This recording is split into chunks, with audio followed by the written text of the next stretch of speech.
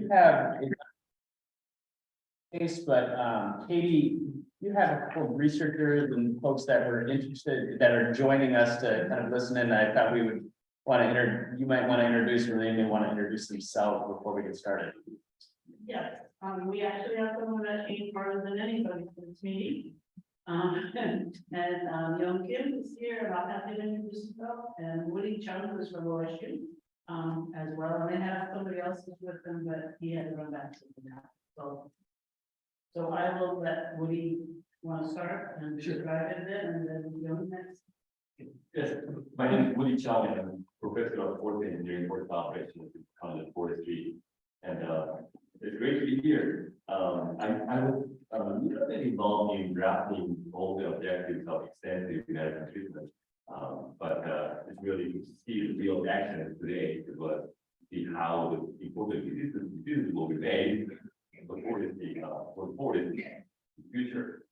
Another reason I came here is because we have two guests from South Korea, and I'm originally from South Korea, and about 23 years ago, I was studying at OSU. I was doing my PhD at OSU, and these two gentlemen, well, the other person not here, but two people were students at the same time together from South Korea. So we became close friends.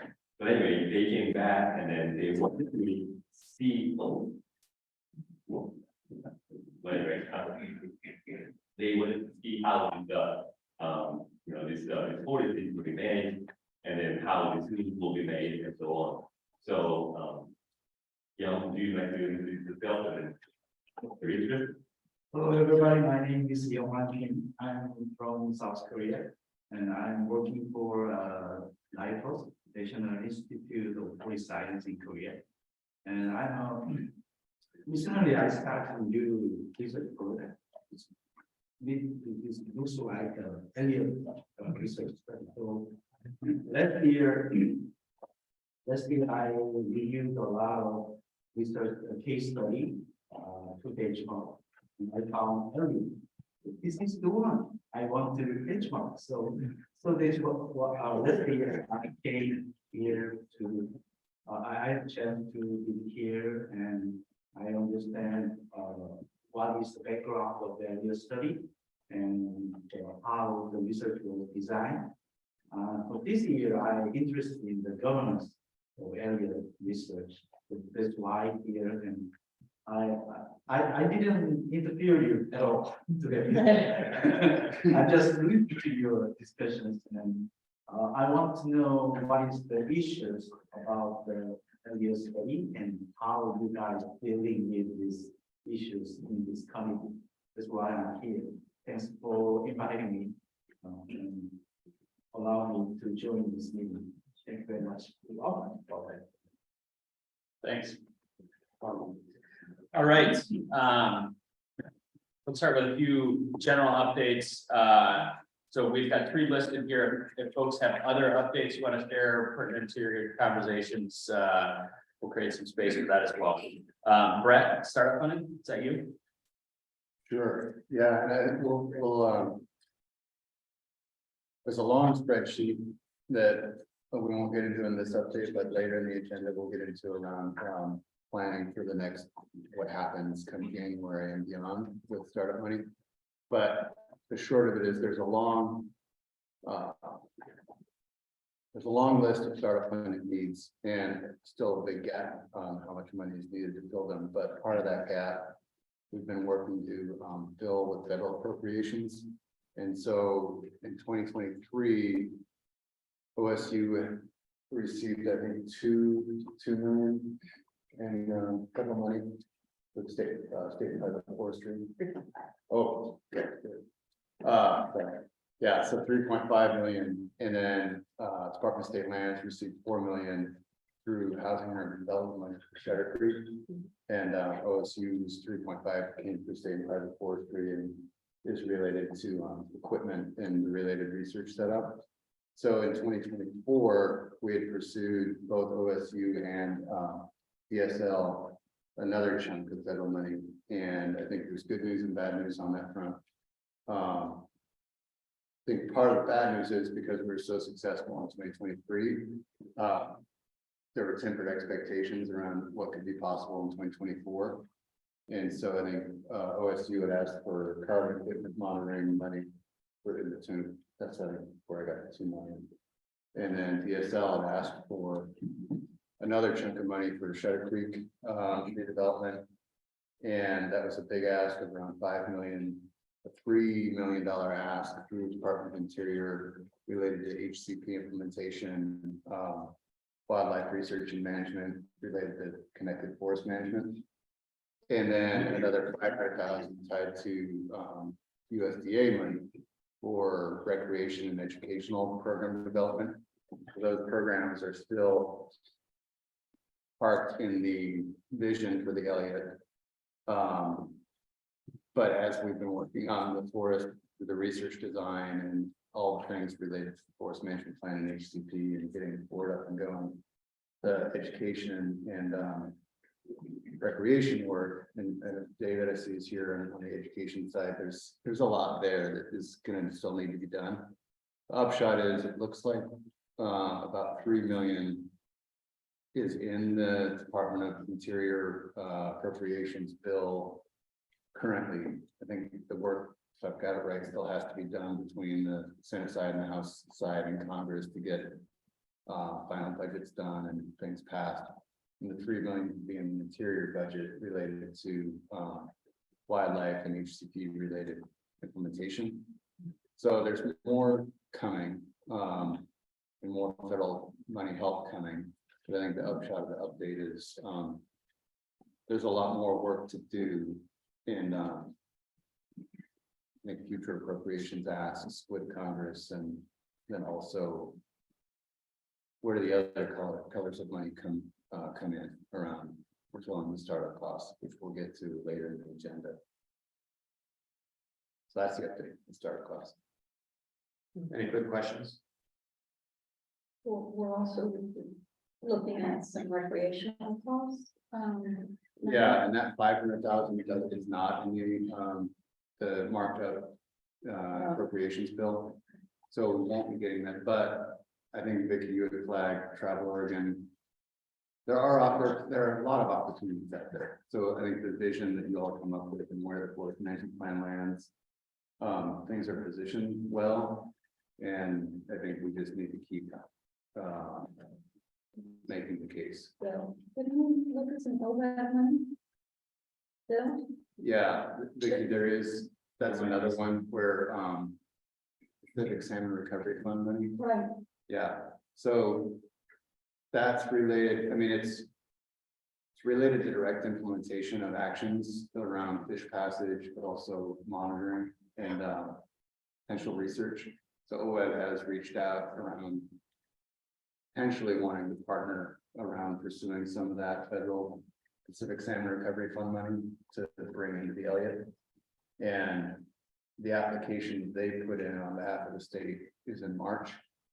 So there's some next step work that would need to be done with OED around what can that money actually support around the what are the fish passage need costs for the Elliott, and what are the related aquatic research and monitoring costs that we could potentially cover with that money, and TBD on how that fits within all the other state priorities for Pacific Salmon Recovery Fund. But there is an open, OED's opened the door on wanting a conversation, so that's the, I think, positive part. Yeah, actually, I have a bunch of questions about this asking piece too. One is on the OEB stuff. Have we looked into the FIP grants for OEB as well? What grant? Focused investment partnership. Oh. grants.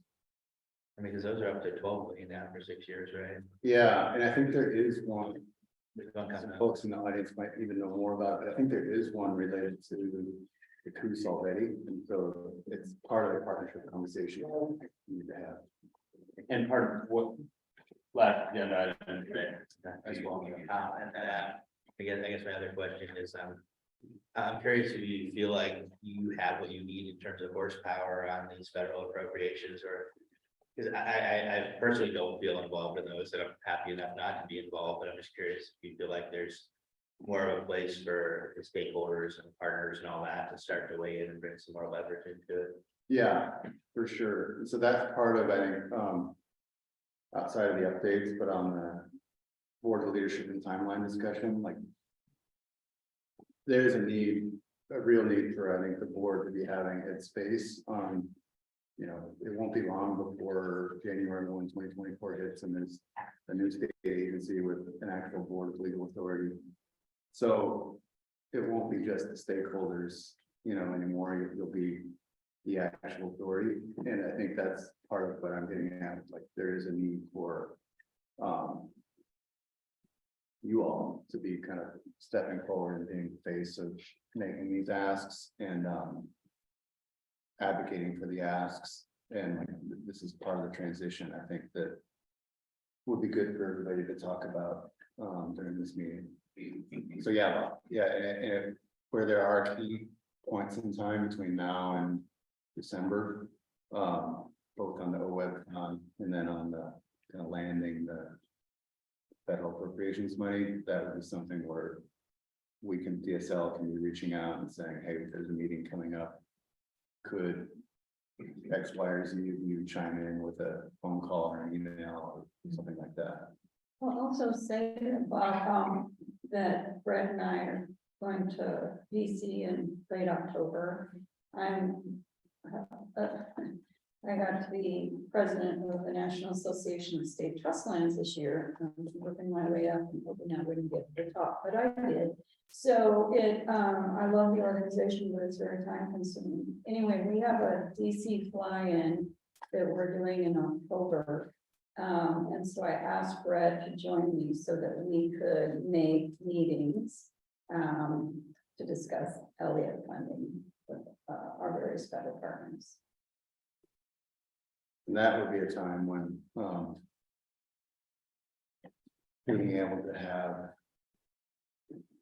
since you won't be a formal board yet, entities that are represented on the prospective board, like having your names and interests shown up would be really helpful. Okay, let's see, Katie's- Yeah, I just wanted to say that when we put in the ask, we got letters from some of the board members that went in that with the ask we did, should we keep the rural level for us.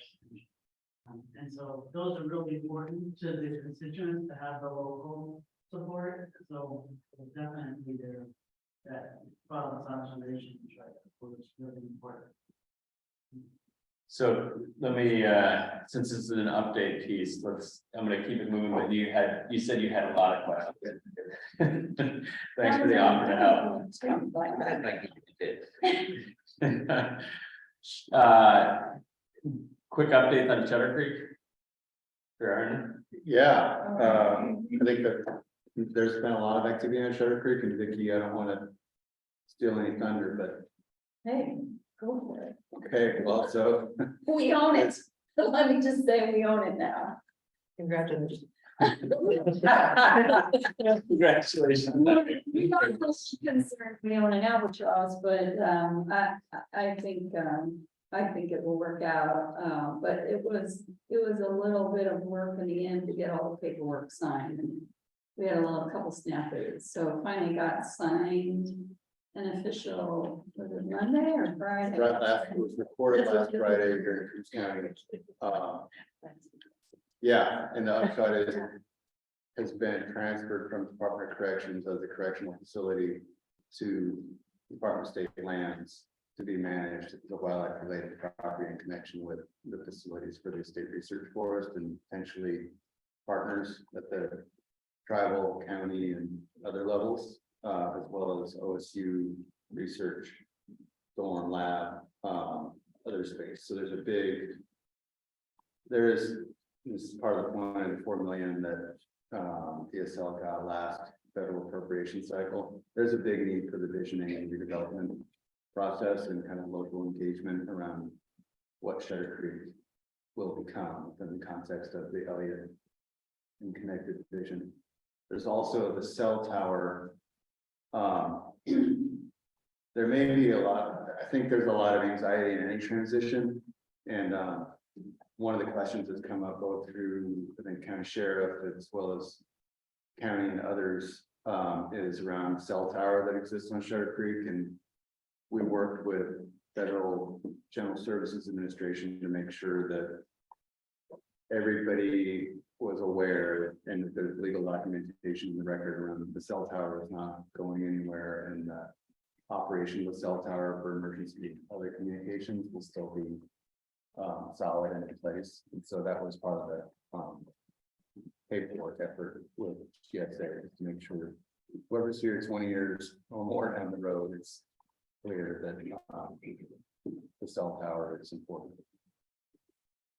And then, the city of Lakeside, Ally was asking, she sent me a message to speak up. So hopefully you can hear now, Ally. You need a reminder to speak up. I know, I'm like, whoa.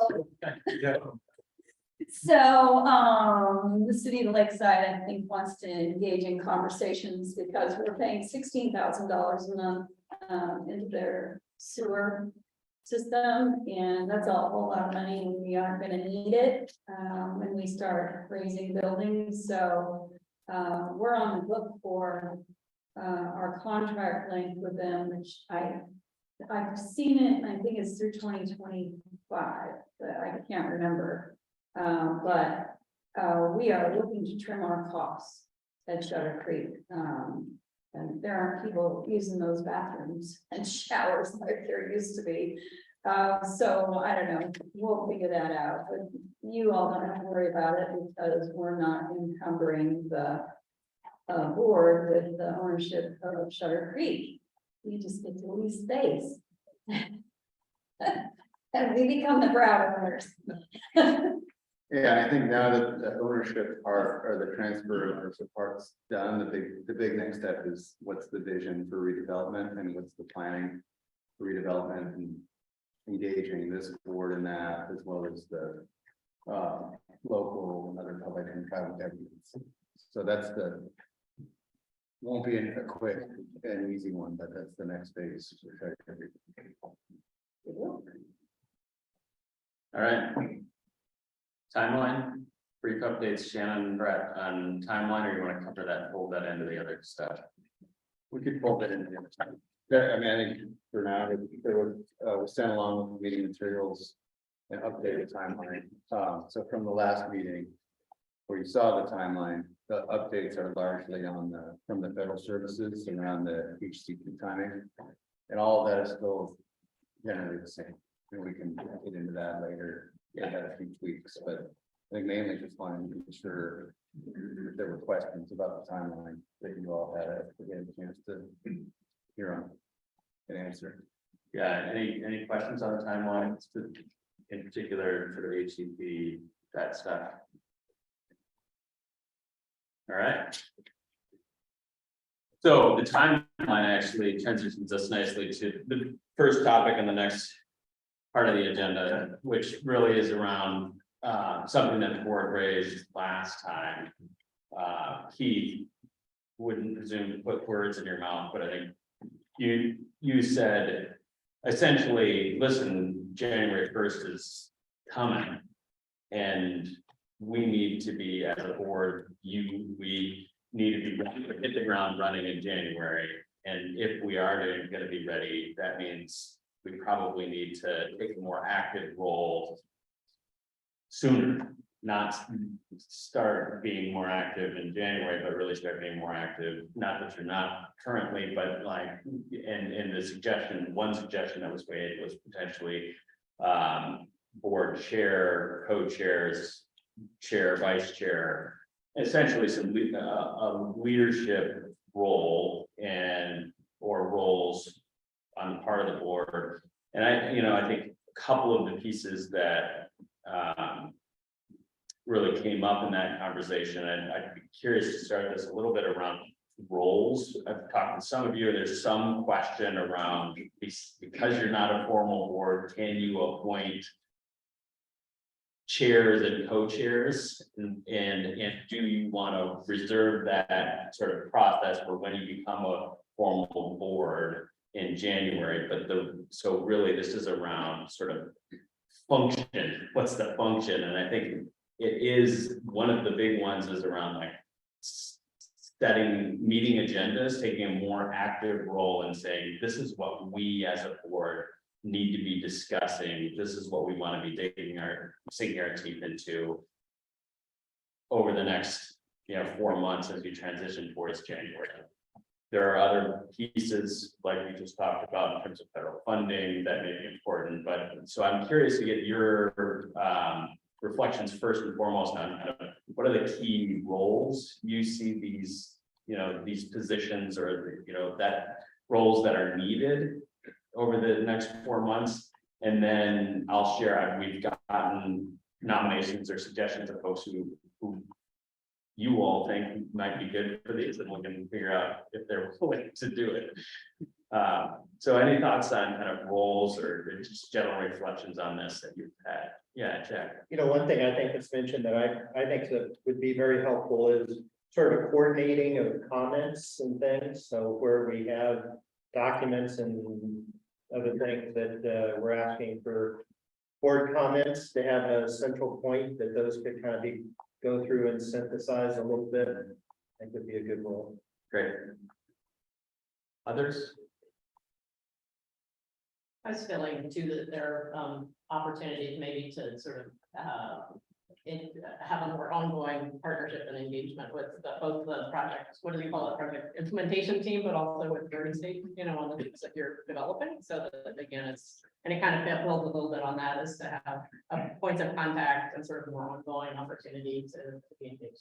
So I don't know if that falls under the chair, vice chair, or just more of a kind of going to your point, Brett, the need for the board as collectively to show up, and be more present in different ways. So I don't know, again, that's in that category. Yeah, there's a team of folks that would include Jen and myself, DSL, OSU, that meet on at least on a bi-weekly basis to just touch base, status updates, plan for the upcoming meetings, and that sort of, it's the sort of brass tacks piece. And yeah, I think integration would be a really helpful way to build the board into this. Thanks. Other roles, thoughts, suggestions, Vicki? I need someone from this group to start working with my staff, with Department of Administrative Services, to talk about your budget and how you're going to manage yourselves. We're working with them on the cost for HR services and all the other services, because you're going to be a really small agency. Those things are usually done through Department of Administrative Services. So it would be nice if I had someone from you all to work with my staff so that you're aware of what's coming and how you can shape your budget. Vicki,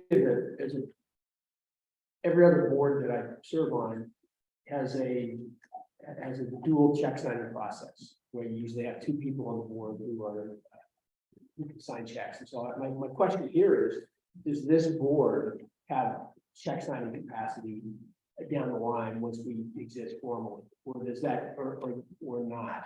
Because that's a structural question that we'll want to consider then. Yeah, no, you'll be making your own financial decisions. You have a budget and you have someone that manages that budget, and it won't be us. So, that's another reason why I want somebody to come work with my staff and my budget staff and my admin staff, so that you can get integrated into all of that. Thanks. And we also, at some point, we put this off for a while because we needed to get the financial management plan done and all these other things. But as we get closer to tying a bow on all this stuff, you also are going to need to have some lessons in public records law and all those things. Jennifer's chaired a board before, and she knows all about that. And many of you have been involved. Melissa was county commissioner, so you know all about that too. But some of you may not have had that experience about what can you do and say and out of the public eye, and when are you meeting and when are you not meeting, and that sort of thing. So we'll be scheduling that kind of information. We'll probably have Matt Moore come in and give a presentation about what it means to be a board. So those kinds of things will be coming up as we get near the end here. But I think along those same lines to the public process piece of the puzzle as well, what that's going to look like starting with the year. some of this, I put. Like that might not be a role necessarily, but an important piece for you all to be tracking and beginning to sort of think ahead about what does January look like when you're in charge of the public process. Yeah. Any other sort of reflections on board leadership over the next number of months? All right, it's helpful. It's probably especially helpful for the three people who have been nominated to take on these roles to have a sense of what exactly they might be taking on. So Jennifer, Jack, and Keith have all been suggested as folks who might be interested in having provide leadership during this transition period. Until you become a formal board, and then at that point, you'll have to make a formal decision about chair, whether you want co-chairs or whether you want chair and vice chair, etc. So you'll have bylaws and whatnot you'll have to work through. So those are your three potential folks. They have not said yes. In some cases, they may not yet have been aware that this is coming. So I leave it to the board. Or Brett. Well, that's great, considering whether they want to. Just for full disclosure, a couple things that I think we need help on. One's related to budgeting, but there will be a process for ultimately transferring the conservation plan to the authority. And that's some work that we need. There's a lot that can be done in advance, and then the question ultimately is going to be whether you all want to inherit it. And then there's also the related pieces around. Oh man, this drop is just drew a blank. I'll come back to it. Sorry, but we will need some help in kind of planning for that in advance. Not to deter anybody from stepping forward, so. Well, one thing, maybe just to pick up on that too, which maybe kind of goes back to what I was saying, it's like, so whoever might play a role, vice chair, co-chair, chair, whatever, it seems like another part of this is helping to identify other members of the prospective board who might play roles with respect to other specific kinds of things, right? So it's not like the whole ball of wax falls on whoever gets designated as co-chair, vice chair, chair, but rather to say is that a group or a team that can then say, would these prospective board members be willing to take on talking through the HCP conversation, right? I mean, so I feel like it's important not to, because one dynamic that I worry about is to say, oh, we have people who are in those roles. Okay, well, we'll just watch them do the work, and it's like, I don't think that's what we're after here, so I just kind of wanted to open that up. Yeah, I think there's gonna be a need for. and us there, to like, even there's the engage, yeah. HCP, but then a number of instances where it would really help to have faces from the board showing up that can have the trust of the rest of the board members to bring information back, to receive and bring information back and kind of be the face, because it is going to be the authority's forest. And right now, oftentimes, like DSL will bring folks in and OC will bring folks in, but we're stepping out, and that means the new faces need to be stepping in. Yeah, I think Jennifer, you hit on something that is really important, and so much of the dynamic has been us reaching out to you and receiving feedback and or one of the other entities. And one of the functions that I think may be a byproduct of this, but is an important one, is that you all communicating directly with each other. And, you know, a group of the board sort of saying, Jack, we need your help on this piece. Teresa, can you please plug in on that conversation? And owning the space, that's it. That's probably at the heart of it. That's what's needed. So Jennifer, Jack, Keith, you've been suggested. Could do rock, paper, scissors. Yeah, I was one of the people who suggested Jennifer And I'll give you my rationale there. This would apply to Jack too. I found that as I considered this, I thought it was beneficial to have someone who's had a wealth of experience in leading boards. But also to have someone who wasn't quite part of the construction of the forest for 4 years. And I thought that was powerful because I was interested in us building trust with the various communities out there that we all represent. And that it wasn't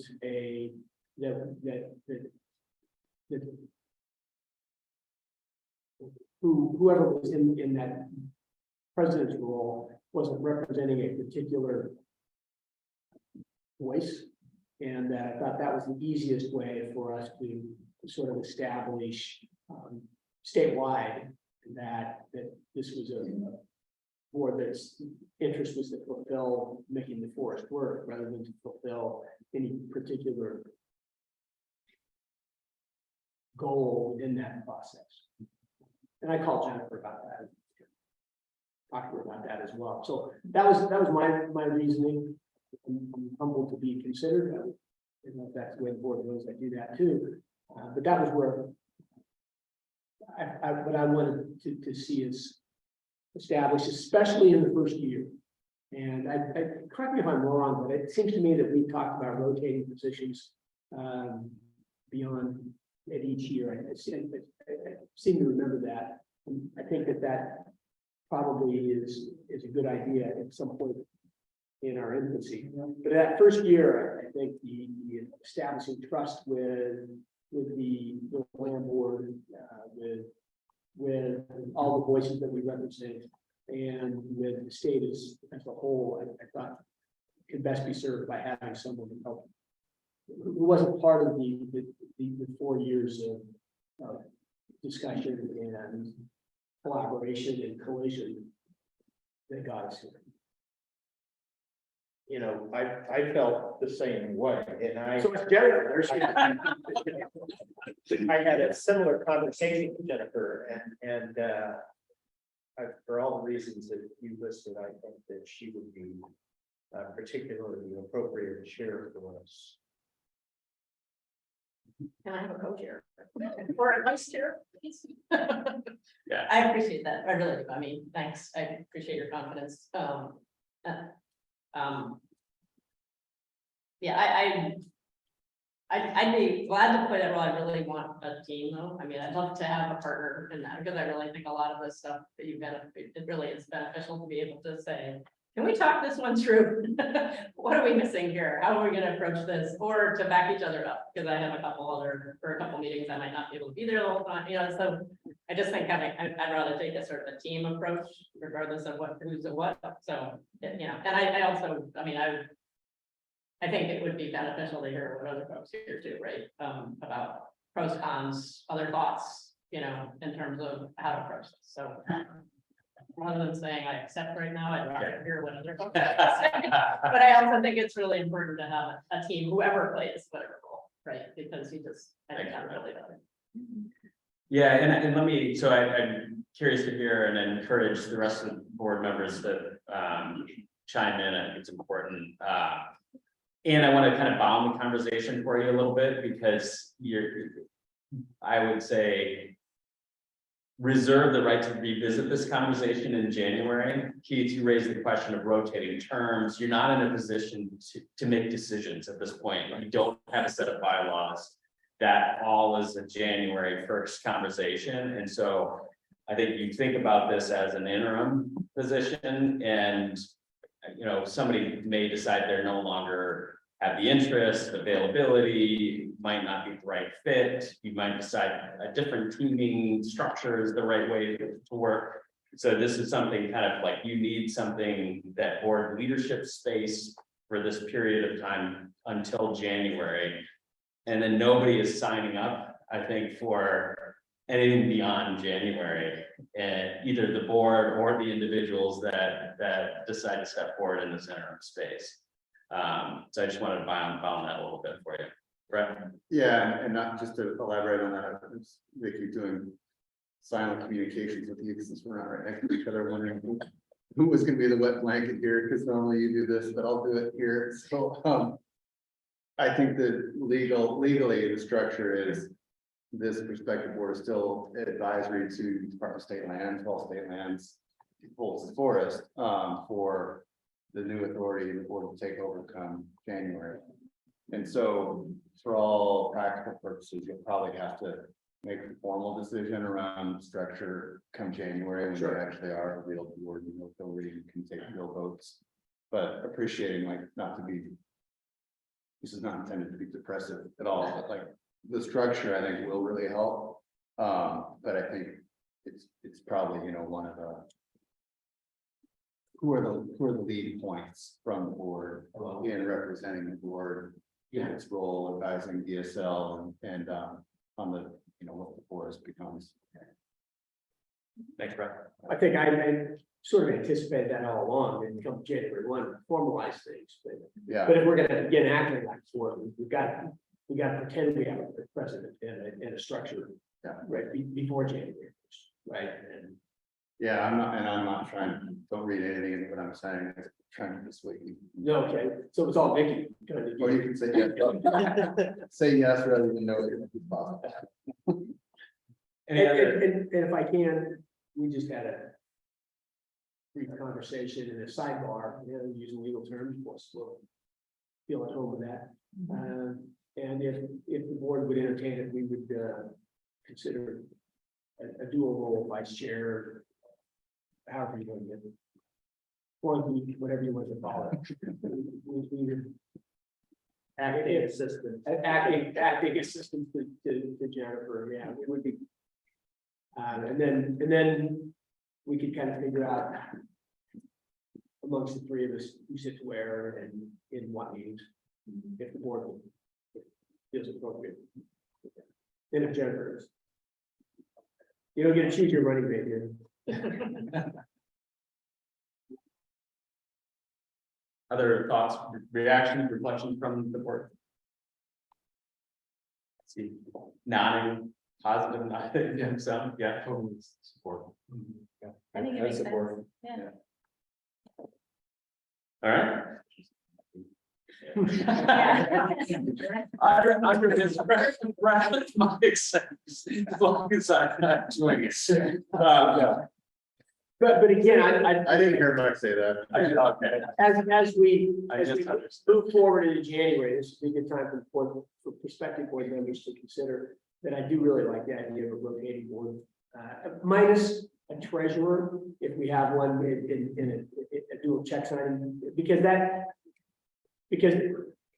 I'm familiar enough with that process. You have somebody who has to be approved to sign the checks, and if you have a permanent role treasurer, then it makes. I think, at least in all the boards I've been part of, it makes it a little smoother process. So, but other than that, I'd like us to consider between now and January 1, when we have to figure some sort of formalized.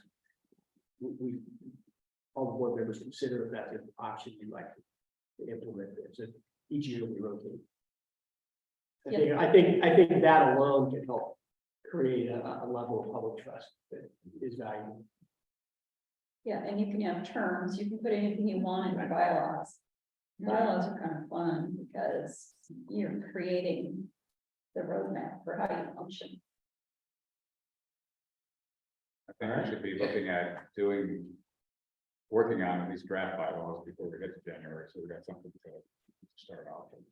I think when we have Matt Moore come in and chat with you all, we can talk about that as well. And then your new board chair designee will have conversations with us before we get to that. Because yeah, you're right, Michael. We can't hand this over to you January 1 and you all of a sudden start figuring out what you're going to do. You need to know beforehand so that when you flip the switch, you're ready.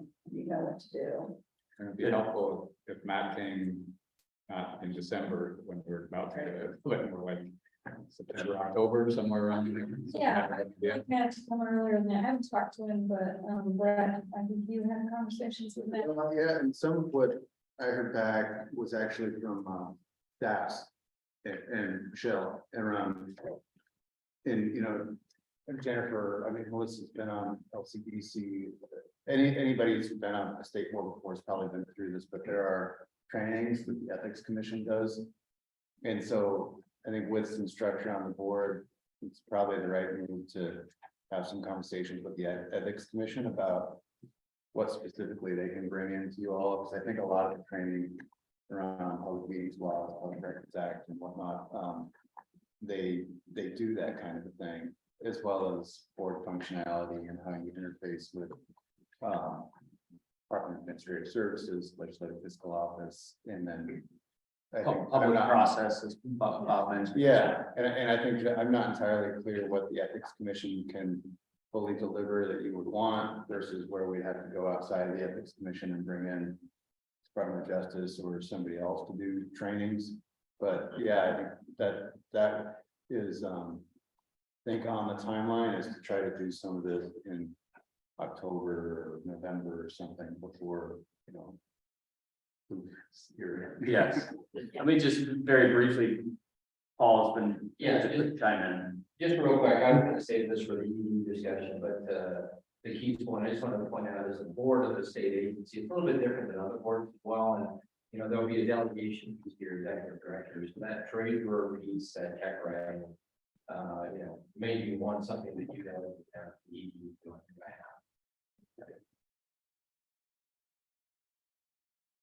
All right, anything else on this? For the three of you, we'll be in touch, just to get, you know, those project team meetings, assuming that, you know, you may not all be able to make all of those, but we'll make sure that you're aware of when they're happening, et cetera. Shannon, Brett and I usually meet on Monday morning as well, so that we'll figure out how best to integrate you with your input on how you want to do that. All of that will be very disappointed you didn't take a vote here. Not a decision making body.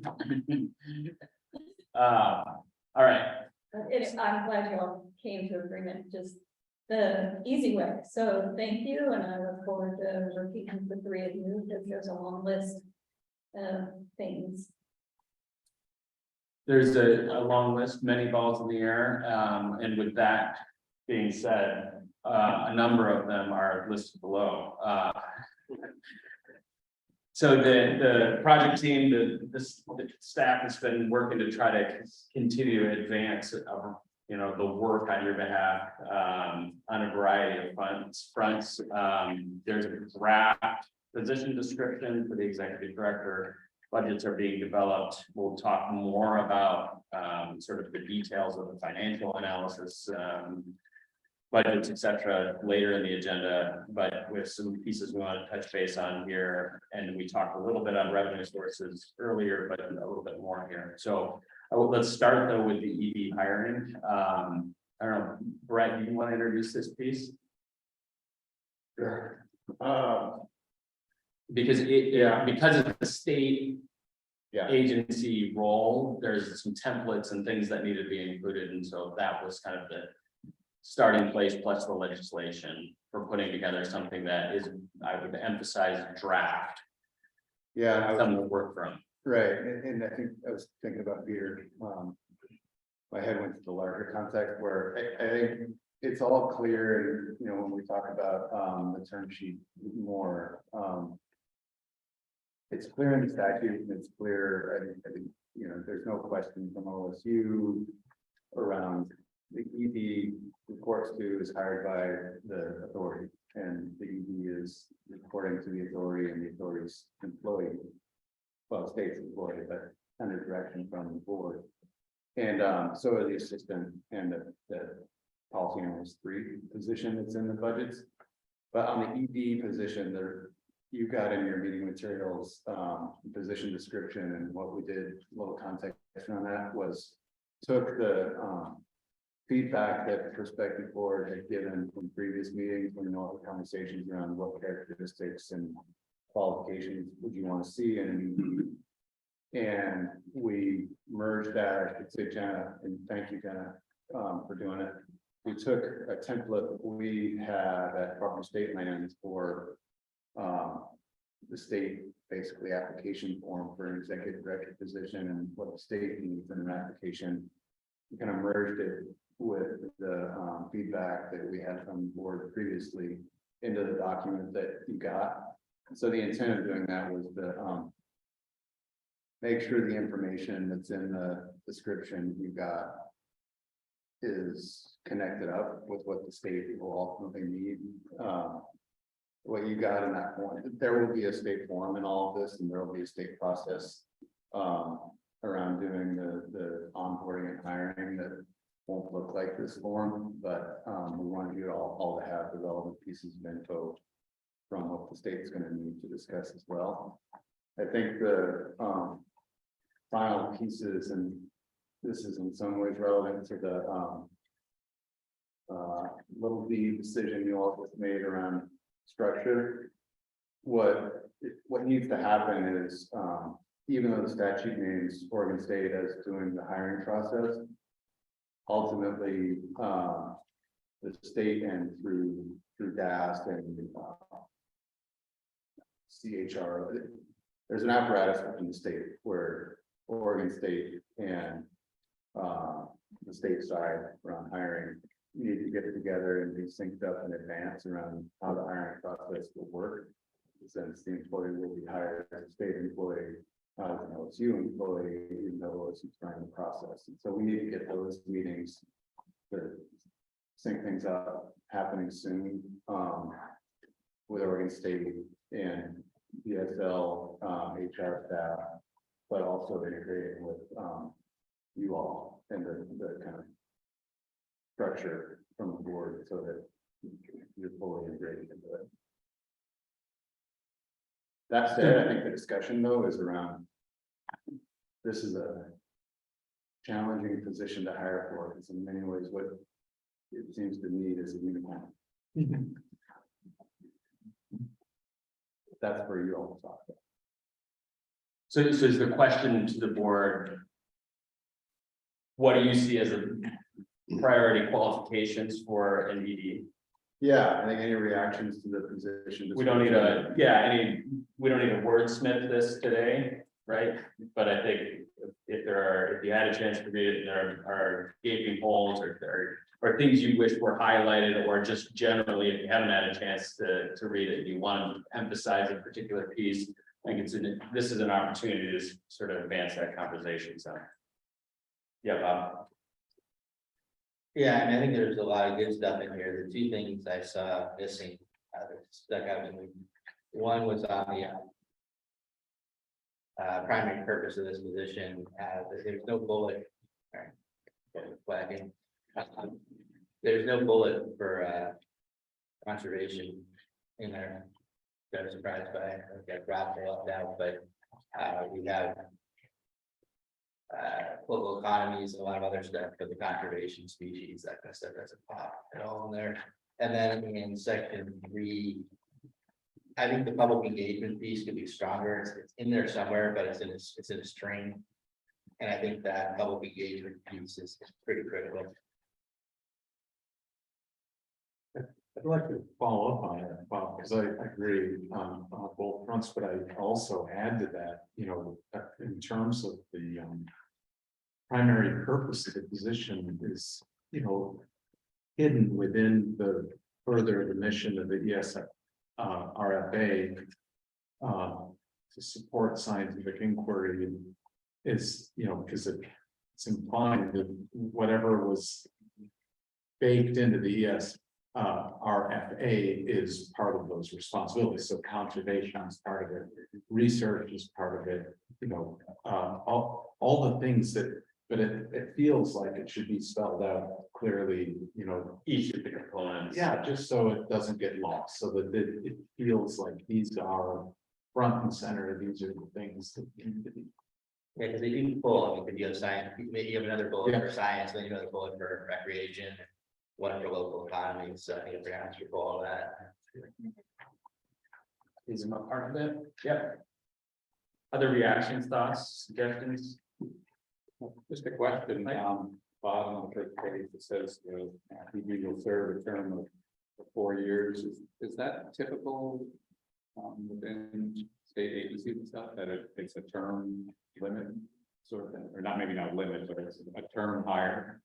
Or does it have to be, I think, typical and or does it have to be, I think are the two questions maybe. if we're gonna add. I think typically among state agencies, directors are hired for 4-year terms. They can stay on, but you can also discharge a director at any time because they're at-will employees. Right, yeah, I was mainly interested in, you hire somebody 4 years later. You know, can you rehire somebody? Is that what you have to do, is Yeah. rehire them again? You don't rehire them, but you would You extend just the term. extend the term. There's, like, it's a little bit different with boards and commissions where the governor appoints people. The practice has been governors don't like people to serve more than 2 terms on a board or commission. But you're different, you're actually a state agency. So, your director can serve until you don't want them to serve anymore. And 4 years have come from the legislation too, it's called out in there as well. So I think it mainly relates to when you all as a board will be doing the performance reviews.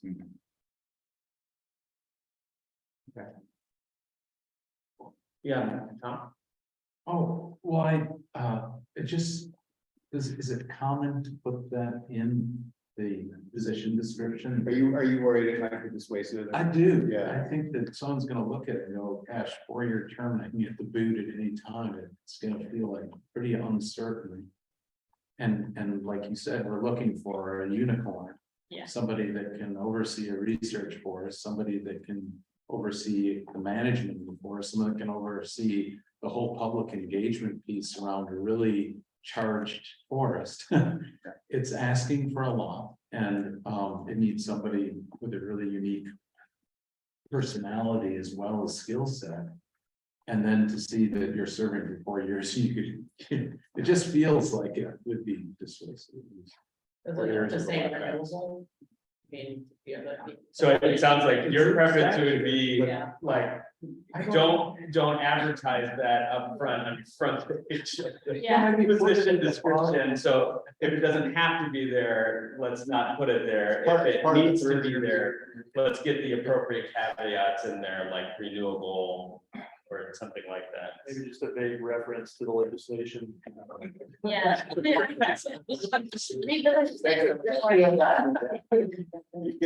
Let's see how good of a background researcher they are. We all think would make the manager, you're getting a compliment, someone to pick this description attractive. Yes, Yeah. you don't want to turn people away, they're gonna look at it. Just gonna know. Yeah.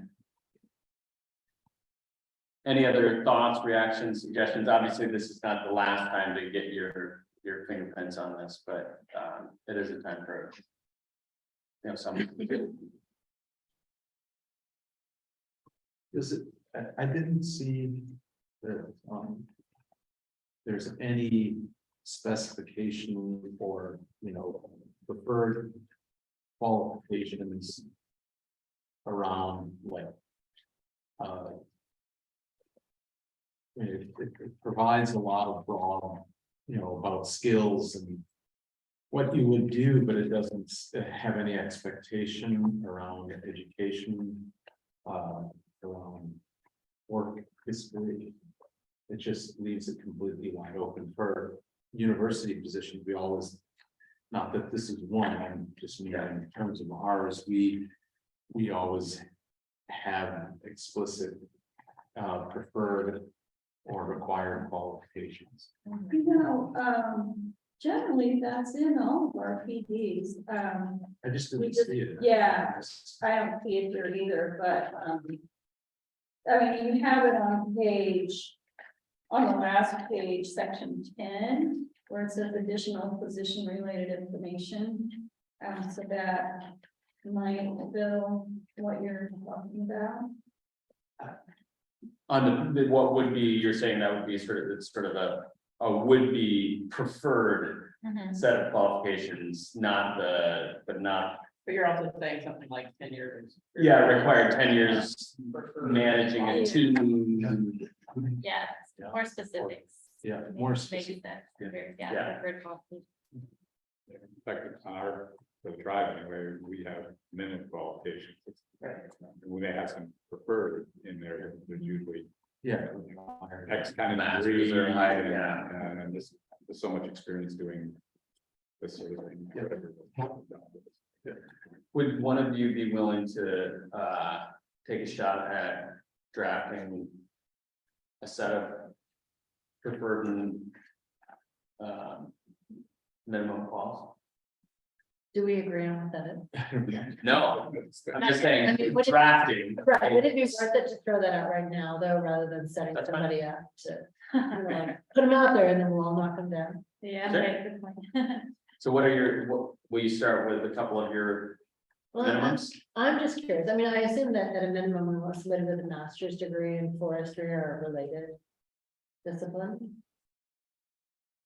Or I would say not necessarily forestry, but yeah, a natural research Yeah, type background. Okay, any others? at least 5 years management experience, 5 years? I think 5 years. Okay. For a position of this size, yeah. You know, Yeah. unless somebody is learning how to manage people. No, I wondered if you wanted to. Yeah. You could put 10 under preferred. The experience managing the board. Yeah. Experience managing public processes. Thick skin. High tolerance for everyone. I'd like to see something related to, administering forest management contracts. This is gonna be the, operation position responsible for making things happen. I was gonna add that, so good job, Colin, and I think you and I were thinking at the same time. Do we want to narrow it to forest management contracts or do we just want to say contract administration? Does it have to be- Contract is in the description of duties part. but- So one thing, having gone through a number of hires recently, I think the trend has been to keep your minimum qualifications as open as possible. That's where I am too. Yeah. So that you're creating as wide of a pool. Yep. As possible, but your preferreds be as descriptive of what you prefer, so you can hone in as you need to as a board. And I think I'm absolutely positively sure that's the way to go. To leave that as open as is allowable. And then trust the board to hire the right person. But if we're looking at preferred experiences or skill sets, then there has to, we should also then make some connection with research. Because this is a research forest and that position will be the interface between the forest and board and the university. And I think even when we word that document and say these are among, I would say among the preferred, rather than these are the preferred. Because you may have someone who's an exceptional candidate and is -1 that is completely within their skill set to figure out in a relatively short period. The unicorn without the horn. You're right, yeah, so I'm right, yeah, so I'm gonna go back to Peter's, let's structure this in a way that these are among the preferred skill sets, and this is what the board is in general looking for, but not lock us into someone who's got 8 years of experience, and we've said 10 is the minimum. I agree. Yeah, or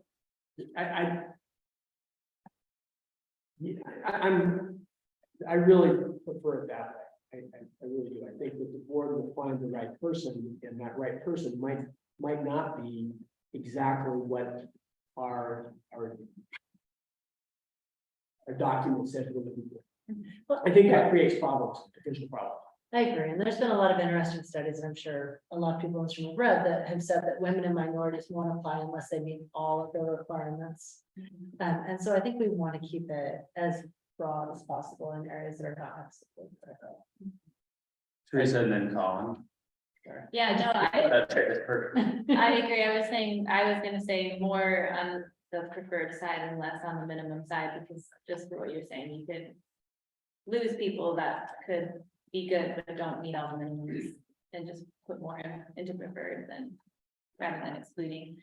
And then I was gonna add maybe grant writing, in there. And managing grants as well. I'd recommend moving the master's requirements preferred also. Yeah, that's- I I think kind of that, think that's Trying to right. get, you know, it's, I could see someone coming along that's perfect, except for missing a couple letters behind their name. Yeah. Mike, And I think you want to make sure we have, preferred also, budgeting experience.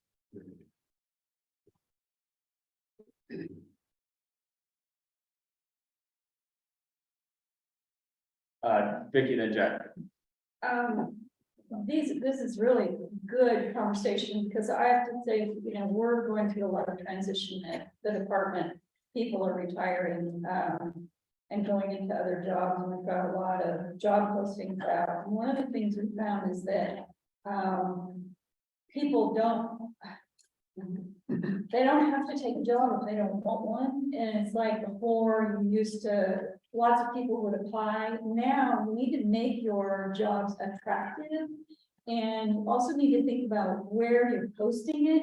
Rather, you know, we typically just post everything Workday, and people would find us, but that's not true anymore. So we're doing a lot of internal conversation about where are we going to post these jobs to gather the information, like different colleges, different nonprofits. I mean, just that's really going to be the key to finding the people that come in and apply to the sexy advertisement that you put out there, that, you know, we have a unicorn job that you're going to love.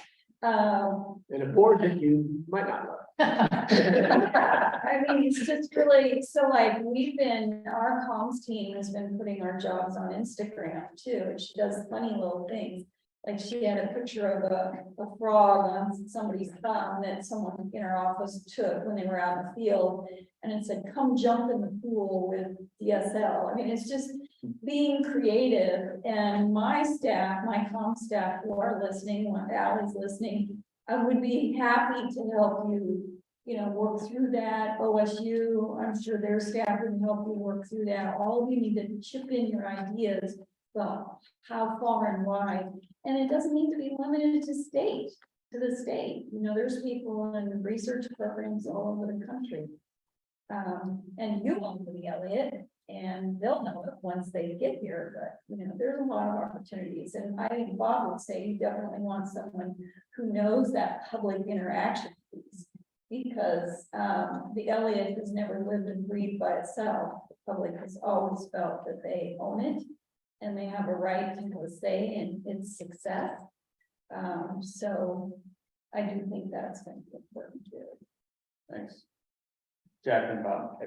You know, I just wanted to mention, I like the idea of kind of a long list of preferred qualifications. But I do think there are one or two things that kind of stand out to me that are really must-haves and really should somehow be featured. And, you know, that it's way down here on the list, but that kind of passion for research, forest vision.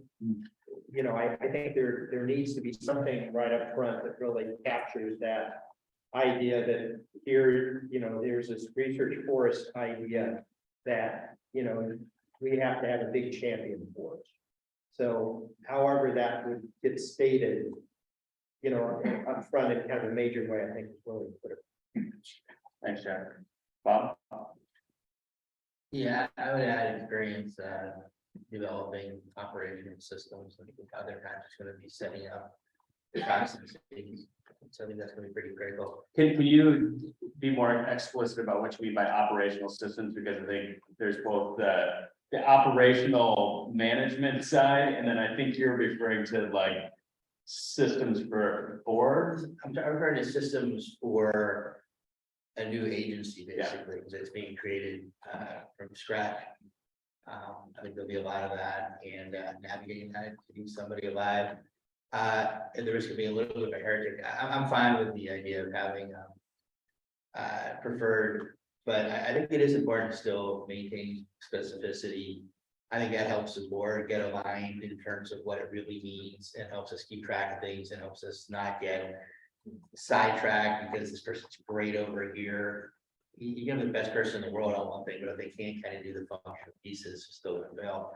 And then I would hesitate to keep saying this is a unicorn position. I don't think it is. And maybe I'm being naive here, but this is the job of an agency director, is to be able to have the big vision, the operational skills, manage a board and all those things. I mean, that is what we're really hiring here. And I don't think we should make it into a unicorn. Yeah, I just had us picking up, I think, going back and also on that, I think once we have the ideas that we're collecting here, I think having a powerful paragraph that starts it off, that captures the passion piece of it, that makes it really an exciting opportunity. And then the rest of it can get into the nuts and bolts more, but I think having something, that's the piece that gets picked up on your point, you know, where you share something, if you have something, you know, I know you need to adhere to the way the state frames things, but if you have that paragraph that's like, boom, this is the opportunity, then that's often what gets, and then you begin to attract people, right? And then I can get into the backstory of that. That goes at the top. Yeah, exactly, yeah. If I can, Vicky, tell you a very quick, and I thought very cool story. I was in the LA the other day, I got a lakeside. And on the way back down the hill, on the way in, we had noticed that somebody had dumped their garbage on this one old skid out landing. And coming back down the hill, there was the guy from Lakeside in his truck taking a picture of it. And I stopped, I didn't say anything. I said, yeah, I noticed that too. He goes, yeah, we're just taking a picture of this, we're gonna report it. We got some folks from Lakeside who are gonna come up here and try to clean up these sites like this, because if we don't keep it clean, then we're gonna lose access to it. So, which was really a neat comment, I thought, and I was particularly pleased to be able to hear that.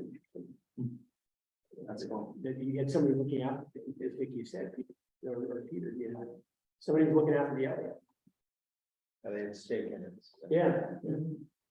Great. Just Yeah. to add, can we request some like writing submissions and that kind of stuff with the position? Can you request what? Like a writing submission, like grants that have been written or other kinds of, I mean, I feel like that kind of stuff is helpful to see actual products from the person's. Applying. Yeah, you can ask for whatever you want. Yeah, I did that with my comms people. Yeah, makes sense for comments especially. Yeah, you can ask for anything.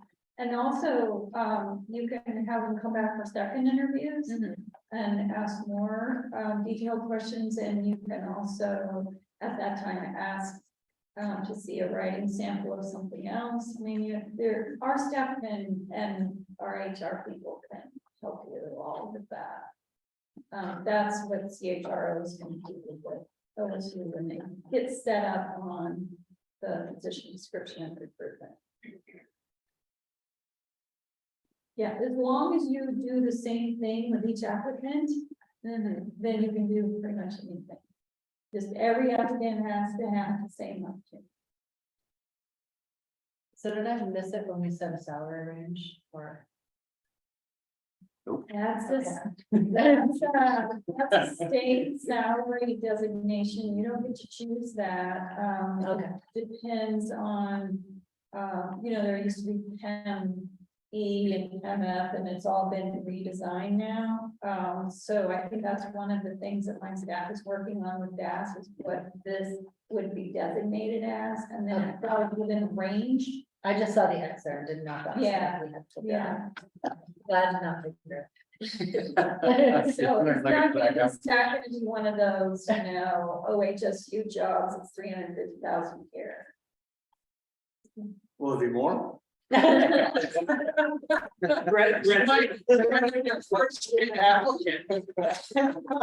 like, Montana's.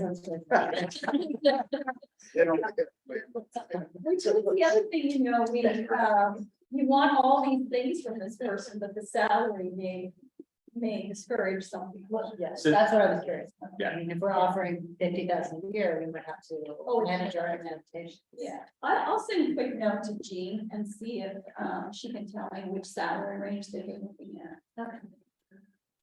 So in As terms, soon as you finish the MB, they'll break that out and. Yeah. make sure what- They'll do a final look at it and set the salary. right. Yeah, it's at 169 in the bridge budget for it as an annual, but that's with, Fringe. yeah, that's with all those, yeah, That's fully loaded. yeah. So closer, what is the loading percentage for the state, about 40%? That would be a Gene question, but I think they're probably in the ballpark. Okay. Probably somewhere around 100. Yeah, Yeah, we're asking a lot, right? and I don't know how much flexibility is there, like, is there another step up? Right. Where this could be advertised? Yeah, it's a good question.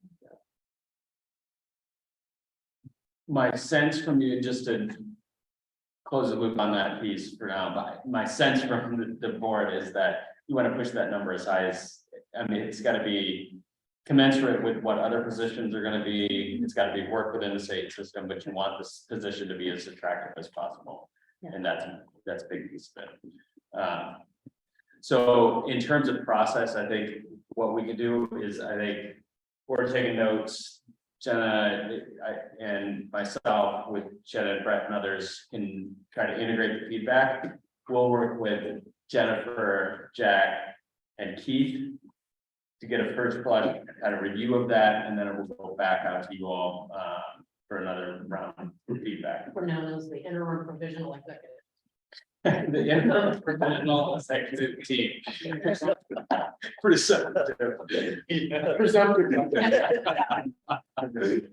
Just load it up. Duly caveated. All right.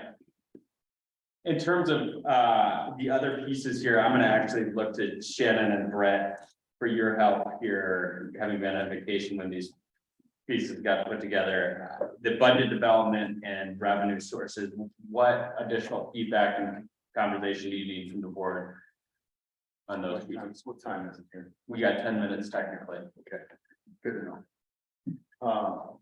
Gonna have to start off spreadsheet real quick. Okay, so I don't think. Are we putting anything on the screen or how? We can, yeah. Okay. And you also have it in your packet for those of you. Yeah, so what Peter held up, the multicolored staple, long document that, you may or may not have looked through. Jenna's bringing it up on the screen, but I don't think we really need to dwell on it. I think the main point of this, especially in 10 minutes, was what, PSL and OSU worked on here is a revised startup cost estimate. So that refers to what are the areas of needed funding over 2024 to 2027 that the research forest is really going to need to get up and going. And you know, this is in the context of there will be timber sales and there will be harvest revenue coming in, but between the time buying, planning and contracts are let and revenue comes in after logging, there's a lag, it's not a turnkey. And so getting the startup costs in place, so I mean, I think just the overview on this, really quick, the big cost driver is this big infrastructure capital project at Sugar Creek. In previous cost estimates, it was lower than this. You know, what this spreadsheet does overall, and I mean, again, this is more for understanding, not to dive into the weeds now, but what we did is created a key, and the key indicates the color coding where we have requested dollars and what cost areas those dollars would fill. And then where we've actually landed or secured money. You know, if you want me to scroll through that, Brett, and show you the section. Okay, thanks, Jenna. Yeah, this is good to know. And so that's the color coding, what that represents. And what we tried to do here is break things out by, the big pieces of funding areas that are needed. So infrastructure, shutter, that's a huge one.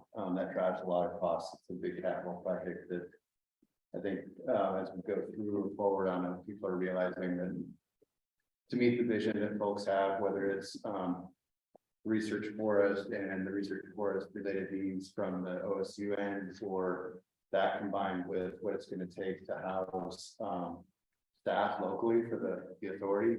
Because that's the commitment in statute and in practice is to have staff local. Or to bring in partnerships to meet the vision of, tribal interests or other interests. We're talking about a pretty robust project in transforming what is now a former prison facility into a new kind of site. So the other big cost areas are around research and monitoring. So Brett, sorry, while you're on the Shutter Creek, do you envision 500,000 being the carrying cost for that property every year? That would.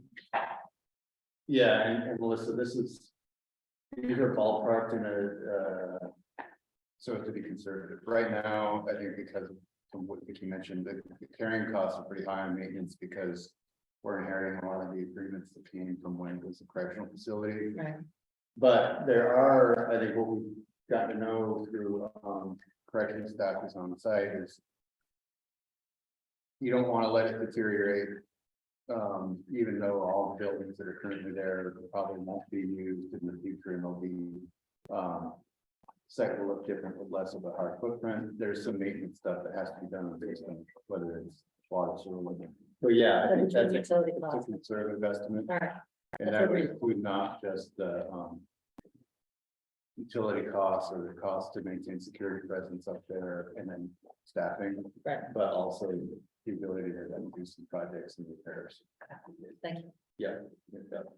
Brett, if I can add this insight, so there's a lot, the utility infrastructure up there is very robust and oversized for what needs to happen. So hopefully, part of that will be in the demolition, and it'll go back to more reasonable size. When right now, there's a huge water system up there as well, and it's not necessary to the site.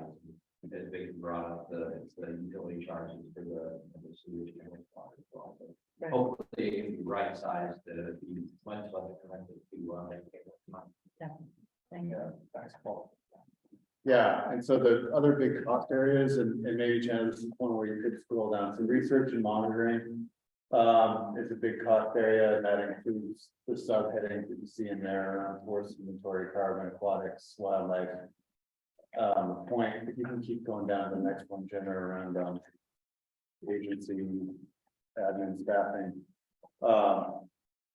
Point is not to get lost in the numbers and for our purposes now, but we have between OSU staff and myself and drawing in from other OSU and for TSL, but we've updated numbers in this, kind of leave you with, this is not perfect, these are estimates and this is all going to change or shift, but the staffing, administration, operations is the other big cost driver. That's good, and yeah, then if you just go to the bottom and stop there. The takeaways here are,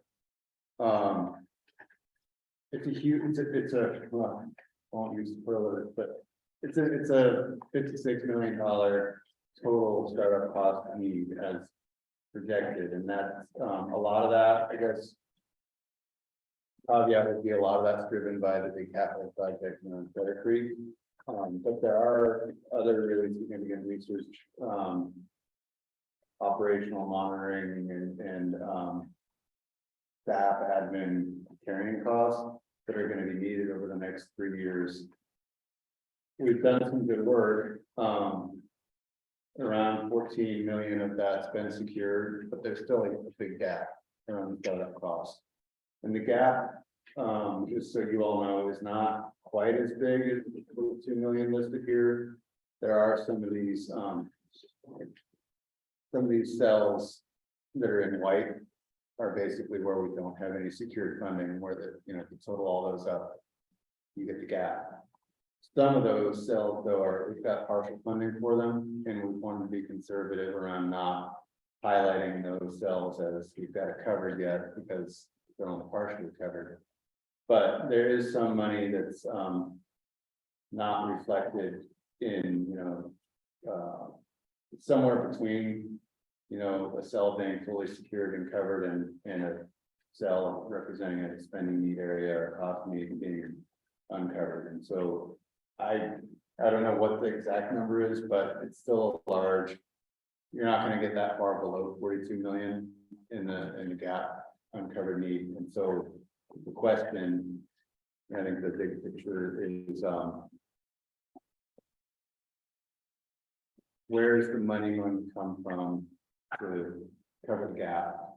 And how do you all want to, there's an opportunity here between now and when the board becomes the full board and the board becomes real to do some work and try to set up an approach to covering gaps. And that could be additional federal appropriations asks, it could be the legislature and capital bonding related asks related to Shutter Creek or money from other funds.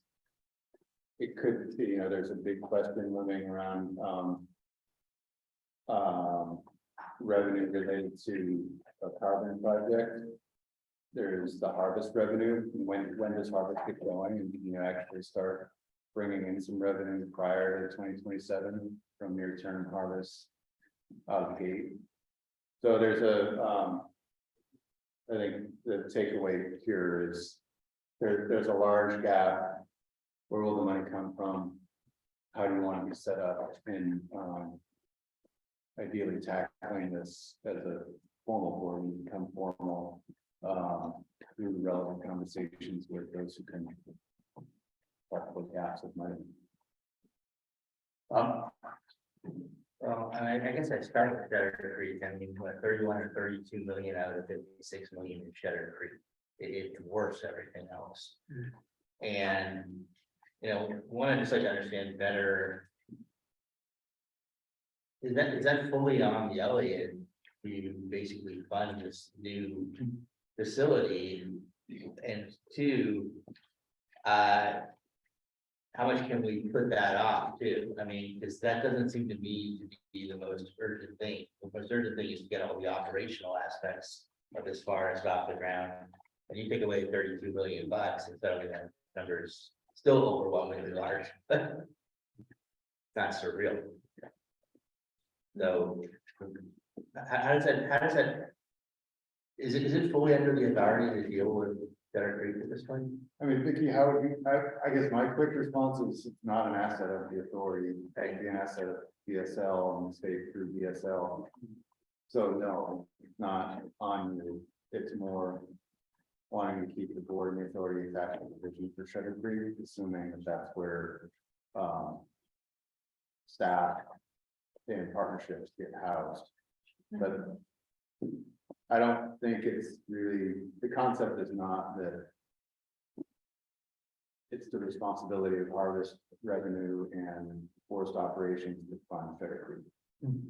Right. So, Yeah, No. that was gonna be my follow-up is if we're with the authority leasing space and basically what is that cost? Because that to me is what actually should be, right? So let me just tease out the two parts.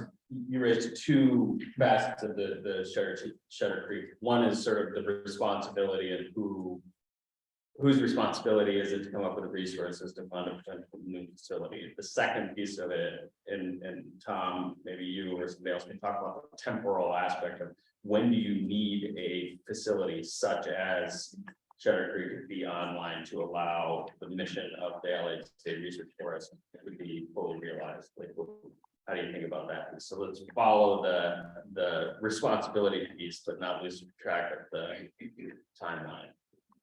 So Vicky or Brett, did you have anything else on? And there is money in the budgets, when you look at staffing and administration, there is the assumption that it's all Shutter Creek ready. There would be at least, lease space or other space secured through the authority. That's the other thing. Yeah, I would just agree. The forest operations won't pay for that reconstruction. It's you would have these payments to lease space.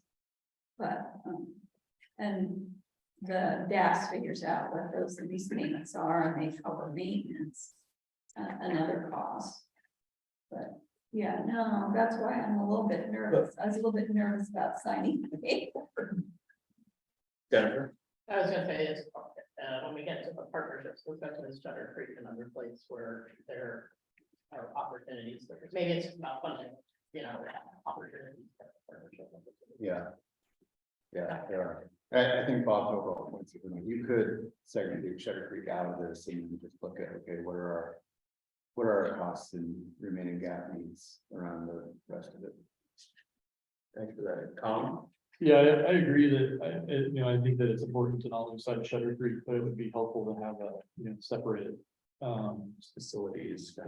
Total for Shutter Creek and then a separate total for the Elliott that would include with the facilities lease costs, but not the total tab of building Shutter Creek. I see the folks writing down, and I think that's very possible. So I know there are members of the public and folks that are interested. I see we're going to keep the conversation focused here for now. We'll make sure to get to you later. I apologize. If there's not any more on that, we'll try to, I won't say decouple, separate out these two facets of the budget, and give you a new look at it. And then I do want to, Tom, I'm hoping you might be able to speak to any reactions you have, if you have them, on the timeline, because it relates so much, I think, potentially to the research. So Tom's or Bob's question around, do we need a Shutter Creek on, to be fully built out, whatever this is, assuming FY 26 or 27, or is that something that could be further out? I don't know the answer to that. My immediate reaction, and without chatting with our, Shannon or anything the rest of the team has been thinking about on that front, would be to say that we do not need to be in Shutter Creek day one. We do need to have some form of a facility located, rental facility, so that what should be in there should be a lease cost that covers either a temporary rental facility that's in, Lakeside or in Coos Bay or in Reedsport, and that can house the people that are described in the budget scenarios, and however many that ends up being, but then also provide space for vehicles and equipment and computers and desks. I know folks at SWAC also made the really kind offer of us working in with them and with some of their space potentially, or at least recognizing that that facility is located here and might be able to serve as a temporary. Now, I don't know if that came from anybody of authority, but it was somebody being very kind and also looking at those really important collaboration opportunities into the future. So, but my sense is we put a lease cost in for, temporary. We could be here on site somewhere in the area in temporary facilities until Shutter Creek is ready. Thanks, Tom. Mike? It actually goes back a little bit to your hiring the executive director. Is where's the duty station? Yeah. Where am I expecting to work out of? Cost of living, where they can find housing, all that sort of stuff. Douglas County or Coos County? Yeah, Tom did a very nice job. Not naming location. You covered a lot.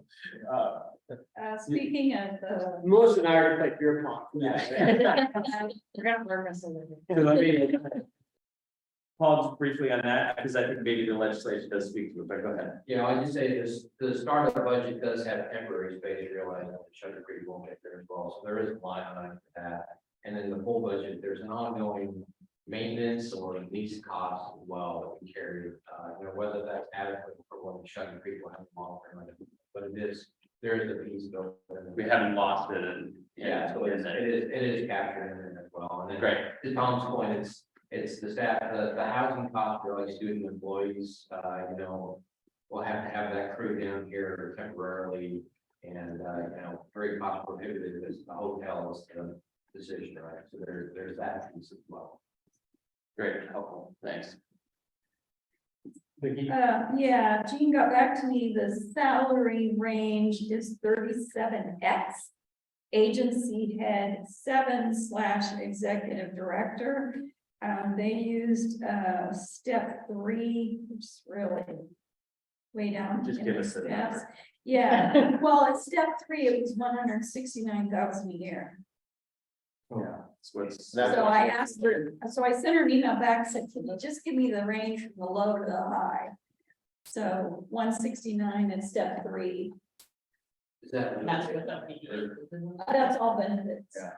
Fully loaded. Fully benefited. So stepping up is where I think the takeaway from the whole feedback is that goes down. Yeah, you, That's salary about 109. It's not It's in the spreadsheet, by the way. All right, anything else on budget stuff? Reactions, thoughts, again, not closing this conversation out, but just wanted to kind of give you status update of work that's happening, updates, get feedback, some really helpful feedback. You can look for a revised version, at upcoming meetings. Quick Yeah. question, just these two, is this all in here?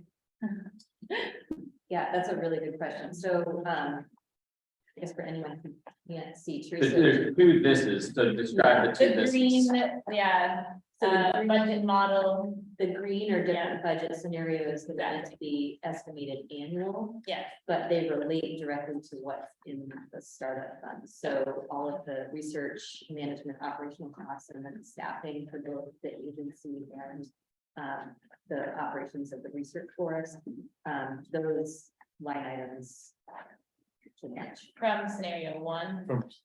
or Yeah. there's, yeah, From scenario, it started with scenario 1. okay.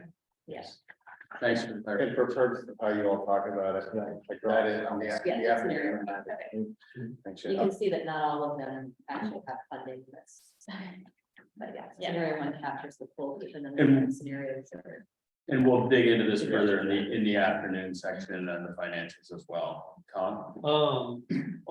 So that just made me think of something on the green budget sheet has a notes column that has some of the assumptions. Calculations in it. Would we get an updated copy of this? That'd be helpful. Yeah, and we can, Comments Colin, on- we'll do that. The electronic version has a lot of those comments and the notes and the comment bubbles, so yeah. Got it. All right, anything? Yeah. Sorry, I'm blacking again here. at least they're quacking and not being beaver sound. Yeah, I heard that. What does a beaver do? Right. I never thought about that. Yeah, I think also getting a handle, maybe as you said, but where these things live, I mean, what is expected to come out of timber revenue and what's expected to come out of other things?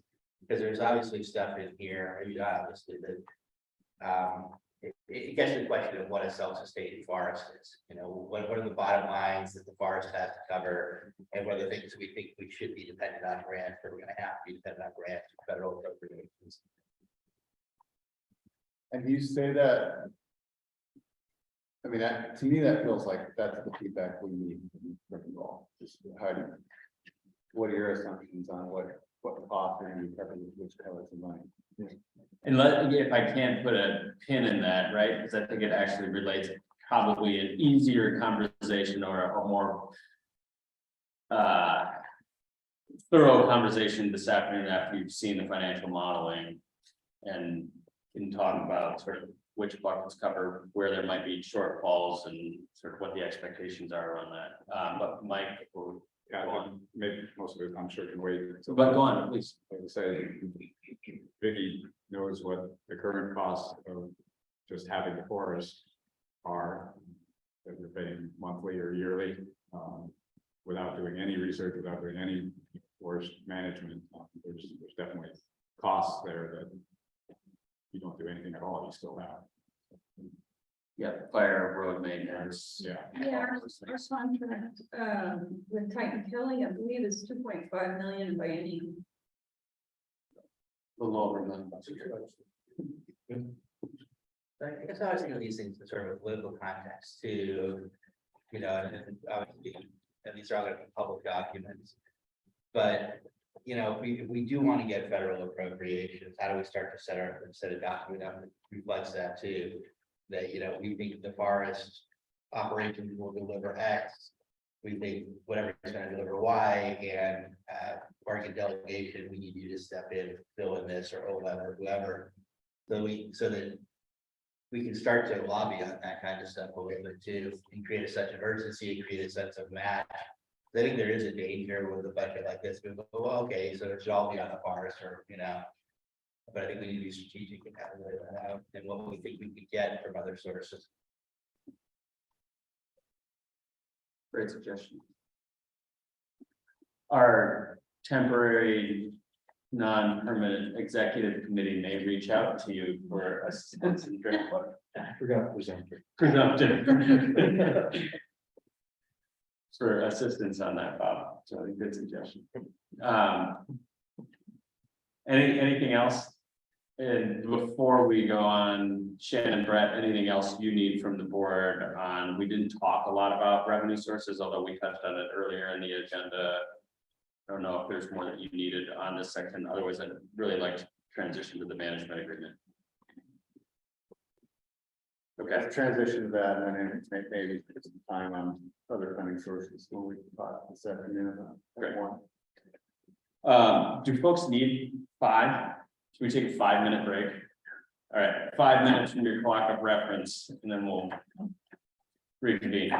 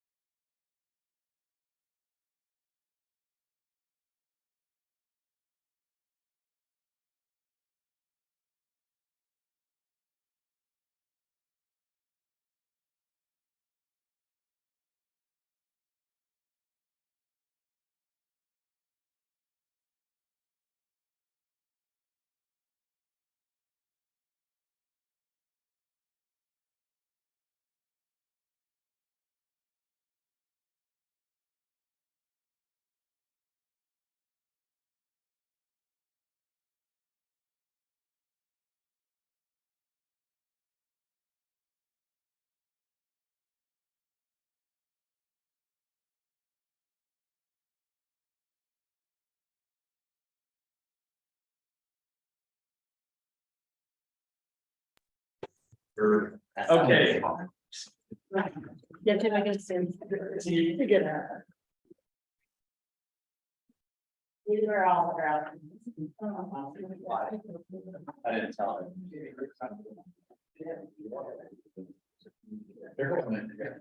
All right. They know what 5 minutes is, Peter. Crack the whip. I let it go on.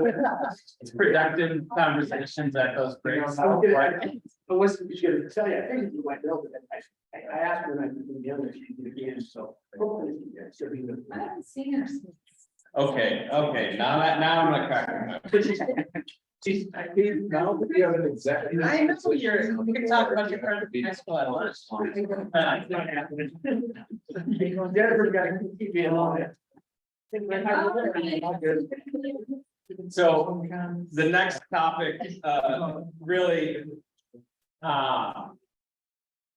is the management agreement, and I think part of this is there is a subset of folks, Melissa, Jack, Bob, Paul, Beck, and Jennifer, who have been sort of working as a subgroup or a subcommittee to advance the conversations around the management agreement with OSU.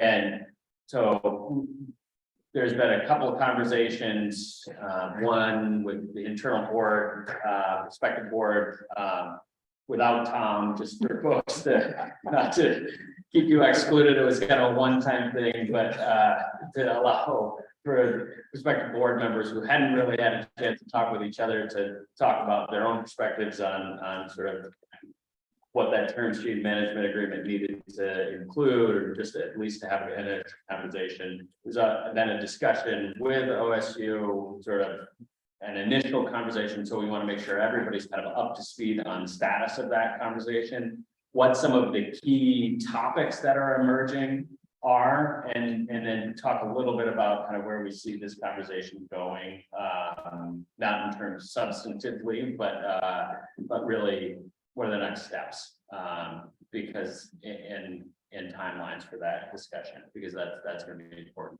So that's the kind of objective for this agenda item. And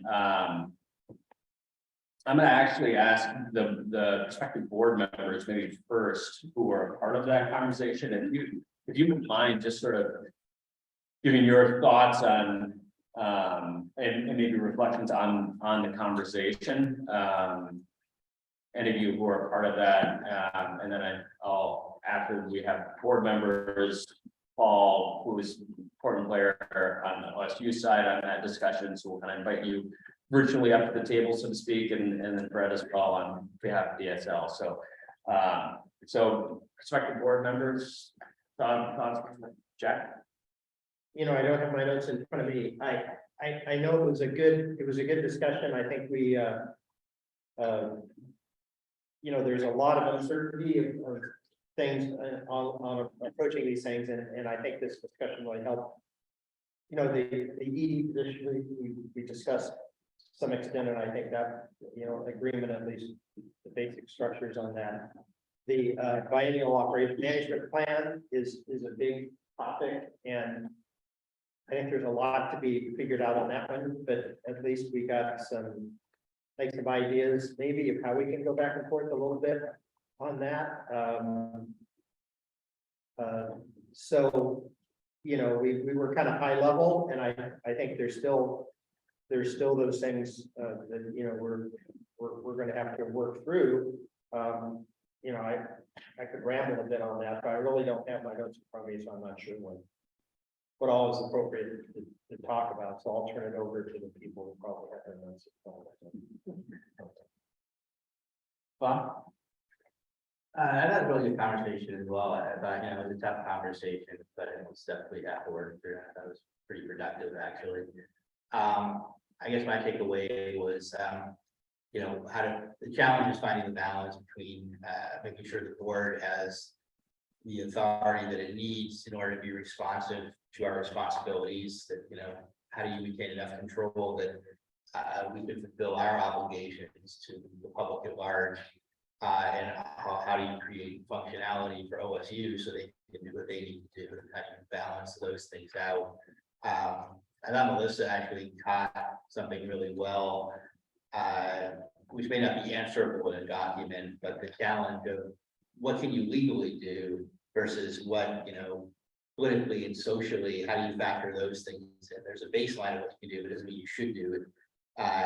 And I think that's, to some degree, it's really a board responsibility, is to figure out within the parameters of those documents that we have to follow, how do we nuance it so we actually really are, to the best of our ability, hitting those social, political goals on all sides of the issues.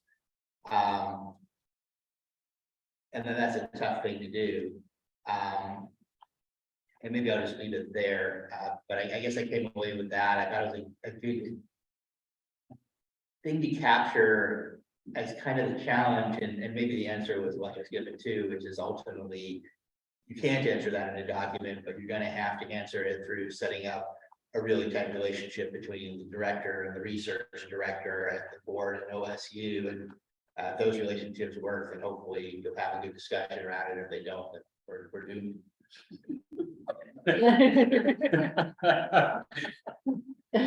Right to the point. Melissa, did you have anything? I was gonna say, whenever Bob quotes me, I feel like I should just say. That was really good to hear from Bob. Thank you.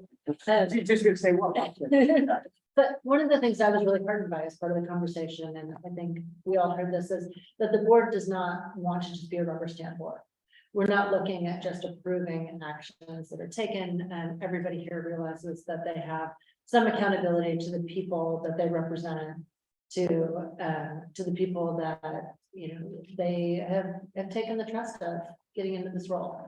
And so I think that that's really important, and working through all those hard conversations is what I heard a willingness to do. Anyway, I thought it was a really good meeting, and clearly was not the last discussion on this, but you can always make a contract. The harder thing is making those trust agreements and realizing what role everyone wants and where they need to go. Thanks. Thanks. Tom, did you have anything you wanted to add? No, I mean, I think it was I thought it was a really good meeting. I think, yeah, some of those conversations are a little difficult because of the way the, perceptions, at least my perception of what was being suggested, and two, how things might ultimately work. Some of the discussion, of course, was directly around the who contracts with who, and does OSU contract with the does OSU hire the forest manager, and the forest manager and forest engineer setting up the contracts and administrating the sales, or does the board do that? And I feel pretty strongly, and we've always approached this from the perspective of the management is the research. The management is inextricably linked to the research, therefore decoupling it in some way puts the research in jeopardy at one stage or another. And I know the board is saying something similar, that they don't want to be too distantly connected from the management. And so it is a matter of, I think, as Melissa and Bob just said, making certain that those relationships are tight and that the communication between those entities are clear. I think that, from OSU's perspective, that obviously all the contracting with, for the actual on the ground operations, that's with, we're contracting local entities and regional local entities that are going to do the actual harvesting operations, but the forest manager was always envisioned and is written in the budgets as being a OSU employee. So that's a discussion that we need to continue to have. I won't go on at length. I thought we covered a lot of good ground as a group the other day, but there was certainly more to be addressed. Thanks, Sam. I say, picking up on what folks have said and not repeating it, but I think we recognize that a lot of things have been kind of at the abstract. And that it's when you get like to the biennial operations plan and to sort of more concrete things that, again, the importance of the relationships and the communication and all that will be even more important, but it's also that there's been that sort of tension of it being somewhat abstract. And so I think the conversations about how do you build those relationships, how do you have the accountability so that people feel comfortable understanding what the roles are, and transparency and clarifying that. And I think, we need to move toward having that be a healthier framework that people understand the roles and understand how the information flows and that it flows more easily. So I think that, again, that's what I think what a lot of people said. Yeah, I have two thoughts I wanted to add to that. That one, I think relates to sort of the management agreement and sort of that being a document, but not the only document. You also don't have bylaws that describe communications, meeting regularity, all of those things that are maybe value in starting to think about. Mike, I think you suggested it earlier, let's not start January 1st and start beginning to develop some of those things where you start to create concrete realization of like, how does this board operate? And that might help alleviate needing to put everything into a set of management agreement. The other piece is, I think, around problem solving and really entering into this conversation in a problem solving mode of how can we make this work? How can we figure this out? And inherent in that is approaching it with like, what is it that OSU needs? When you think about management, what does that mean? And why is that critical for research? When the board is saying we need oversight and we have a set of responsibilities as board members appointed by elected leaders of the state, we have a set of responsibilities that we need to be accountable for. What does that mean? What are the responsibilities that the board feels like it needs? Rather than speaking in the like broad terms, I think the more we can kind of unpack those things and think about what are the actual actions and critical things that need to happen that are important versus the broad term. I think that the more we find that there's workable space in this. Jack? I guess the other thing I was, kind of went into that after reading, I think Keith's email about, still being very optimistic about the whole thing and how we were going and that collaborative, and building that trust that we all have to have in this process is just so critical. And, I think that conversation was very good in that regard. So, I think as we work through some of these issues, we realize we're kind of headed to that same goal, and that'll help us a lot. Paul, anything you'd want to add from your perspective, having participated? Yeah, I thought it was a good discussion. We all need understanding, on both sides as well. I did miss some of Melissa's comment because I had to evacuate my office for a long spread during the discussion. Locally by my presence here, it was just a hoax. And I'm not sure if anybody in the room called in, but I don't think that conversation is that bad. I suspect any of them. Get him out of the way. Yeah. I think You should have said it in the private actually. I think one thing we included, DOJ and our council on it as well, which I think was important. If we look at the framework of the management agreement, it starts with the legislation. And I don't want any discussion to be as like a lot of that, right? But we have to have that framework, understand, the guidelines we have and the role of responsibilities is, and it's a contract relationship, but also as two state entities, right, that really work for the same, for the same, leadership in our state, right, to get the mutual goals as well. So I thought that was a good piece of it as well. We talked a little bit about, there's the contracting piece we talked about as well. We talked a little bit about, how we share the liability of that, piece of that, which, we'll work through. I think mine will talk there as well. One of the ones that doesn't really play out well and when you do a management agreement is that relationship piece as well. We talked a little bit about that, right? Because, the management agreement says, OSU will produce the biennial operations plan for approval by the board. But the reality is, we don't dictate with this from the OSU side what the ED's role is in that, right? And that biennial operations plan is going to be a partnership and a collaboration. Because we see the ED sitting side by side with the research team and working on those together and going through those iterations before that comes to you as well. Maybe we can capture that better. And then also, we try to put, there are several accountability pieces in here that go to the board for approval, right? And so perhaps there's other ones. We talked a little bit about trust. I think we should stop talking about trust.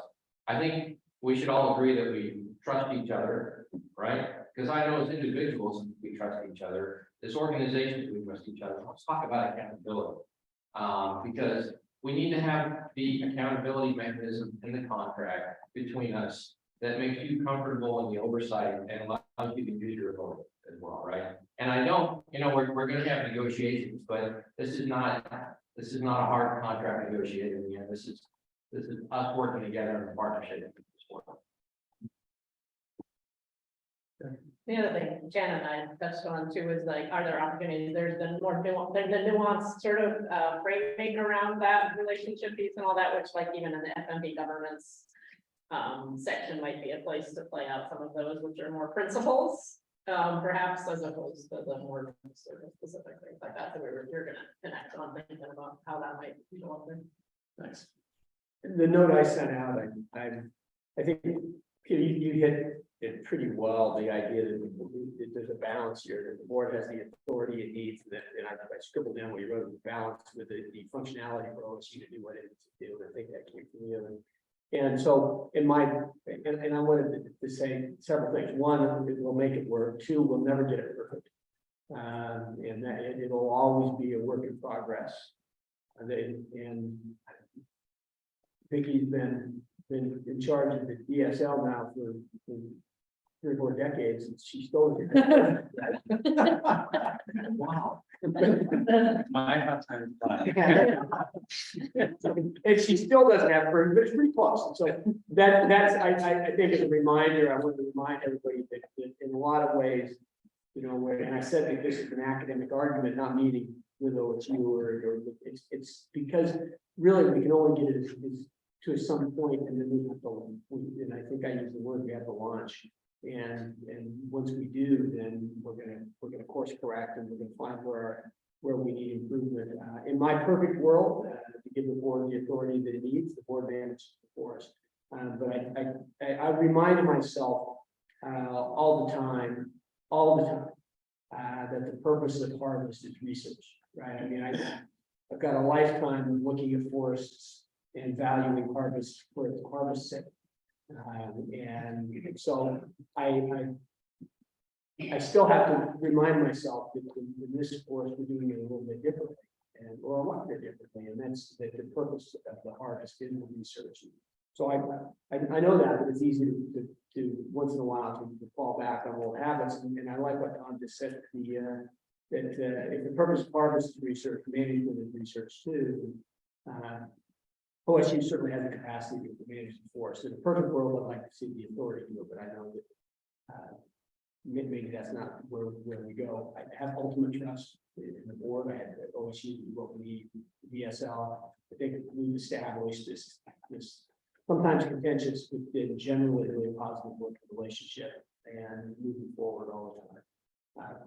I want to say thanks to Tom and Shannon and Ryan as well, who's not here, because after I sent the letter to the board, I just copied my part of the letter and forwarded it to them as well, because I thought I was talking about management forest and forestry and Ryan and Shannon, from OSU, you know, the forester there. I thought they certainly had some level of expertise, and I wanted them to see what my views were as well, so, but I didn't share any of the other things, not that I couldn't, but anyway, I agree. Mike, Teresa, Colin, I suppose that, yeah, go ahead, Mike. Yeah, so I'm encouraged. There's obviously work to be done, figure things out. I think one of the things that we have to keep in mind as we go forward and all too is, I think where things could, you know, not to be pessimistic, but bit optimistic, where things could go awry would be in finances. So who's ultimately responsible for bringing in the money, whether it be for harvest or elsewhere? And, you know, so you said an agreement where X amount of money is expected to do the work, whether it be OSU funds that are needed or the authorities. We need to make sure that that money's coming in, and if it's not, for whatever reason, if it's take a crash or whatever, that we're not expecting to still have the same expenses, I guess. You have to adjust on the fly. There's enough money to have full staffing. We can't just pull it out of the air and expect to pay people for their work. So it's figuring all that out as we go through.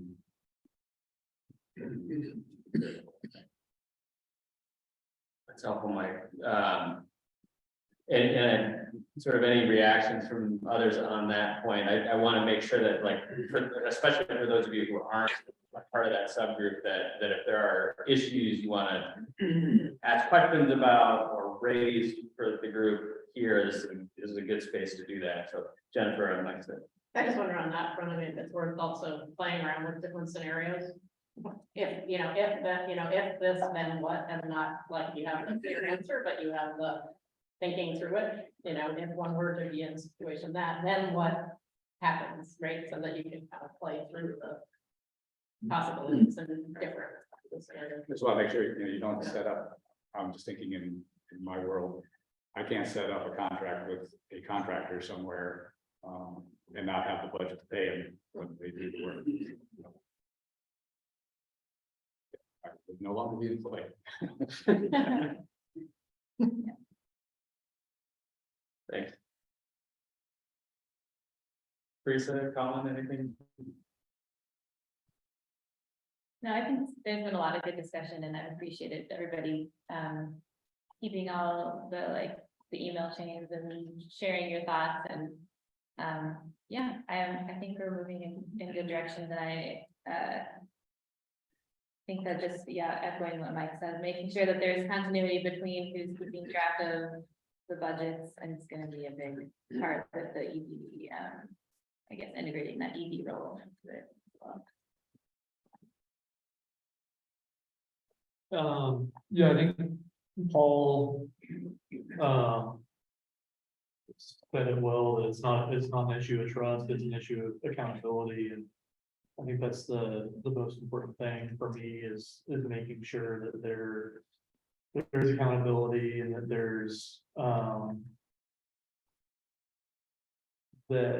accountability in contracting, as well as making sure that however the entity is set up to manage the Elliott, that we're meeting the goals of the research as well as all the other goals, financial, recreation, to the economic, to the community, et cetera.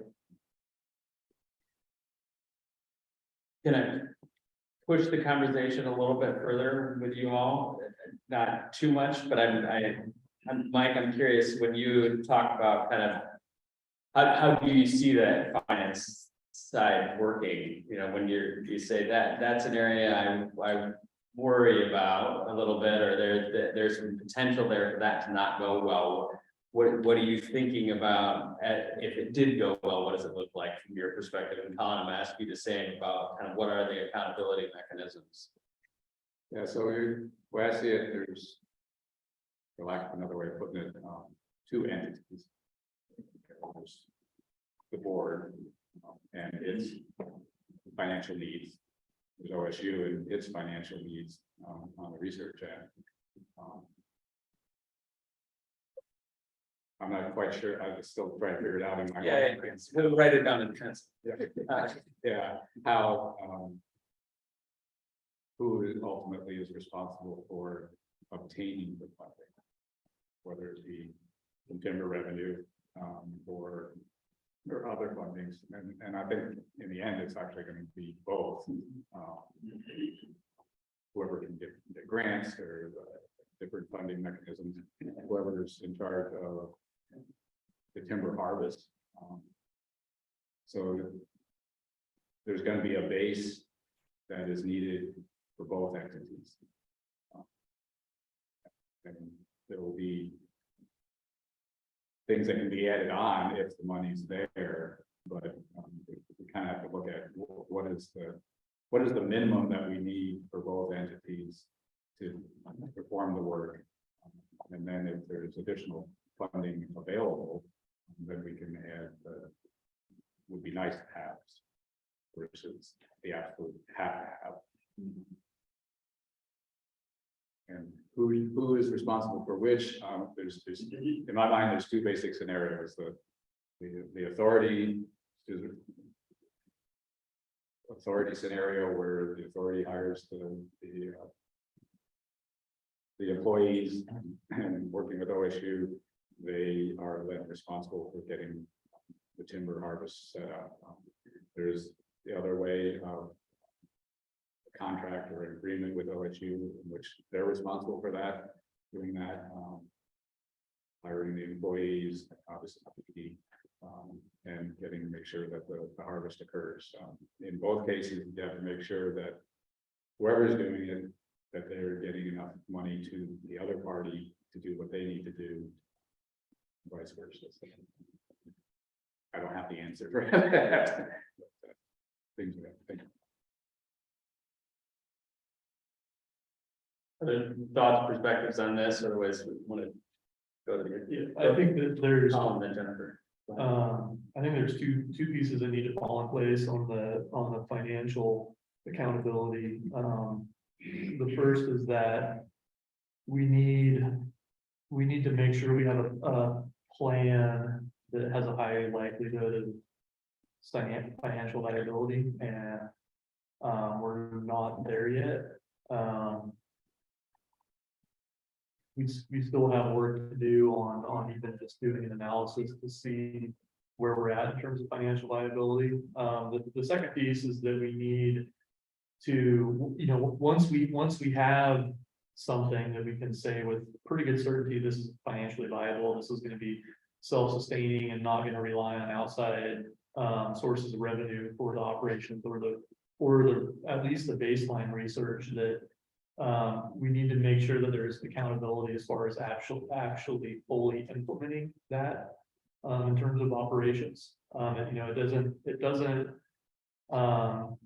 It's not going to do us good to have a plan that's financially viable if it's not actually fully implemented. So there needs to be some accountability to make sure that the implementation actually happens. Thanks. I was thinking something that would help me envision some of the possible responses would be to actually have a mock-up of a biennial operations plan. Not necessarily with all the answers in it, but to see what can be addressed and, like how does one build into something like that, the kinds of things that we're talking about here, right? So, because it feels like if the process of developing that, and then the process of, to your point, Colin, the process of actually making sure that it's implemented is where a lot of these touch points happen. It would be interesting to say what is in that. Right? And you're saying not like for the first 2 years, like, this is the biennial operations plan, rather like, here are the things that would fit into. In some way, more the things for to begin Yeah. with, right? So I don't, if we don't have the Table of answers, if we don't contents. have the answers, to all the things, that's fine, but then that may help us surface the what else would we want to see in that? Mhm. Are there things you would want to see in it that help with some of this ongoing scenario problems? I don't know, it's just, because to me, I don't exactly know what all of it. Addresses that uncertainty that we're talking about. Thanks, Colin. Yeah, so I'll jump in and maybe pile on a little bit there. This has been a ongoing source of frustration for me. We do need a draft 2-year operating plan. It's been something that I've been asking for the past year and a half. It doesn't need to be written in stone. What we need is a draft. So that we can think about. I think that'll be kind of the catalyst to think about how all these things fit together and how they're actually gonna work. But that's something we definitely need to start on and get something that we can talk about. We need a draft harvest schedule, draft units, draft prescriptions. What contracts are gonna be needed, how much the contracts are gonna cost. Doesn't need to be perfect. Just need to draft. And I'm there too. I'm big on those demonstration projects in the first year, a couple of them, simple successes. And those are gonna have to be in some form planned and prepared like early in the year next year. And so something like that is, we need to see a draft if we're gonna begin to consider a operations plan, final operations plan early next year. We need something before then. We need to be able to do it pretty quickly. Shannon or Tom, do you want to speak to that? I mean, or Melissa Can I first? just, I just think, I think so many times the problem we have is we're kind of talking past each other. And this comes down to like roles and responsibilities and expectations. It's like if we're married and I asked Tom to replace the light bulb and he says, yeah, I'll do it. And it's been 2 weeks and he hasn't replaced it. I didn't set any time frame on it. Right? And in Tom's mind, maybe he's still planning on replacing the light. He doesn't understand what I'm at. But I feel like that's so much of what we're doing here is we just have really different expectations about timeframes and roles and responsibilities. And I do feel like maybe someday, it might be helpful for us to sit down and just with a chart, figure out when we're talking about an operations plan, whose role is it to create it? Whose role is it to review it? Whose role is it to approve it? And what kind of time frame are we looking for each thing? And then Tom and I's marriage will be much better. Yes. Honey, you said. I said. Bedroom edition. I'd like to change these. You don't have to remind me every 6 months.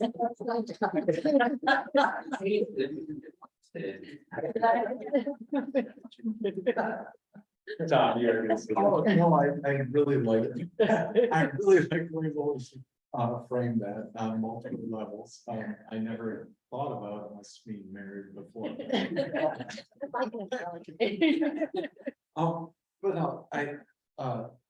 think that we can.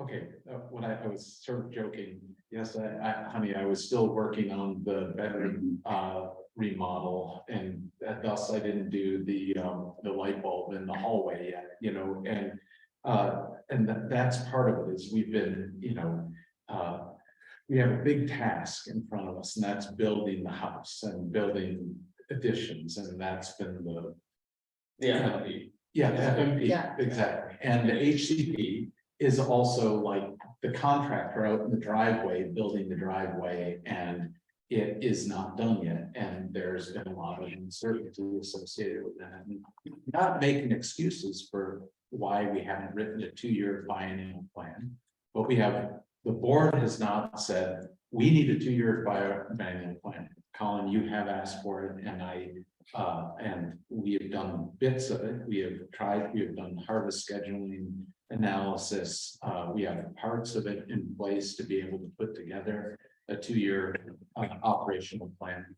I think we can do a draft or a mock-up, but this is a really good point that Melissa raises, is if we do it together, as opposed to here, OSU, do this because this is all your responsibility, then it'll come back in a format or with elements to it that aren't desirable. And whereas if we do it as a team, or we do it in that synergistic way that we will need to operate, as Bob, I think you said earlier on, we'll be dead in the water. We can't be synergistic in that regard. So it was a long-winded way of saying, yes, we can do the draft biennial plan, and let's do it together. Can I ask you? It did feel like in that conversation, the role of the executive director and the role of the biennial operations plan are really key pieces to addressing, the underlying issue of trust or lack of trust that we ability to synchronize between OSU and the authority of the board.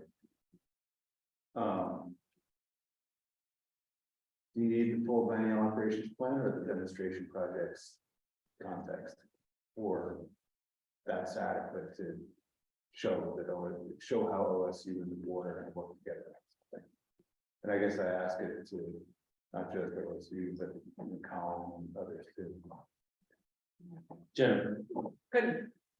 Could one, as you say, collectively, together, mock up a 2-year biennial operations plan that's not gonna have all of the details, but might have the demonstration projects fleshed out within it? I mean, to me, it seems like in the absence of an executive director, having a way for the board to work together with the Oregon State, the prospective interim board, whatever we are, to lay it out, right? And there may be to add what we can in terms of detail, but it seems like thinking of it in terms of the framework that we're talking about using as we approach the management of the forest in general would be more helpful than trying to create something separate that's. Yeah, including you'll still have to do the Yeah, process. Around right, it. and that's where the mock-up piece comes, where it's like, okay, question mark. I don't know, we gotta figure that out, right? But and I think having a process where we do it together, so we can.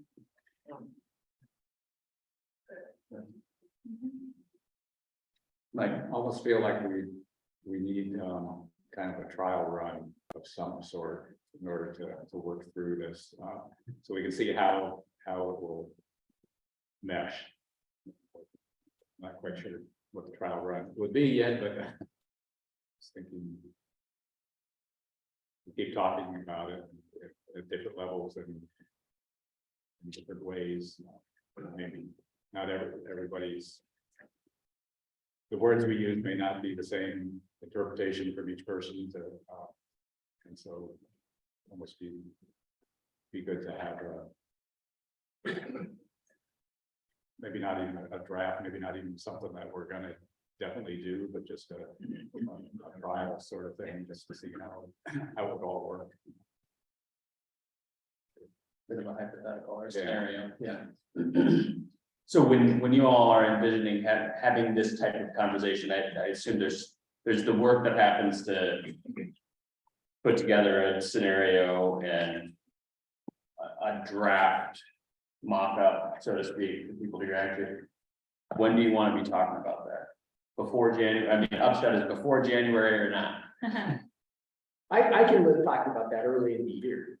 Yeah, I push for something early, but I need some help with me understanding what that first year looks like. Then it looks like if without a operation plan of some sort early in the year, then that first year looks like a spring training where we're not doing anything really. And I don't quite. So tell me why that's not the case. Is I need to hear that, and especially because I've spoken and encouraged for some sort of success early in the first year, or successes in the first year, to say we're moving forward. And what would success be when you say? A demonstration project. Yeah, uh, active active, on. works on the books, right? And if we can do that without a biannual plan, whatever operations plan, we can agree that we can create that together, but we're going to do a demonstration project early in the year or sometime in a reasonable time in 2024. I'm good without the plan, and as long as I can see that the force is moving forward and that there are. I think it's incredibly important that we don't let it sit for a year before we become an operating research force, right, in terms of activity on the force. And without an operations plan, then I don't know how you do that. So that's what I want to get at.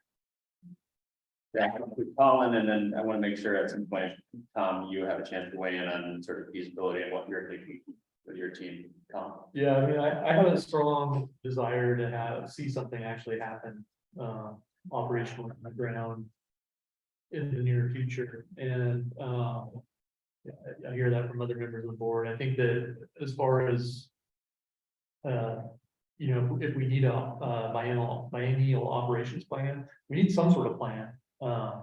Regardless of if it's a demonstration project or if we're actually getting into our first couple of years of operation. So, you know, if you want to call it a demonstration operations plan, I mean, it's going to contain the same components as a 2-year operations plan. So, but I think the main things that I'd like to see in order for us to move forward, actually being able to implement something is, you know, a hypothetical long-term schedule, understanding that those hard schedules fluctuate over time as you update models and deplete stands based on treatments and things like that. And then the short term, and you know, this is what we're looking at with short term, whether it's 2 years or 5 years or even 1 year. You know, these are actually discrete units that we're looking at developing treatments in on the short planning horizon. And then the draft of what those treatments might look like, you know, and as far as something that could actually be given to a contractor, given to a forestry tech to go out in the woods and actually, you know, mark something on the ground, put ribbon around the boundary, go mark leaf trees or cut trees. And I think that's something, you know, without developing a very detailed, complicated document, that's something that could be outlined on a few sheets of paper and presented to the board. And it'd be really nice to see something at our next board meeting. It's bombing on a lot of that. Yeah, go ahead, Jack. Just a caveat, I do want to see something done, you know, on the ground fairly soon. But I want it to also fit into the bigger picture. And so it's that balance between those two things. I think it's how can we get that first project or first couple of projects moving, and how does it fit into the larger research or whatever ideas we have for that, so that we're not just doing something to do something, but it fits into start gearing us into that bigger research management structure that we were looking for. Yeah, I would echo that too, and I think I'm already getting questions, stuff at prior board meetings that people have listened to. So I'm getting questions from folks saying, are you starting to log, you know, what's the process for that? Is there gonna be a document that's gonna be moving, that kind of thing? So I think there's a big issue of how we do this, making sure that we maintain communication and trust with the public.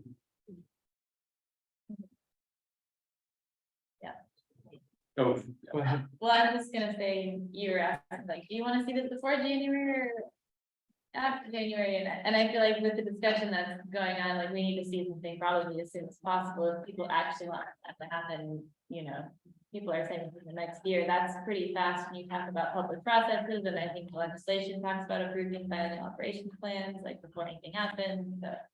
Yeah. And I think to that, I don't know, do you want the last word on this, or do you want to just jump in? I can just jump in. Okay, go. Somebody else And then I'll go Mike and then Absolutely. Colin. has the last word. I think that we can easily identify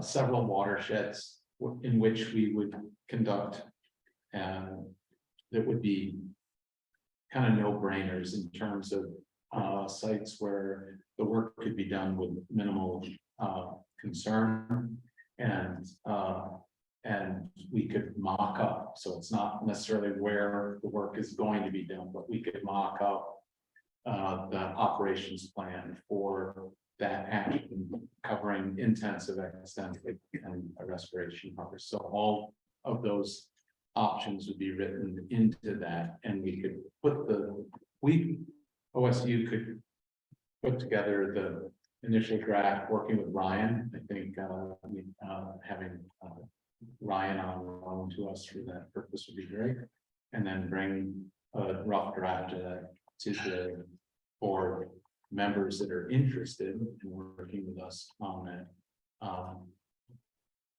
And again, it's done together that way. It's not OSU is developing the product, but rather there's a subcommittee that's working together to generate that operations plan for this demonstration. It's not a demonstration because it is part of what's planned, but it's the first one on would be date then in 2024.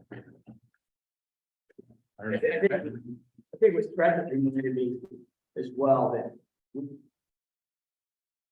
you have to have an operations plan before we can do even a demonstration project, I think, right? Teresa, they just said that. Yeah, too. yeah, she did, so I know, so I like that a lot, she reminded us, so. I think we need to talk to UJ about the statute on that and whether there's some flexibility to do something short of, you've got to be consistent with an FMD, you got to be consistent with an HCP. Whether you have to have a full blown operations plan before you do anything else, I think we need to talk with UJ on it. Well, But I don't want that doesn't have to, I think what you all are talking about is important piece. what he's right, it's drafting number. Here are the elements of it, and here's what it looks like, and here are the first ones out of the gate. And then when January or after January, when we start putting together the actual biennial operations plan, it's in place by the time the sales start being made. Okay, I don't know. so let me go, Mike, then Colin. Did you still want to get in there? Well, Hold on, you're after Mike, and then that. yeah. I just wanted to get on. Go ahead. Well, I think Tom did it there anyway. What I was gonna say, I'm just looking at, is there some low hanging fruit in the grant scheme? I think it could be done. But regardless, come January 1st, then we're starting to look at hiring people. We still need to go through the full hiring process in order to get anybody to do anything down on the ground, or contracting with somebody to do it on the ground work in the first year or so. So well, that's gonna take some time too. Just after the final. I think what a scenario like this allows you to do is to do exactly what you just described, is say, okay, if we're gonna do this, then what do we need to have in place? When would we need to have it in place by, what do we have the legal authority to do? Yada, yada, yada, and kind of play out the scenario and say, okay, this is when things, or problem solver. Go ahead, Colin. Yeah, from my standpoint, the primary reason for developing this, a draft operations plan, starting to work on it now, is to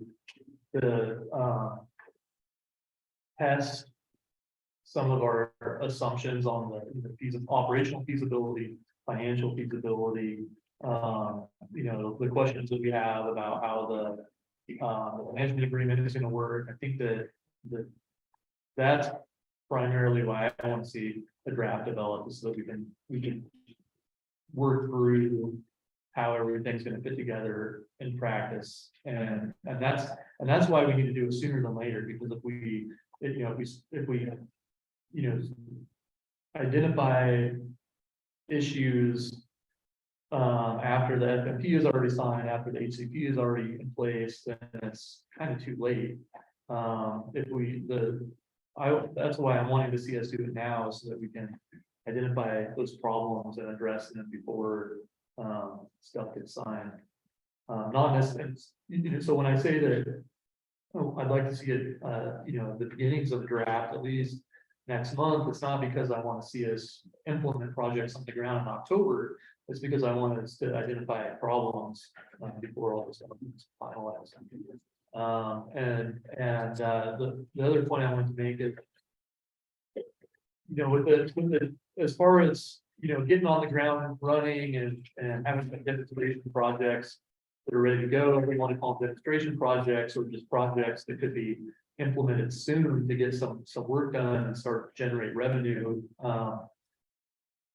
It makes sense to go after those low hanging fruit, but as far as identifying problems, I think you don't necessarily want to only focus on the low hanging fruit. You want to also include in that plan some of the, more of a random sampling of units. You want to look at, how are some of these units that have buffer issues or ESA issues, how are those actually going to fit within the framework of all the other documents? And I think what you're suggesting, just to make sure I understand it correctly, is that's sort of the scenario planning, right? Not necessarily early demonstration, like you're not suggesting a random sampling of early implementation. It's like, this is scenario planning to make sure that systems are operating the way we expect them to, and separate but related, there's a desire to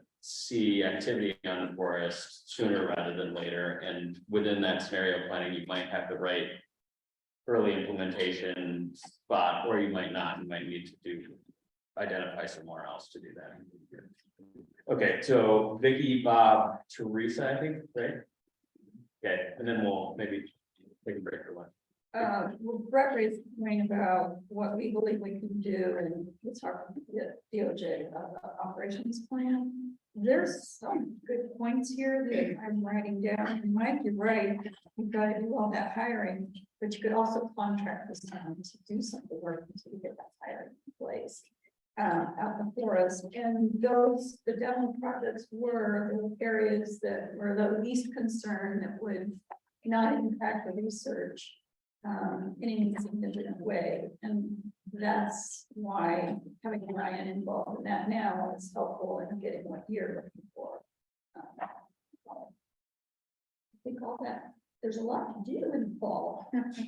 I have another question as far as demonstration projects. I think to me it's clear that the authority to implement projects on the ground, we need some things in place, the HCP, Forest Management Plan, operations plan. But could DSL implement demonstration projects separate from the authority? Well, as long as we own the forest, we can do pretty much anything. I wouldn't do that without y'all's advice, because we're trying to transfer the forest. But yeah, it's a conversation we have with our council. So are you talking about us cutting trees before we turn the forest over in January? I'm really just curious, given the timeline for completing documents and HCPs and FMPs keeps on getting extended. It's just it's something I'm curious about. If timelines get extended again, is that something that we can look at to? Well, we're out of time for the HCP now. We are hands down, and ICF is drafting the final comments, and so we're in the right timeline for that. But that's a good question. Well, We'll have to talk Action item. Yeah, Figure, action item, thank All right. you. Bob and then Teresa. Yeah, I'm actually concerned where this conversation has gone. I think we're going down a new road when we have a huge amount of work in front of us. That I question whether we'll get it done.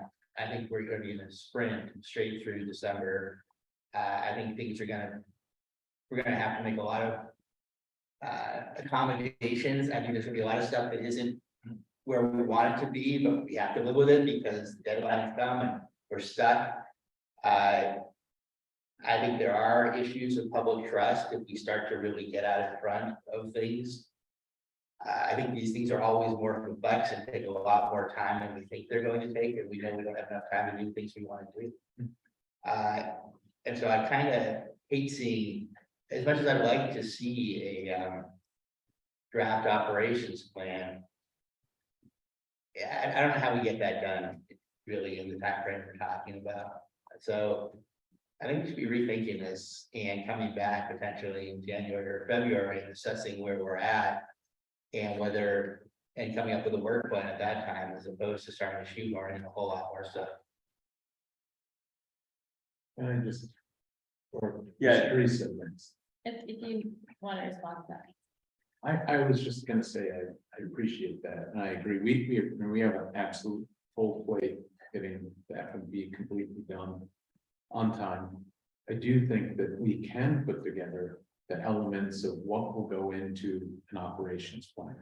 We don't have to get into the details of it, but that is what Jennifer was asking for, and I think that we are doing part of the schedule. We are looking at what's going to come out of the gate first, and so that some of this wouldn't be a really heavy lift, but I agree with Bob, trying to write an actual two-year operational plan before we've even finished the forest management plan, and also if the public starts to think we're moving towards management before the HCP is in place, it's going to raise a lot of concerns. And anyhow, so I think there's a balance that can be achieved, that we can stay on target to get the FMP completely done on time, but put together something that gives us a sense of what this two-year operational plan would look like.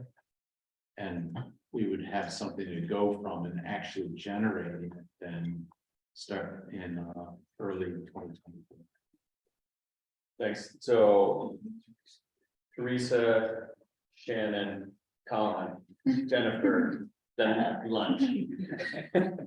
Yeah, no, I was gonna say, some of it seems a little bit of chicken and egg, where like there's a lot that we just talked about that needs to happen at once, but I think where it all started was the term management agreement, term sheet, and wanting to see a scenario for planning that would be able to reconcile those pieces together. So I think there's a couple of different things we talked about, and that's one I think would be helpful as you are working on the FMP, to have an operations scenario, maybe like what Colin was talking about, that's a little bit random sampling, so that the board can align that with within the management agreement. And then I also think having, working on an actual operations plan for some of the early stuff would be really helpful to see, but that's a little bit like next step in my mind. And so if you have things like you're talking about, you're already developing harvest schedules, like if you can share that with us as you're developing it, I think that would be also really helpful. But as far as finished products and like what needs to come first, I think that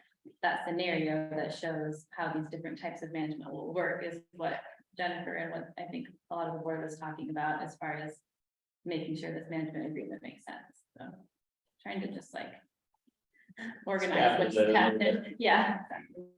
On that, Paul.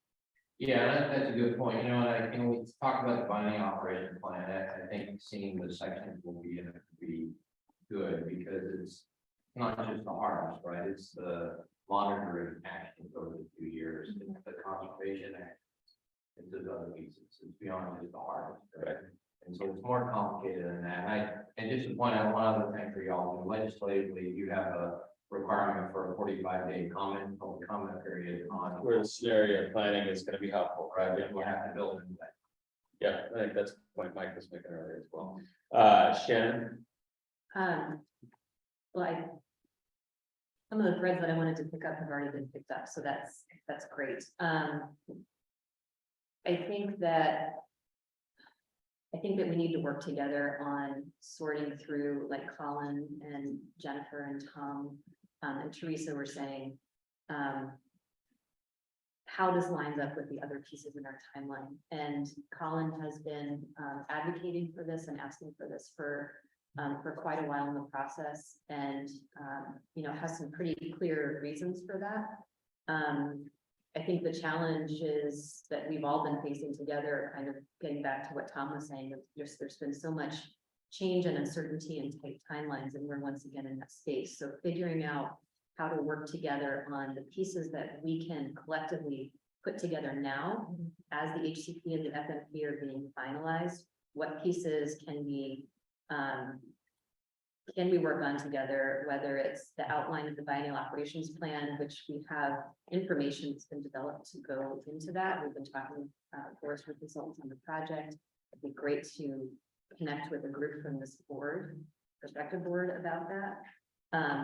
And then the demonstration projects or scenario, and how that all fits together. And we can talk more about demonstration projects. We've been talking with Ryan and several other people and have some ideas for criteria, not just from a management objective piece, but also from a research piece, because with any of these demonstration projects, at least how we're envisioning it, there needs to be a research objective as well. It's a demonstration project for a research for it. And we've got some ideas that would be really great to talk further with the board about. I know another piece that Bob and others have brought up that's top of our mind too is the public process, and how do we communicate all of this and how do these pieces fit together. So being able to work through that together as well would be really helpful. And getting out in the field together and talking about this more would also be really helpful. And we have an opportunity to do that and look at a potential site for a demonstration project together with the board. So yeah, sort of the beginning of conversations, but a way to bring these pieces together in a more concrete way. thanks. Freddie, on that thread before I go to Colin and then Jennifer to the rest. Yeah, you're okay, really quick. Yeah, I mean, there's a lot going on here, and I don't feel like I mean, like, when I think about timeline, what needs to happen by when, in order to actually have a research force, this term sheet conversation or management conversation is one piece that it's like, it's gonna be necessary, it feels like, for the board of trustees at OSU to say, yes, go forward. And that's one of the statutory obligations. Like, you've got to not have the final term sheet or agreement, but something that you're comfortable enough with taking to the board of trustees. And on the other side of that is members of the board who are saying, we don't have the confidence right now to be able to say, we're ready for a term sheet to move forward. And part of that lack of confidence touches on, like, I think all the things you mentioned, Shannon, are relevant to building confidence and trust, but we don't have all day, and there's the ticking time around the board of trustees meeting on December 31st. So I kind of feel like what kind of view the trust issue as the it's like the Voldemort and Harry Potter, right? Like, nobody really wants to call it out, but it's coming no matter what. So might as well talk about it. And the immediate term thing, maybe it's a both and, where if there's confidence that can be built through demonstration projects that don't ignore the research, they have it. The research is part of it being tested out and demonstrated amongst the other assumptions that Colin mentioned. If people have confidence in, yes, that's moving forward, they're not going to happen realistically before ITPs and, things are issued around the HCP and before public process happens around them. But movement on that feels helpful to confidence. And then on the biennial operations planning, whether it's a mock-up or something, it's more relevant to, in my mind, it's more relevant to the point of this question that's out there on, will the authority board be doing the contracting for operations and things related to it, or will OSU be doing it? And maybe that mock outline operations plan, it's not so much the elements of what goes into it, but you all don't really have a real context in which to have these conversations right now. And that, I think that causes some of this to suffer around the confidence part of it. Thanks, yeah, and I think maybe some of what your suggestions earlier, Jennifer and Teresa, just recently, on like helps to contextualize these conversations in a real world hypothetical. So Colin and then Jennifer. So to Bob and Teresa's point around about public confidence and trust and getting the cart in front of the horse, I definitely see that as an issue. And, you know, if we charge ahead developing something that we're calling a draft operations plan. So I think that needs to be handled delicately. You know, it might, we might want to think about how we deliver that, and if we're calling it a draft operations plan, or maybe more of a scenario. That might, you know, parts of that might be develop forward into what eventually becomes a draft operations plan when we get further down the road. But I definitely think that we can't wait until after we complete the FMP to start this exercise.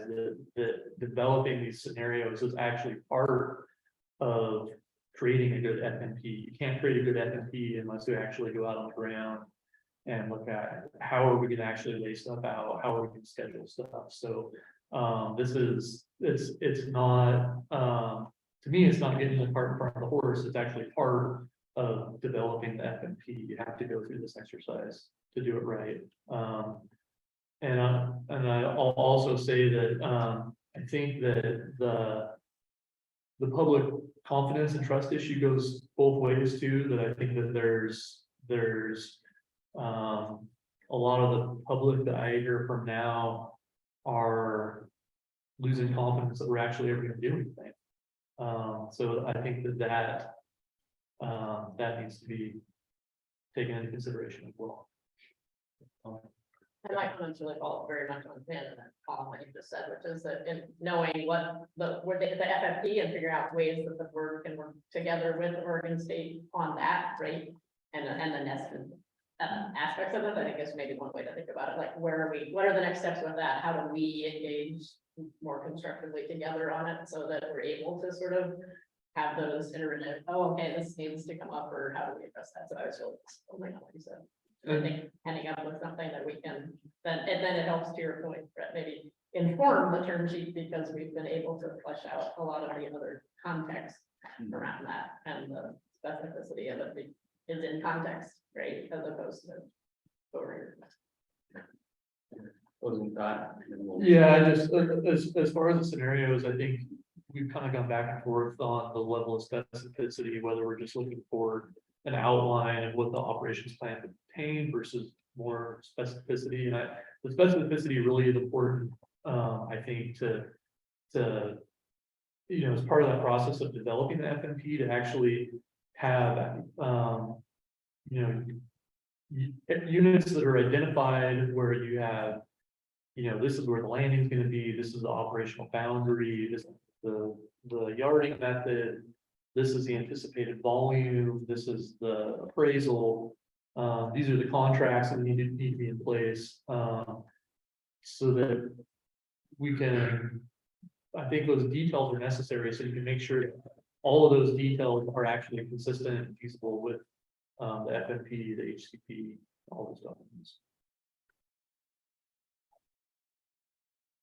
Okay, let's take a look.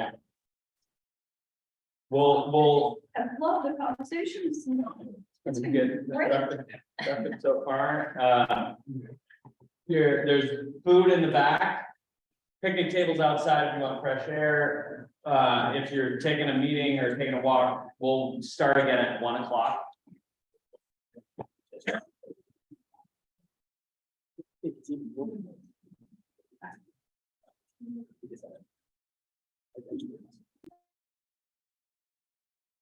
They're looking.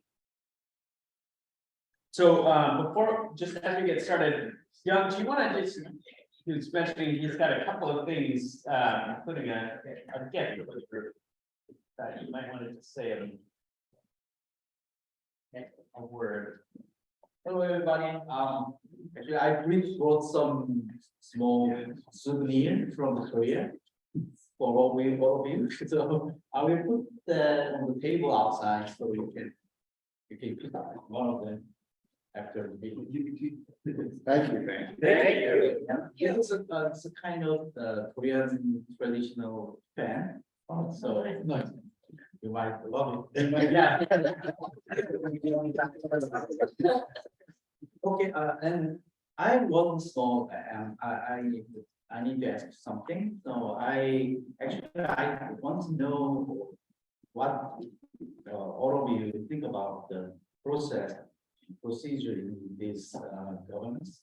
So I wrote some small survey questions. Maybe so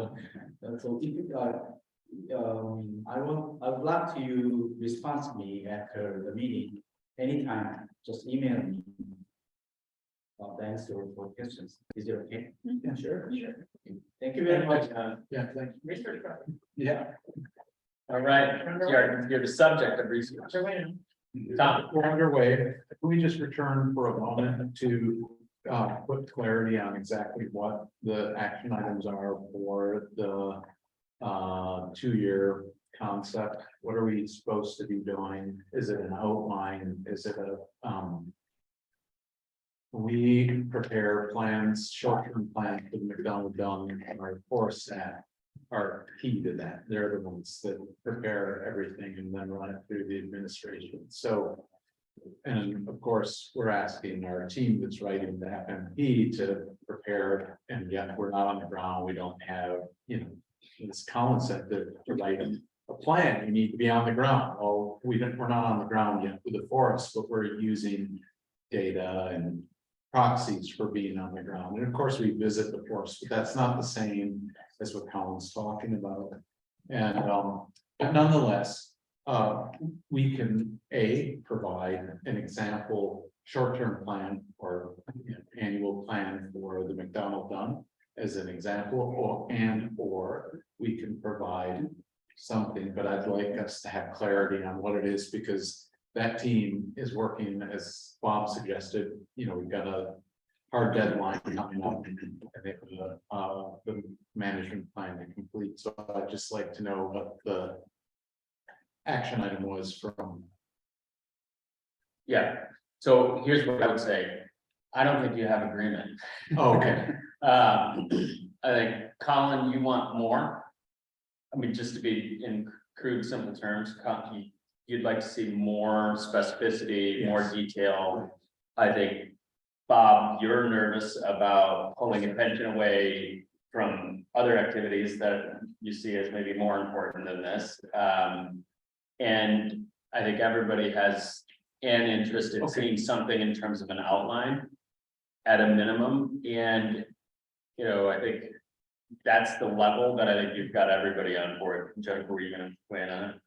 No, I was just gonna say, I just was chatting briefly with Shannon about finding a time for an eye to connect and to talk through like the FMP next steps. And I'm wondering if we could come back with something related to answering more specifically that question for people to look at and say, yes, that. I mean, I'm just thinking it might be helpful to do that in the context of here's where we're at, here are the questions we're asking. Here's an outline of I don't know, just wondering about coming back with something that would say if we could get something like this to answer something. Because your point, I don't think. Okay, and I didn't want to pose a question without having consulted with Shannon and others to know about what was feasible. I'm totally comfortable with Shannon and Jennifer connecting as being the next step. As long as we have a clarity on that. It's next step is for those two, Jennifer representing the board, Shannon representing OSU to connect and talk about what that looks like. And then get feedback. Yeah. Able to make sure that Yeah. what we would put forward would be something people felt like met their needs. So that- Colin, you feel like people have clarity on what you're asking for? I don't, because, I mean, I feel like I've been asking for the same thing over and over again now, and. I don't. I don't know that it's. Being interpreted. The way I mean it to be interpreted, I mean, I'm looking for. Like some very discrete things, draft harvest schedule or a scenario harvest schedule, maps and units, and prescriptions. And the reason that it's important to have all those is even not so that we can run with them as far as management, but so that we can hold those up against the draft forest management plan, the draft habitat conservation plan, the research platform, and make sure that all of those things are consistent. And you can't do that with an outline. You really need specificity.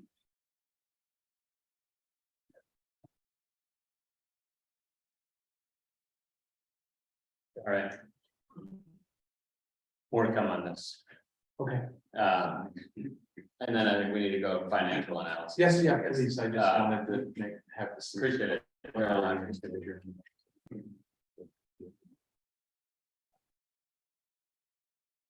All right, Shannon. Okay.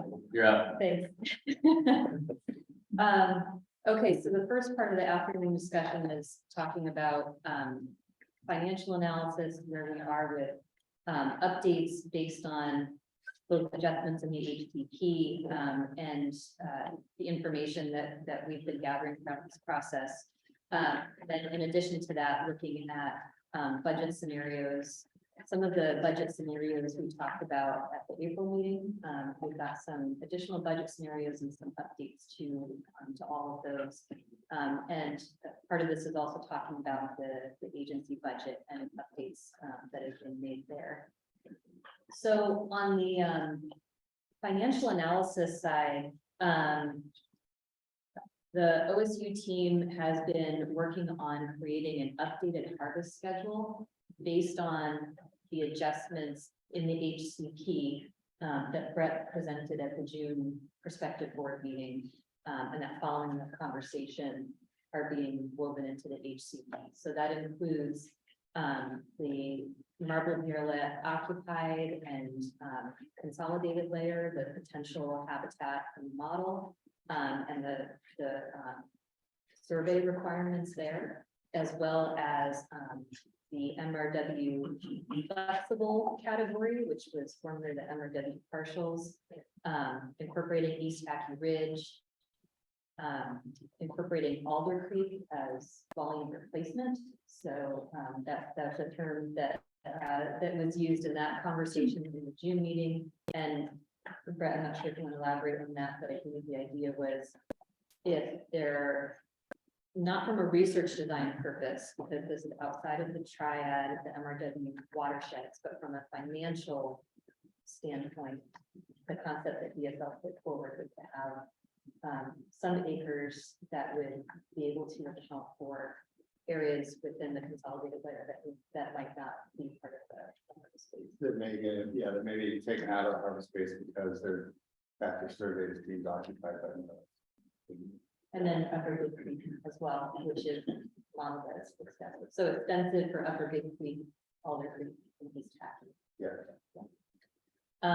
And so we now have an updated harvest schedule based on that. And there are many different scenarios that can be run with the spreadsheet, the simple financial model that we've talked about in the past and we dug into with the financial subgroup even further.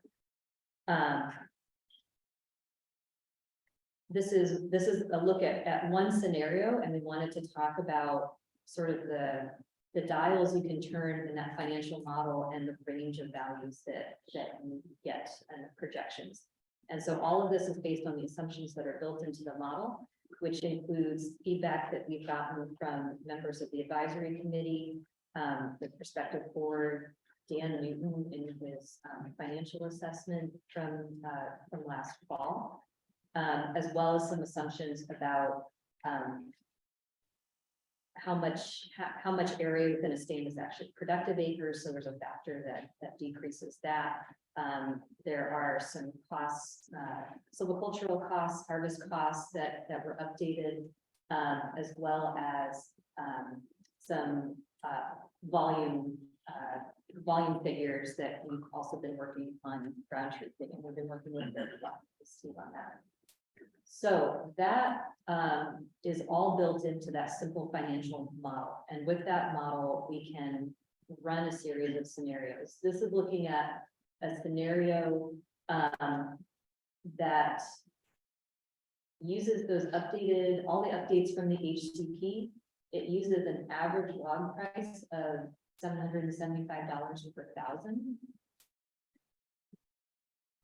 And it also, within all of the available acres in the harvest schedule, makes some assumptions that you're not actually going to harvest all of those acres. So for example, in the consolidated layer, this scenario assumes that you would survey in those acres. Some you would find mirror-let occupancy, you would not harvest there. Some you would find not find mirror-let occupancy and habitat conducive to mirror-lets, and so those are the acres that we've got. So this assumes 50% of those acres. We won't know until we actually do surveys and get out on the ground. So at the top here, you can see scenario one. So this is And the 5.92 million built in, that's Yes. the agency. Yes, thank you. So the three different pieces here, this is all scenario one, so it's all with the same assumptions about what acres are being harvested. It has different values for mean annual increments, so 4 feet per acre per year. There's the top one is the 500 scenario. There's a 583 and a 667. We also have, we've gotten feedback from, members of the advisory committee and the Prospective board, as well as other foresters and forestry biometricians who work locally in the area. This is all within the range of what people are telling us. And actually there are some values that are above this range, but for right now, we just wanted to look at these numbers, aiming for getting a bracketed range of values that errs on the side of being more conservative. The $5.92 million total budget built in is based on scenario 5, which we can talk about in a minute.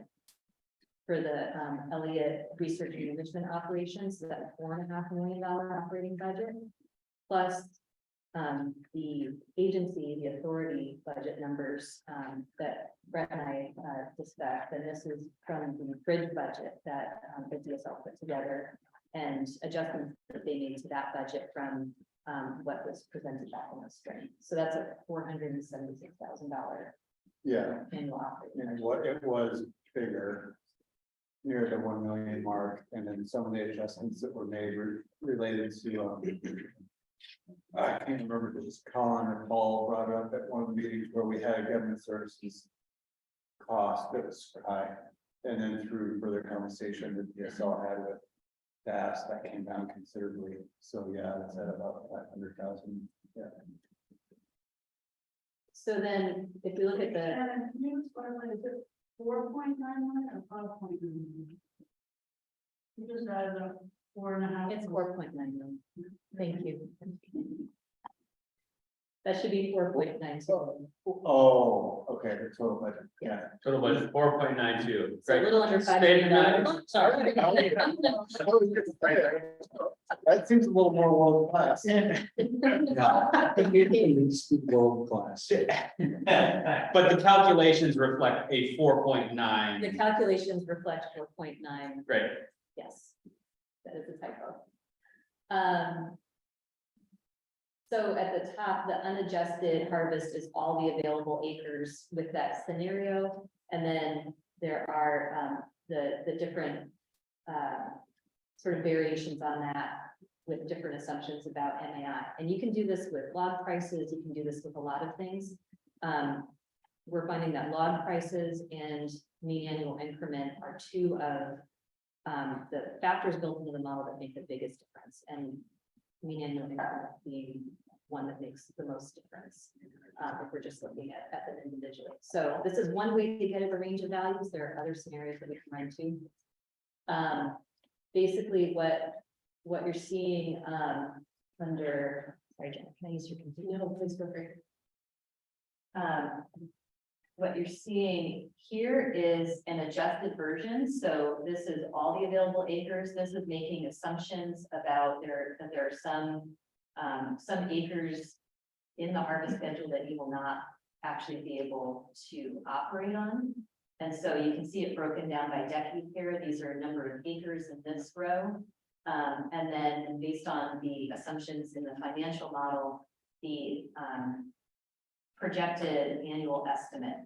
And this is the difference from this $4.92 million budget, so approximately $5 million budget. So if it's positive, it's in excess of that budget. If it's negative, it's below that budget.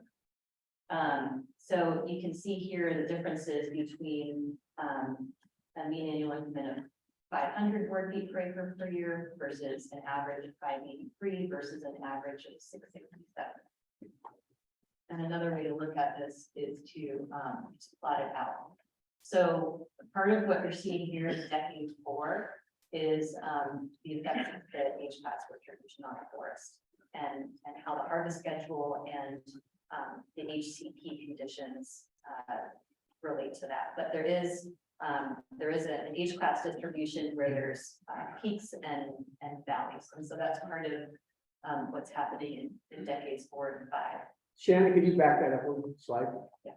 And so when on the top line, unadjusted harvest schedule, million board feet, that's the average throughout the first decade, and then the average throughout the second decade, the annual average, is that correct? Yeah, I want to confirm that with you. Yes. Okay, thanks. Just to be clear, where it says MMBF, that should be MBF. Yeah, I saw that too, but I just wanted to make sure that you're talking about average harvest each, not for the total decade. Yes. So you're expecting in their scenario 1 to get 21 million board feet off forest a year? Is that The first decade. The first decade. 21 million board feet a year for a decade? An average of 21 million. Yes. Or is it 21? No, not, I don't think it can't be for the full 21 million a year, if there's. Well, I don't know. It is 21 million per year. Yeah. With It's 21 billion. 21 million board feet per year for the Is that first decade. 21,000? And when we had originally, if you recall, when we had estimated what it would be roughly over the 100-year period, about 17. But the first 10 years, Get off the. There's thinning in the CRW and there's restoration harvest because of treatments that need to happen that Down the basically road. haven't happened. Yeah. And so it's all of that. The other piece here I should mention is the harvest cap on the HCP. That's what I was, yeah, sorry, I didn't mean to. Yes, Okay. and so this does include the updated harvest cap that's in the HCP in the first decade because of the CRW restoration thinnings. That would mean going above the 1,000 acre cap. So but just being- describe the cap for those that haven't tracked that as closely. What is the harvest cap? And then the number. Sure, go ahead. 1,000 acres per year is the cap. And of that, 480 acres can be an intensive. If there's going to be more than 1,000 acres per year because the restoration plans in the CRW, there's an allowance for an additional 400 acres per year based on in the first 2 decades. Because that's when the plans are scheduled.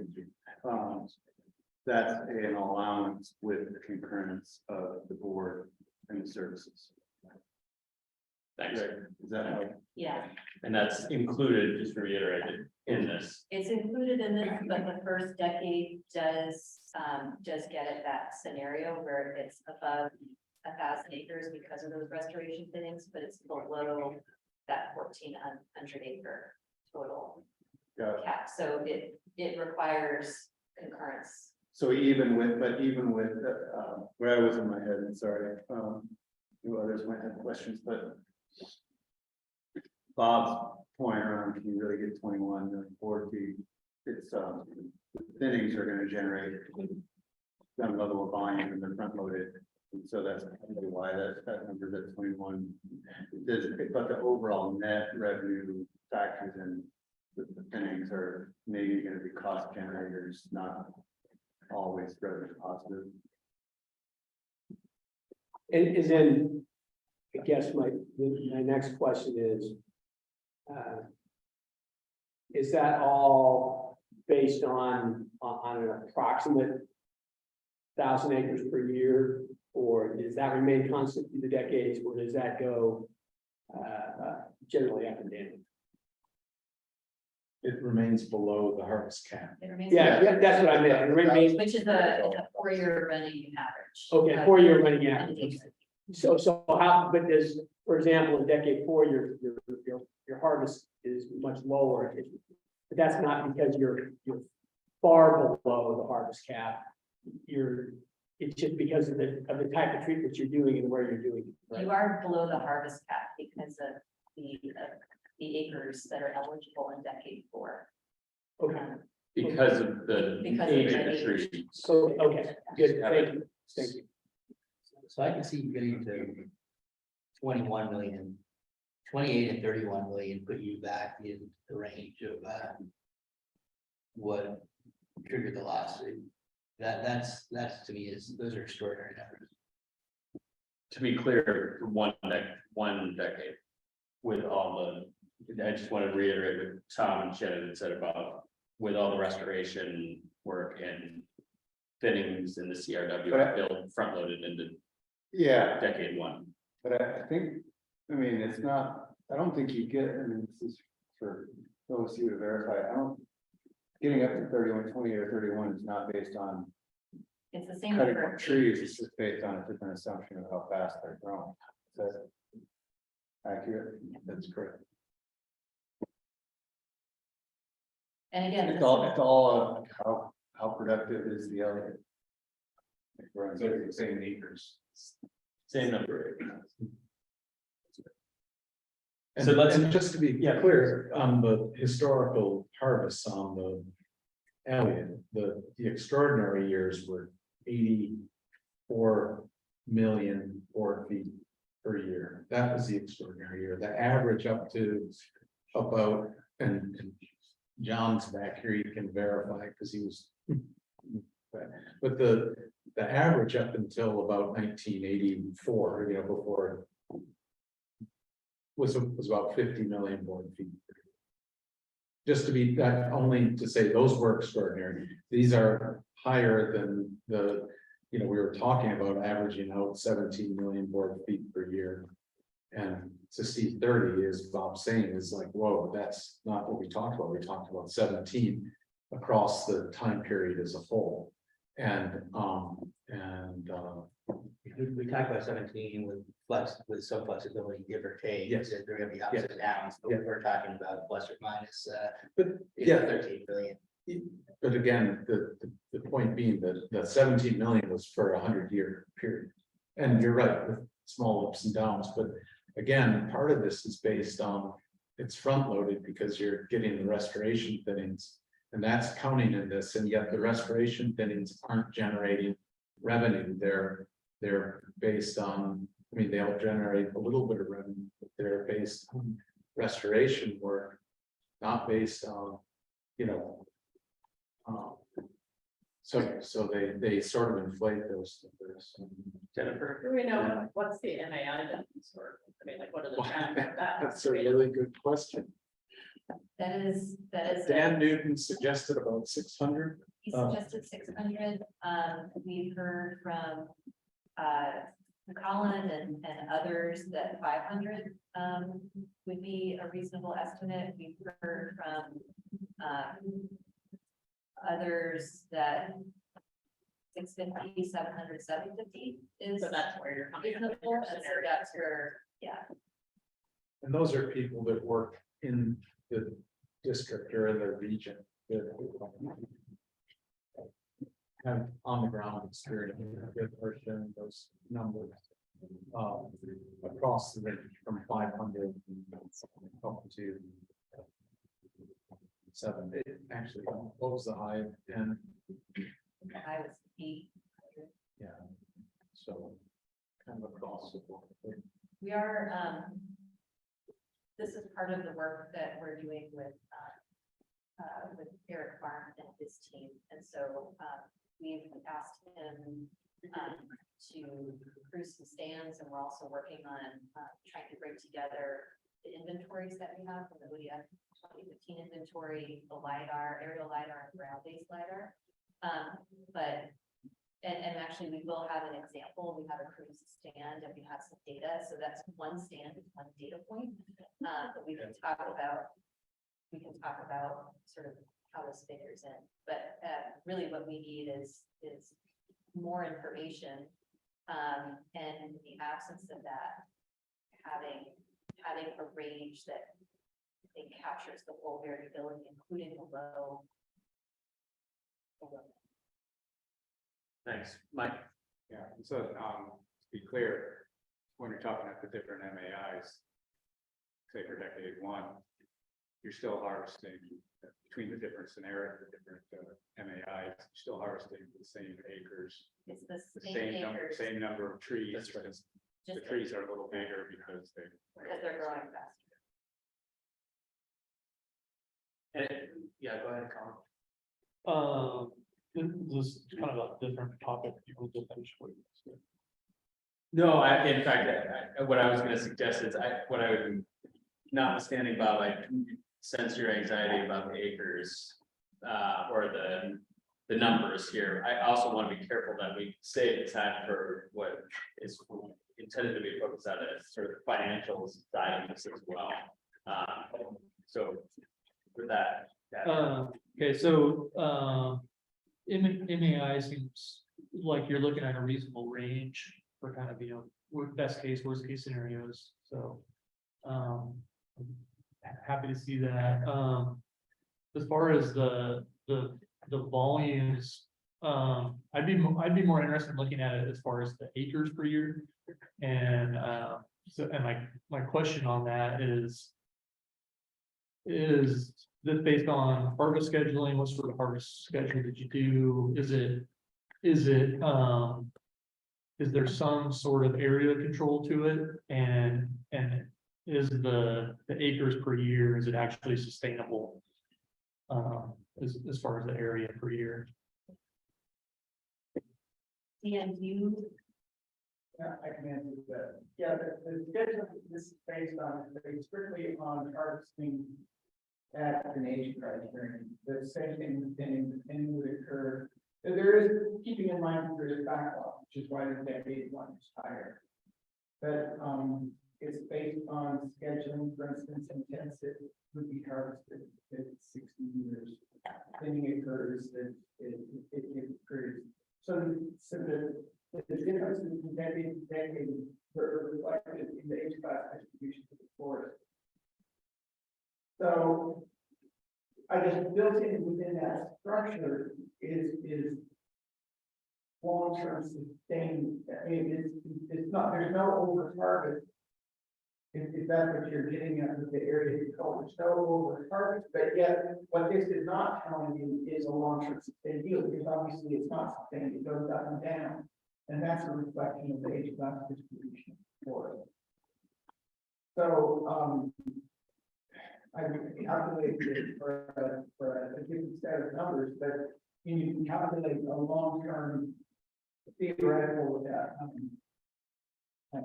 sustained yield based on area control, how much you would be, 1/60th of the test, for example.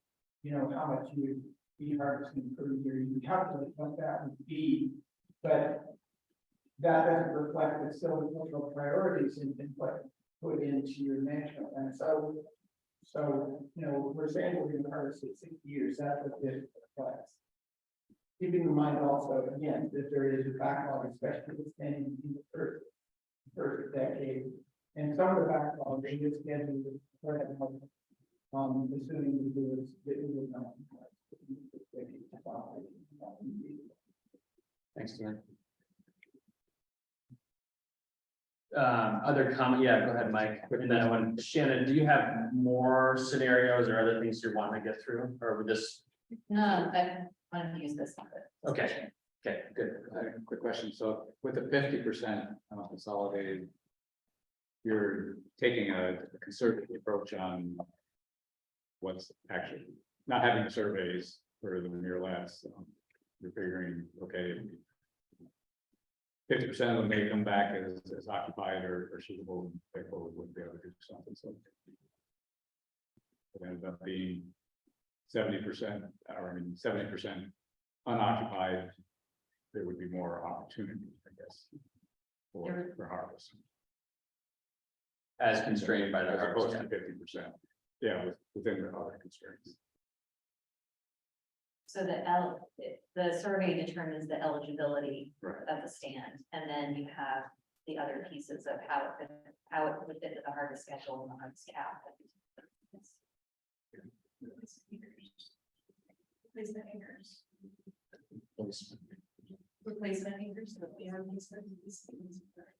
This doesn't account for replacement acres in Alder Creek. It's not a complete match though. So there is that. Yeah, along the same lines, is that 50%, is that an educated guess or just a guess? And what's that based on? Could it be 100%? Could it be 0%? What's the? It's based on an assumption. It could be more or it could be less. Mhm. We need the surveys to determine that. We do have, there are people who have been in some of these stands, and there's work that's been done with LiDAR, and some of them that appear to be more or less suitable for basically like having the platform structures that are needed for inlets. There are older stands on the Elliott that are pretty uniform and don't necessarily have platform structures, but you won't know that until you go out and do the surveys. Teresa, can I ask you, is that does 50% seem like a wildly inaccurate or like potentially, I mean, obviously there's uncertainty and a bit of speculation. But how does it strike you as somebody that spent a lot of time thinking about muralets on the Elliott? Fine. Without, I mean, obviously, yeah, there's so much ground truthing you have to do out there, but I would agree with Shannon. What she just said about some old stands being very uniform and not having structure. I don't feel like it's underestimating, I guess, how much habitat is probably out there, but that's just my perception. That's all I was asking. Mhm. Colin, you want It makes me nervous. I mean, my impression is that if you have stands that are already identified as having potentially suitable habitat, then it seems to me like you can almost always find murrelet there if you look hard enough. So it just makes me nervous that number could be significantly higher than 50%. Or are they endangered because we're just not looking at it now? Well, it's, yeah, we could have a discussion about that. I think the point is that this isn't 50% across the whole forest, it's 50% in the stands that have already been identified as having potential habitat. That's true. Sorry. Yeah, I mean, the 17 million acres. Was supposed to be relative, my understanding was supposed to be relatively evenly spread across the decades, not that it was gonna be uniform, but it was supposed to be relatively evenly spread, not a massive bulge at the beginning and then a drop. And we're not obliged to cut trees at 60 years, 60 years is the cutoff, except for where it's now 50 years. And so, I feel like there's a huge bulge at the beginning here now, especially at the lower scenario there, with 31 million border feet. I guess a question for you is, I understand that there's the restoration harvests early on, but when we agreed to kind of modify the caps, it wasn't to get OSU up to 31 million board feet, it was to try and get them to 17 million. And I feel like the way it's now worked is we gave flexibility and boom, we're up to 31 million potentially. And that feels a little like a bait switch. I think, can I just start that? Go, Tom, Brett. Well, because I totally get what Bob's saying, and I'm sensitive to it. But I think you could adjust that if you were to say, okay, we will allow the thinning in the CRW to take 4 decades to get done. We're not in a rush to have it done. You could back that off and spread that acreage across a longer period of time. This is what we agreed to in the in the research proposal is what we came up with, is that we would get the CRW done in the first 2 decades.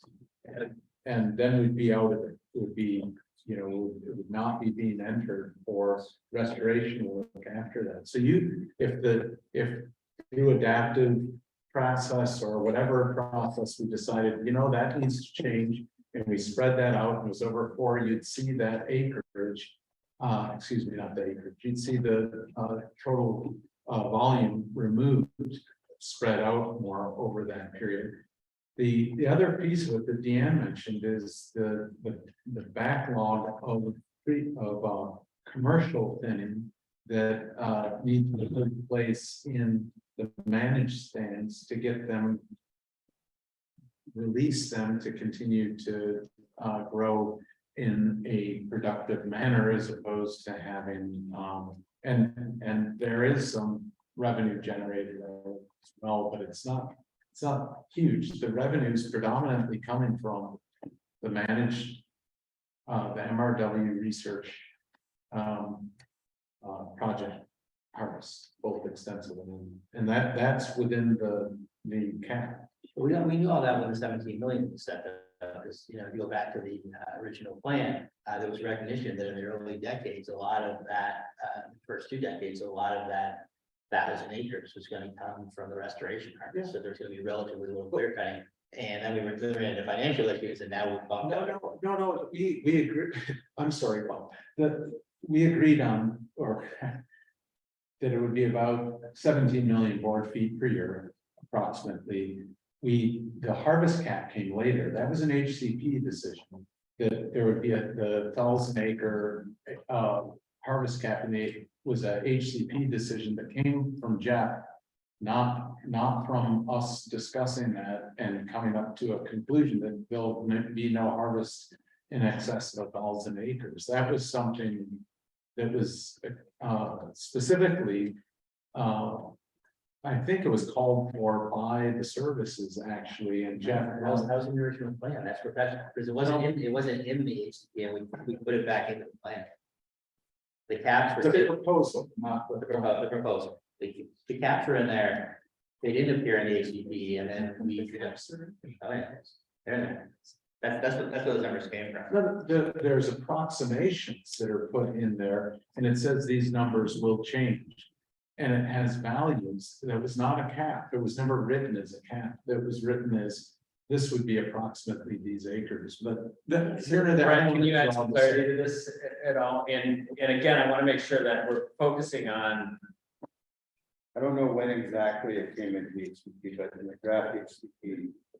There is a cap at 1,000 acres. Yeah. At the April board retreat, you all had a discussion about modifying that. Up to 480 for intensive, and then the conversation has always been also there around. Restoration within needs and what do you do about the fact that they're scheduled in the first 2 decades, and then, you know, there's language that was in draft HCP about going about 1,000 with the board and services agreement. When you all adjusted the cap, it was to address the impetus for that was around the way that draft HCP cap was written. It was going to constrain what you were saying, Tom, around commercial thinning and the intensives. And then the way the previous language was written, it was also going to constrain the extensives. And so the flexibility that you all agreed to at the April retreat was based on that. You're right, it wasn't to intentionally get to from 17 million to 31. I guess I look at this and I promised Dan once upon a time I would not pretend to be a forester or act like one. I guess I look at this as like, this is the danger of, this is kind of like walking into a public meeting, and I guess we're in one. Throwing out a map. Yeah. And maps get people excited because they draw lines to make people nervous. These numbers, to me, it feels like OSU and Shannon, Deanne, correct me if this is stated wrong, but you've got to come up with a harvest schedule. You did it based on the age structure of the forest and intensive and extensive treatments where you've got rotation ages assumed to be at certain numbers, and then you basically based on how the forest is aging forward, that dictates when the model says, okay, cut happens here, cut happens there. It's not that this is exactly how it has to go. Oh, absolutely. It's just the way the model puts out the numbers. Yeah. So, That's why this is a scenario. okay. It's a singular scenario, not the scenario. So while Tom's having anxiety over 31 million board feet, this is not saying necessarily that's exactly how decade one is going to go. That's the point I'm really trying to say, is that you gotta focus on, it was the financials piece is you're trying to do a back of the envelope under a reasonable set of scenarios. Can this work? What's possible? Right? What's possible? Does it pencil from a financial perspective? It's not saying this is how you're going to manage the forest. And so focusing too much on the acreages and board feet, I think is discourage that, and you're trying to steer this into a financial conversation, which is, does it potentially pencil, and if it doesn't, what are you going to do about it? So, Shannon, do you have more you want to cover? Yeah, and first, did I mess up at all, or did I state it? Is that accurate? No, it's, you have to have some criteria to harvest schedule, harvest the model, and we use age and all, but there's gonna be lots of other factors going into the schedule. Yeah. Some factors. Do you have more you want to cover? All right. So, from a financial perspective, what do y'all think? What are your takeaways? I wanted to make a comment real quick. Bob, you made a couple points, one that I totally disagreed with, and one that I totally agreed with. I think that the concern over the 30 million board feet of harvest average in the first decade, I think I think the anxiety of that is misguided, based on the fact that volume is almost entirely thinning in young plantations. And I think that might not be well represented just in the data that's presented on that chart, but I think that it would be helpful to see a breakdown of where those acres are, and I think. Not that- geographically, but Yeah, categories. yeah, if they're, thinning, versus regen versus extensive. And I think that, I think that.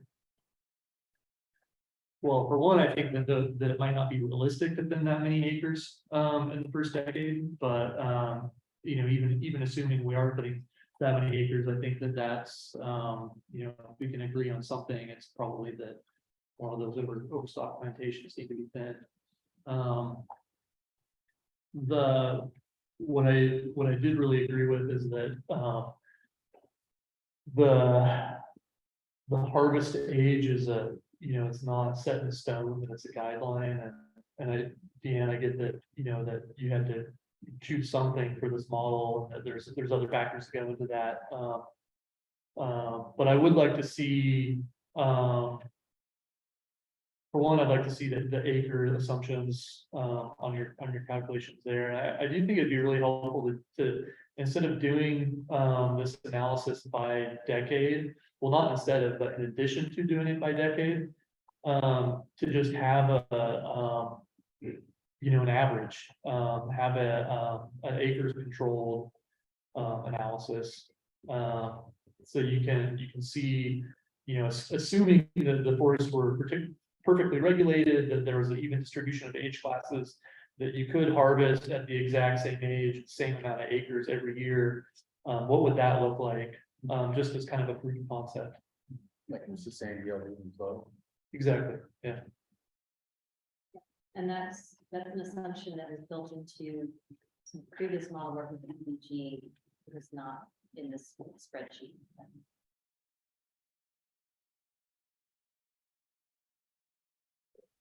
And just to get at the little bit on the volume per year, over 100 years, I did real quick adding up, is up there.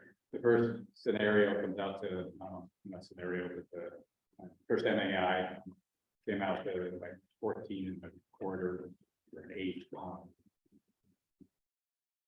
board feet per year over the 8 decades. And the lower one there, the 667 came out to like 18 and a half. As an average. Did the average. Yeah, I did the average, just real quick, just rough numbers, over the 8 decades. So not that far, 17 really. Thanks, Mike. The higher one. Question, I think you may have said this already, but for the MRW flexibles, are those modeled as extensive or intensive? Those are modeled as a combination of intensive, extensive, and preserve. So it's not extensive across all of them. It's a combination. Could you send out details on those assumptions? Shannon, again, a little more question, because I didn't even think about it. I saw this form, but it becomes evident on the next screen that was just up there. I think I have this right. So if you look at it, in that fourth decade, there's an annual negative net harvest revenue of $1 million to $2 million per year, right? That's what I'm seeing, right? So that is really important, and even if this is just a scenario, that's important for the board to understand, in that we have to bank. We have to be prepared for that by banking revenue in the years coming up to that, if we're gonna make it work. Using the reserve fund concept. Right, yeah. So that's, I hadn't really thought of that, or maybe I had and I forgot it, but when you see it here, it becomes really clear that if this was any other operation, you were gonna lose, get a decade of lost revenue, you're gonna have to figure out a way to sustain yourself through that decade. And so this is good for us to come back to now and again, because it really illustrates the necessity of the board looking well into the future, as the board should do, and be prepared for that future as we're planning. And I do know it's just a scenario. Yeah. And I think that was the decade that you were gonna transition into the chair, which is. And that dip is consistent among the scenarios. It is, there is a dip in the acres that are in the harvest Yeah. schedule because of Because that age class. So it looks like you get to 28 years or so, and it's somewhere into that part of the way into that third decade. And then all of a sudden, we're gonna have to sustain that by revenue generated previously. Yeah, but you can see, I mean, this is consistent across all the scenarios, but there's Right. this sort of wave.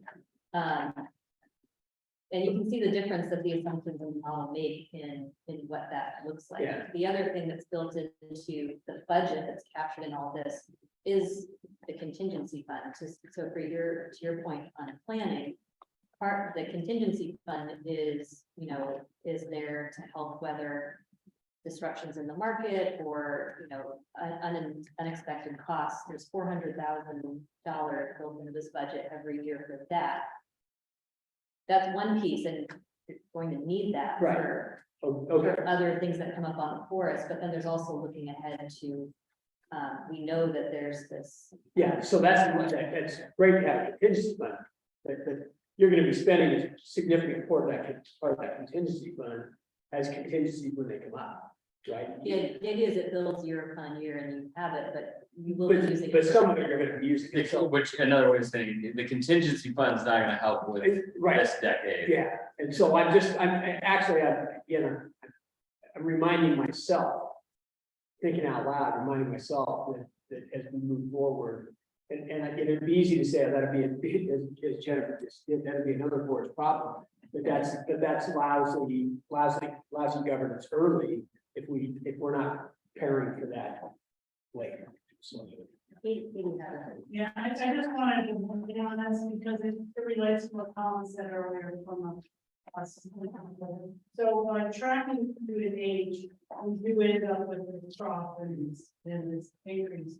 The other way forward through capital is if they put a constraint and they say you have to have a sustained yield. And what happens is you slide back and forth the ages.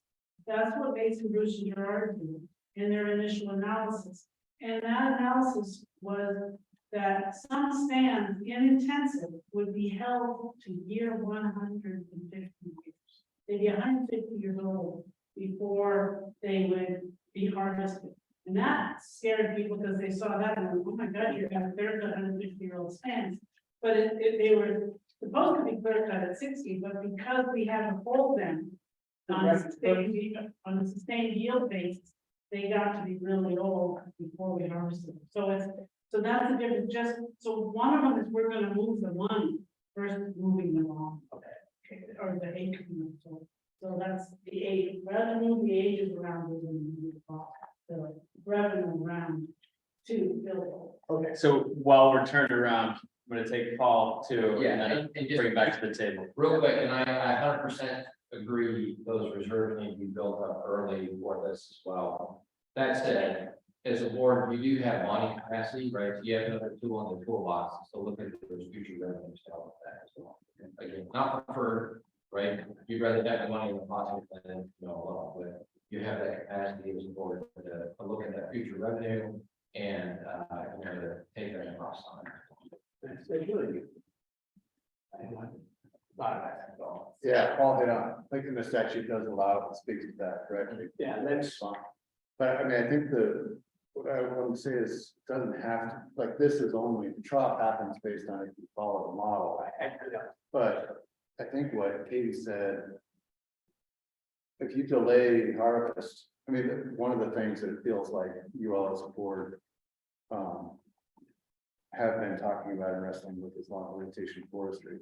And so the conversation about when to cut and generate revenue versus when to delay cutting to spread revenue out over time and potentially also address other interests in long rotation forestry.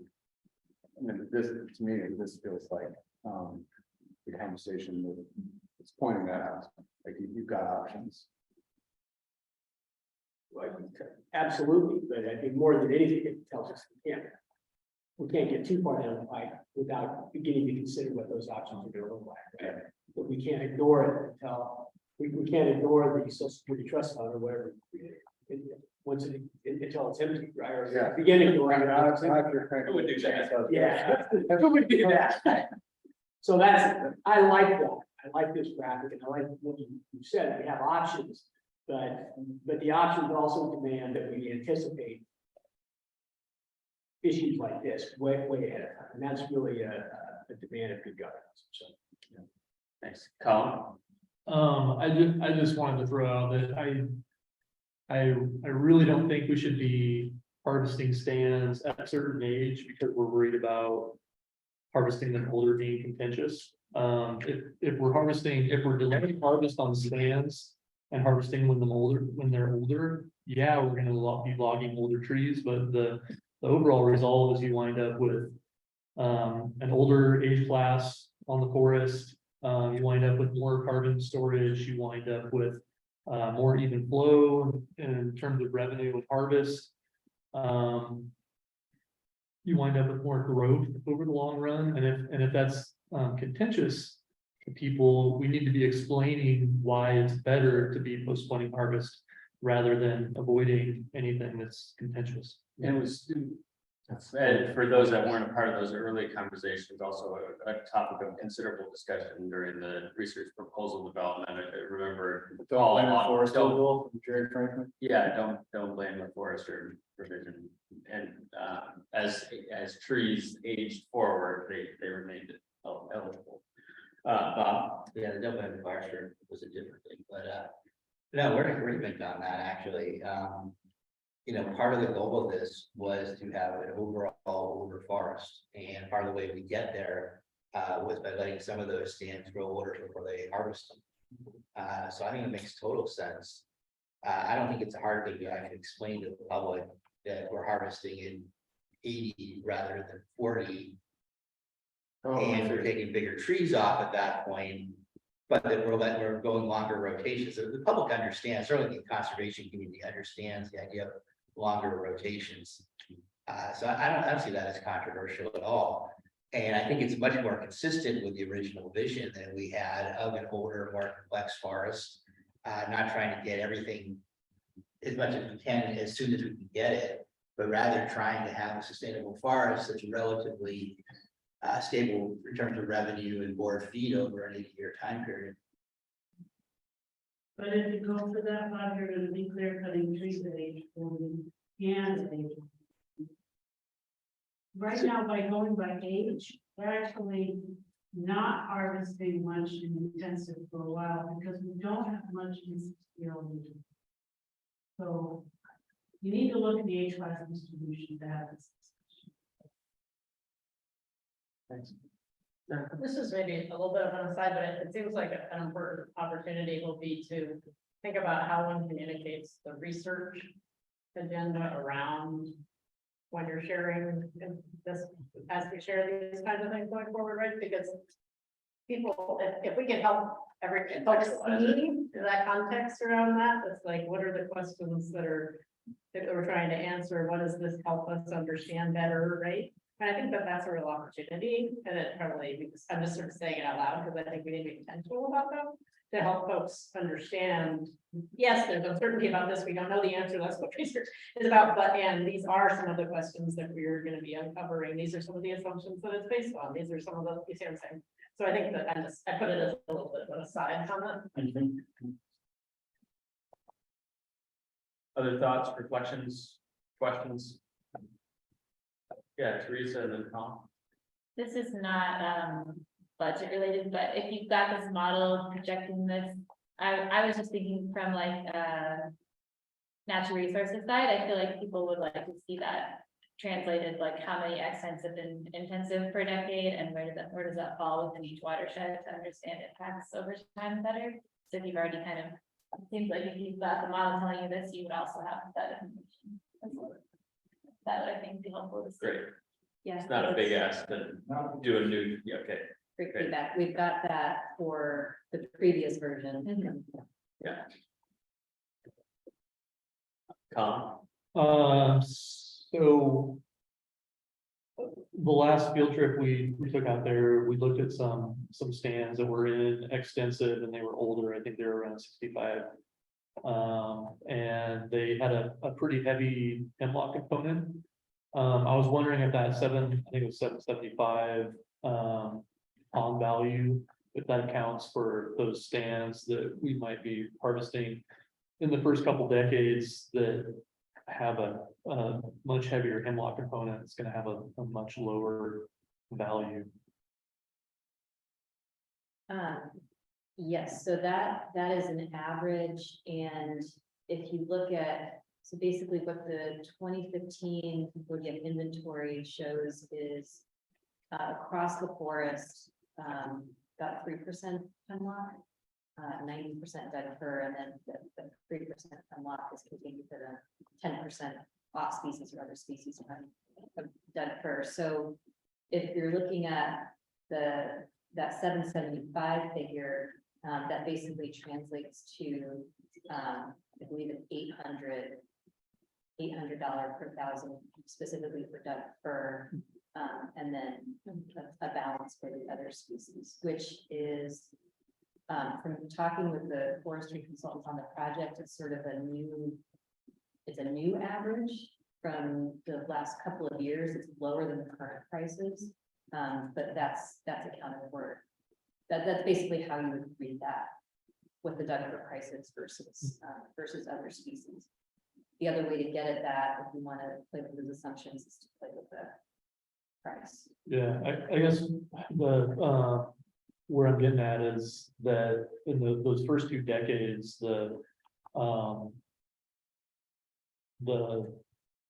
stumpage or the pond prices could be significantly lower because those older stands didn't have as developed as silviculture when they were initiated. So they have a lot, the composition, while on average across the whole forest, it might be 3% hemlock, and some of those stands we might be treating in the first decade or 2, they might be 50% hemlock for volume. So the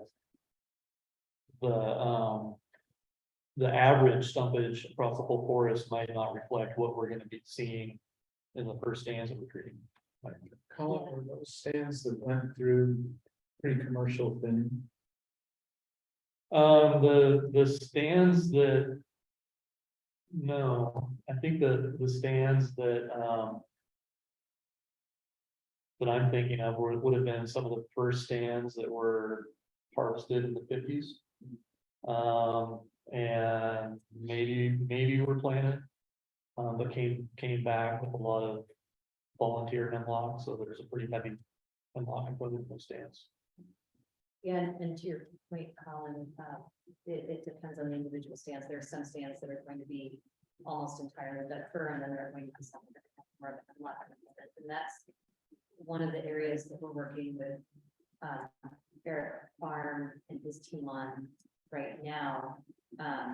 We've talked with them, and they've started doing some cruises related to some of this financial analysis and getting at the specifics of MAI and species composition within stands, and that includes cruising some potential demonstration stands so that we can get a dialogue more.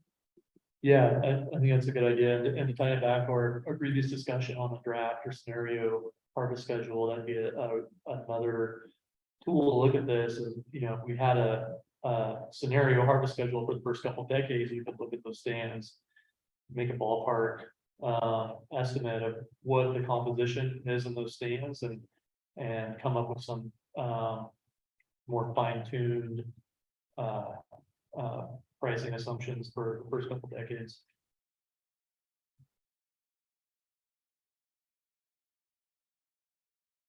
Any other thoughts, reflections? So help me now think about, Vicky, you're gonna have to make a statement about financial viability, timeline for that, and what you are looking for from this board as you think about making a statement. Are we doing I think we're doing the financial viability in December. At the December land board meeting. We're doing That's some things in October, land board, some things in December. And Yeah, I because can't we- remember what we decided to do then. Yeah. This- timeline, the way we have it part of the timeline document, December is the land board decision, which they have to make as a decision around the forest management plan. And then, so that's the action item at that land board meeting. At least currently, there's an informational update and your letter around financial benefits would be in November. So that's the way we've got it timed currently. Get information gathered, presented, packaged up around financial viability, to feed you, which then turns around in the form of a letter in November sometime. But it does feel like, Peter, your question, What do you want from this group before you're gonna be making a statement and drafting a letter? I think it's helpful for everybody to, I think, have a sense of that, or for you all to be thinking about it at least. That, I've talked about it some, I think I'd want to go back to Dan Newton and get an opinion from Dan based on new numbers. That we've been playing around with. I mean, his previous report thought that it'd be financially viable. But there's been some pretty significant changes. Sorry, what was that? What did you say about his previous report and financial? I'm pretty sure his previous report said it was viable. Yeah, There were questions. yeah. Yeah, there were I questions. think that's the issue is his report raising questions.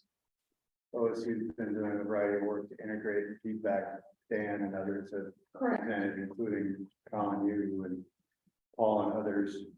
But over time, and still maybe there's division amongst this board, it feels like, around whether the forest is / can be financially viable. This scenario is based on the latest scenario run.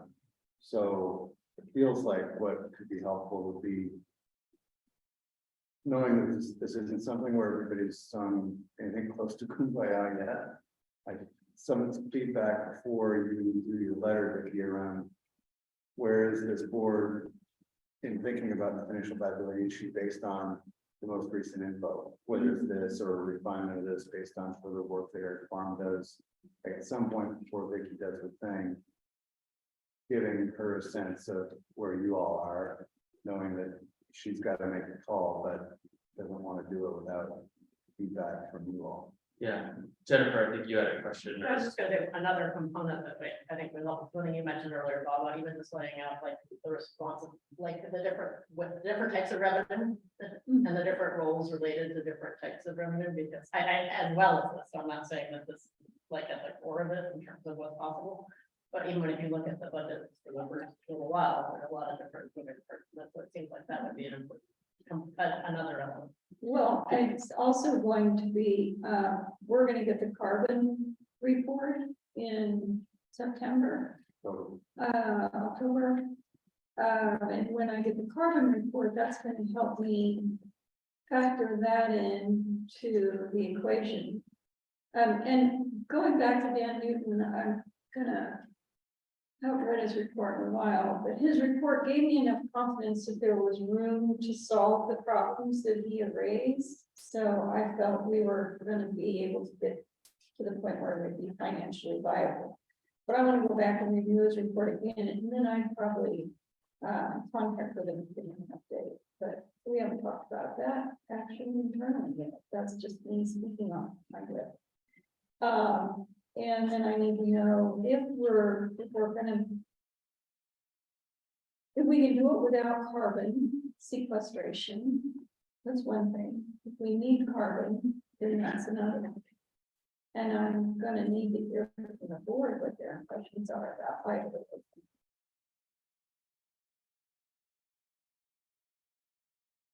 Just one other note on this too is that This is with the assumption of the start of funding that falls due, so that's not just financial viability, it's the start of funding that falls.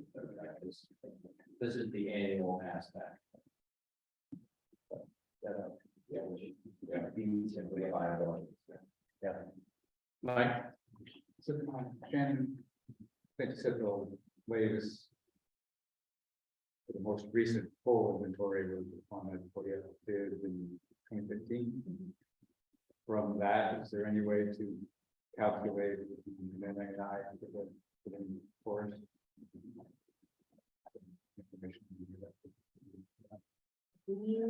I'm gonna look to including on this too, but from the data that we have in that inventory, we don't think we have an accurate. I think we have the accurate figures. But it does feel like, well, sorry, Mike, go ahead. Yeah, their farm will be doing. Will be relevant to testing out accuracy on different functions for. In a subset of stands, and then the other piece is continuing to work on bringing together the LiDAR inventory that we have. So there's aerial LiDAR, which we have the dominant and co-dominant. There's ground-based LiDAR that looks from, below the canopies, working on matching those. And we have ground-based LiDAR for a bunch of sites, and we're working on getting more. And then there's the work that Eric Franklin's team are doing with cruises. So it's bringing those data sets together to see if we can try to answer that question more accurately. The reason I asked that is, our scenarios here, looking at different ones, if we end up with a scenario of MAI 5,500 across the board, then I would say the answer is no, it's not viable.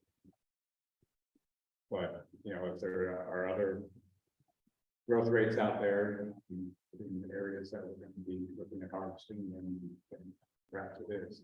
I should say, not viable unless there's some other source of income, some of it. That still fits in with the purposes of the forest. Thanks, Mike. Keith? Yeah, just a question for Katie, and careful not to make a request from a single prospective board member, prospective request for a prospective board member. But if we can get this prospective board from the prospective consensus, is there a way we can see those other assumptions and compare that? For example, this graph, the other assumption being that it's not going to be harvest on based simply on age. That's what makes Bruce majority. Right, yeah, so I think, can we see those side by side at some point? If there's a consensus of the board, I'm trying to be careful. Because it would be only where the board would also allow us some deep thought. I don't remember seeing those side by side. No, because all their analysis is done basically. Right. Yeah, we can do that. That I don't think is a huge problem. The other part is implementing the experiment. So that is also another piece that isn't being discussed much today, but it's a really key part of us, and replication. And then, This does this better, yes. okay, then, Because, yeah, but we can talk about the field more too. okay, thank you. That's a great, good suggestion. Bob? Sure.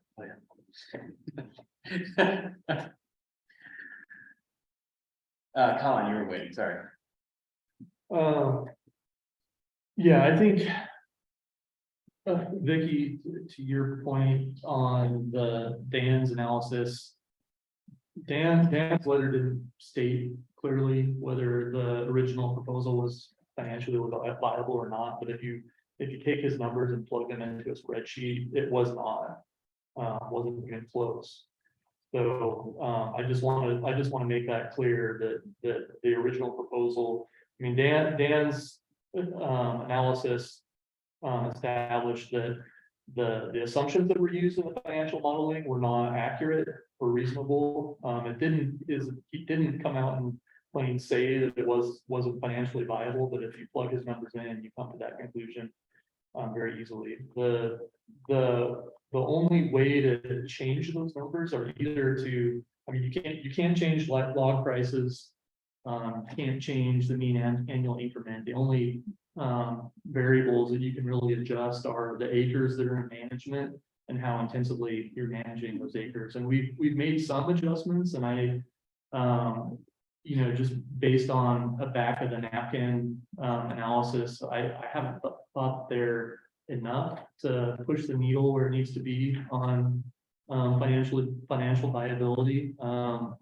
The overall acres and management really hasn't changed that much. My concern is that, and these numbers look a lot better than if you used Dan's numbers and plugged them into, you know, using the original acres assumptions. My concern is that the reason these numbers look better is that a significant portion of the MRW flexible acres are being managed intensively and not extensively, which is something that I haven't wanted to see.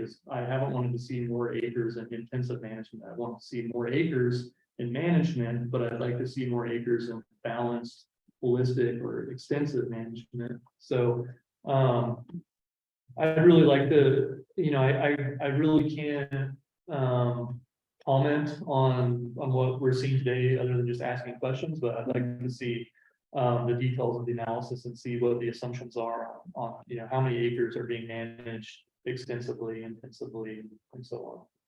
Let me respond to that just briefly, because I had a conversation with Dan with my staff, and he believes the project is viable, whether it's financially viable. I don't think he made that statement. He just believes the project is viable, but the OSU needed to go back out and make some changes, and they were engaging in conversations with Dan, or you were supposed to be. And you have been to meet those concerns that Dan had. So Brett can follow up on that comment, but when I got his report and chatted with him, we kept moving forward because I believe that what Dan was saying would get us to where we needed to be if changes were made. Brett. Yeah, just knowing, Shannon, maybe Peter, what you're thinking around like the question of what's this board's role with respect to Vicky's conclusion, one way or the other around financial viability. It feels like statute directs you're to the spirit, you gotta say something one way or the other. The advisory, or sorry, this prospective board is still advisory to DSL until January. And so the advice that I think is relevant, it's going to be that between now and the time you write a letter around financial viability conclusions, there'll be more information coming in. Feels like what will likely be packaged up is here are the changes that OSU has made over time in looking at financial viability assumptions, including in response to Dan and course correcting from some of the energy stuff that where this all started.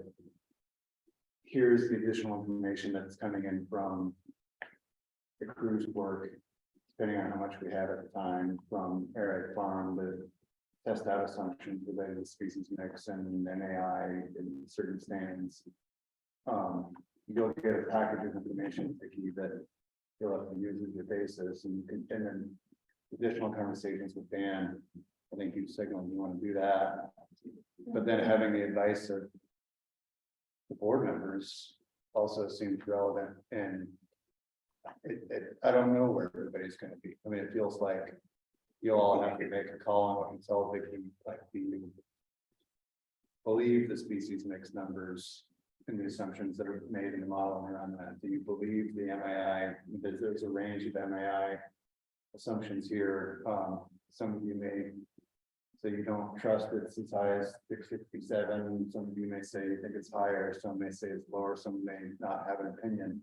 But like give Vicky your advice, and ultimately she'll have to sort through it all, it feels like, and handle the task that you gave you.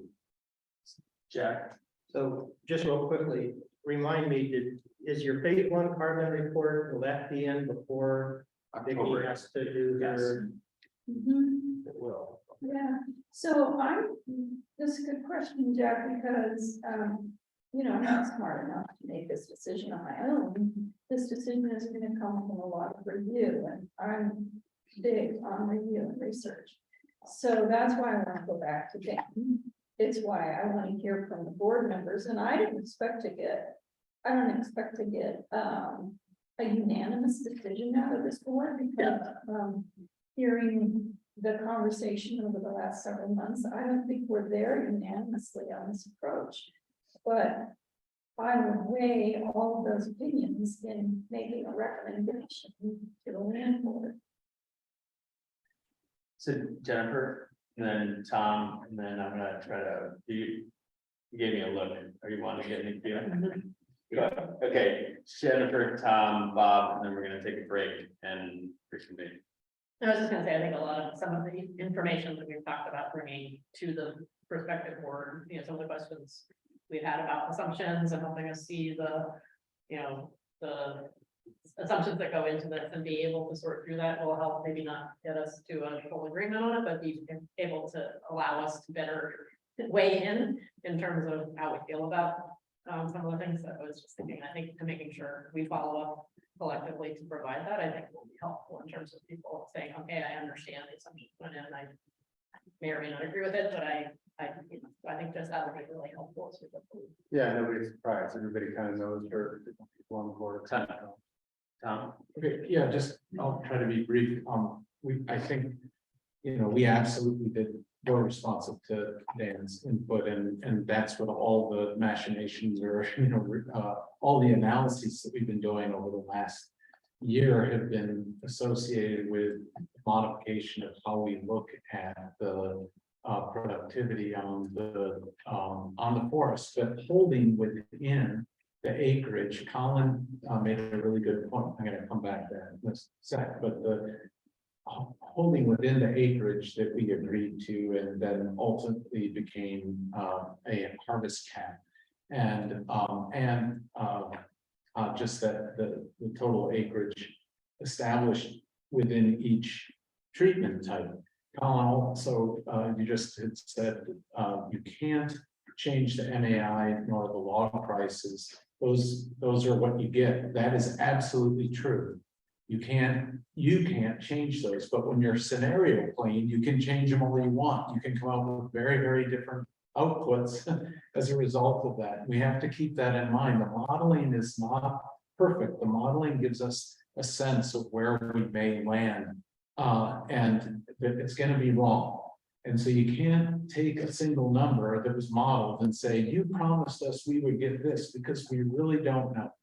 We're doing the best we can with the data that we have. And that's why, going way back, I said, we need to use a range with these things. And we need to say, this is the range within which we will fall. And here's, and build a buffer in, and thus the contingency fund that we will build in as well.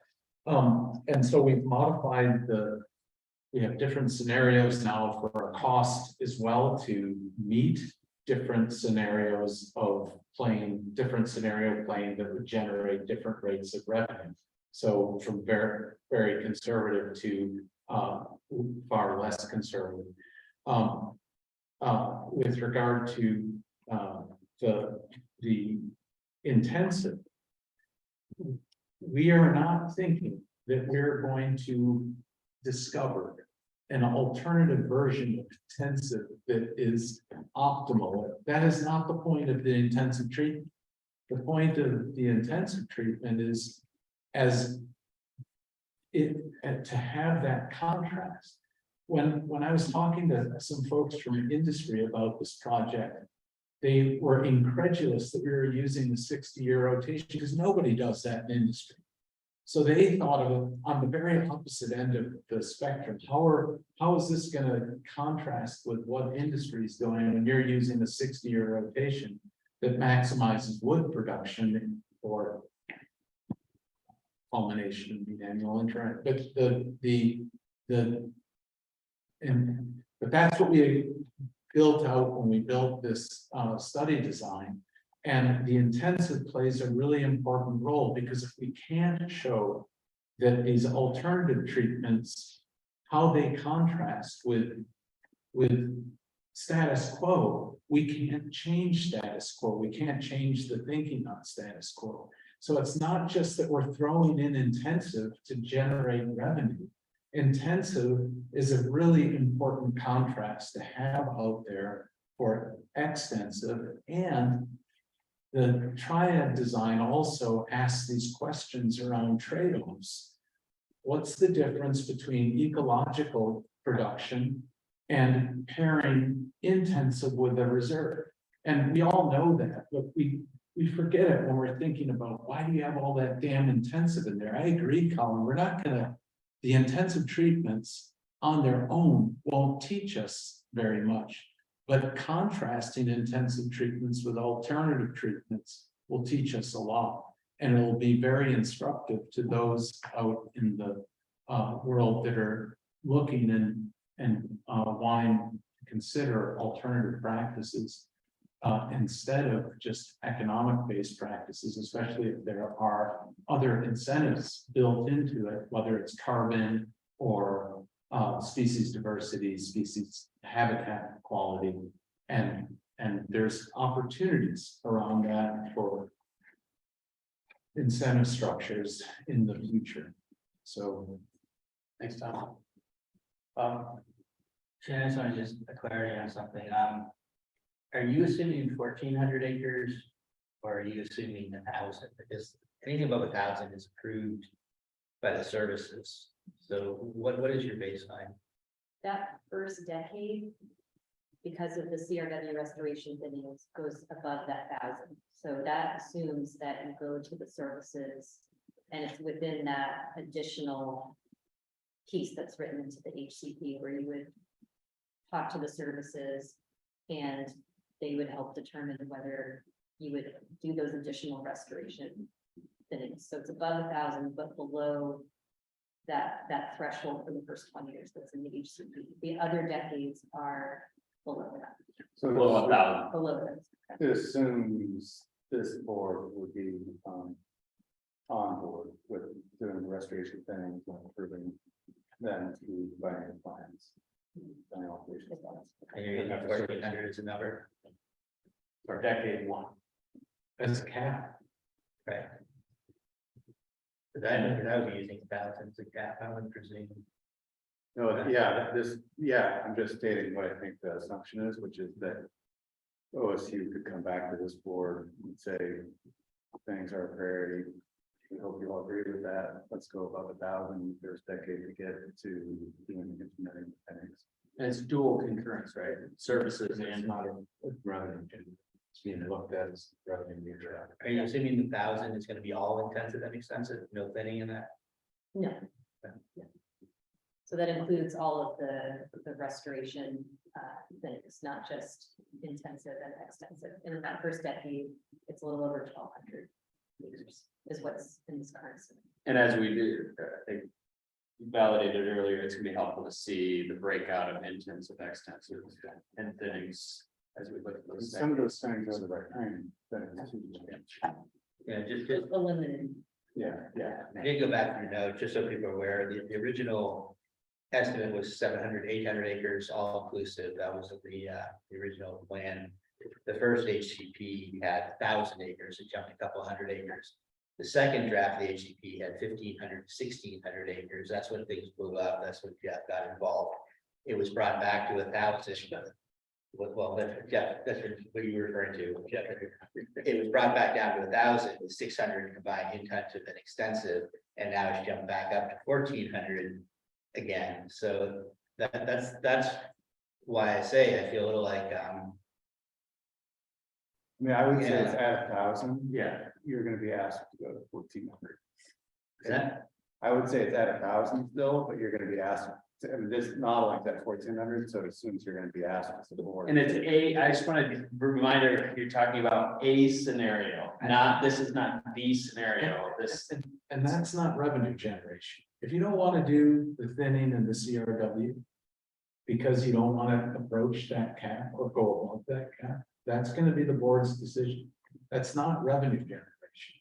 The CRW thinks it may generate revenue, but it's not. I'm just trying to capture how much we transitioned from that original 700, 800, which was all inclusive, including the restoration. That included the restoration, you go back to the original plan, which is still in play. It was 700, 800, all inclusive, and a significant chunk of that was Would going you to, read the language? Because I can go. it find it. says, it doesn't say. So let's 700, 800. Just. we've got another It's not- important agenda items to get to. Do you, is, I'm gonna give you heartburn tonight if you don't say it? Yeah. Okay. Oh my God, he's gonna have heartburn anyhow. Quick question I just wanted to ask, so.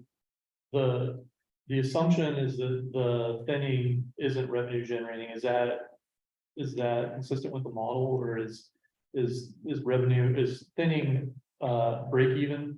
Or is it actually generating revenue? Generating revenue.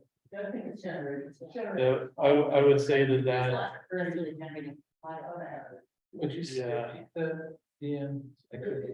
It's largely revenue, but that in discussion with Eric, we put together phone model, it generates a small amount of revenue, but it's nothing near what the regeneration does. Yeah, I just point out that Dan, one of Dan's recommendations was that thinning should not be included as a revenue generator, it should be included break even at most, and he was adamant about that. So if that is not included in this model, then this model is not responsive to Dan's input.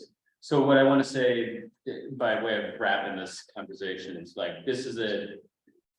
Purpose of the conversation would get you up to date on recent efforts, modeling efforts. There's more to come. At the end of the day, this is also there's a conversation around risk tolerance, right? And different folks are gonna have different ways they're gonna view this, and maybe different numbers they would prefer, and you're using a range to try to capture those. And you also have different ways you're gonna think about, this concept of self-sustaining that Paul were here, I know would be saying it's been on the table since day one, that it has to be self-sustaining. And does that mean self-sustaining? I think for many or some, that means specifically around harvest, and others have a much higher degree of confidence around soft funding, grants, and federal stuff that, things that might be coming in and want to think about that. Others are going to want to think about carbon, and some of you might not be comfortable with a carbon project. So there's, to your statement earlier, may not be unanimity in terms of the perspectives here, but it's helpful to have these types of conversations. And I think it's okay to leave it at a state of uncertainty for this point in time. And I'm gonna I just want to say thank you, because in the form of one slide only. Yes. Thank you, to you, Shannon. I know it's you for generating a slide that updated everybody with some new numbers and elicited a ton of reaction and good conversation. Thanks. Let's take 9 minutes and come back at 2:45. Yeah, you got it. No.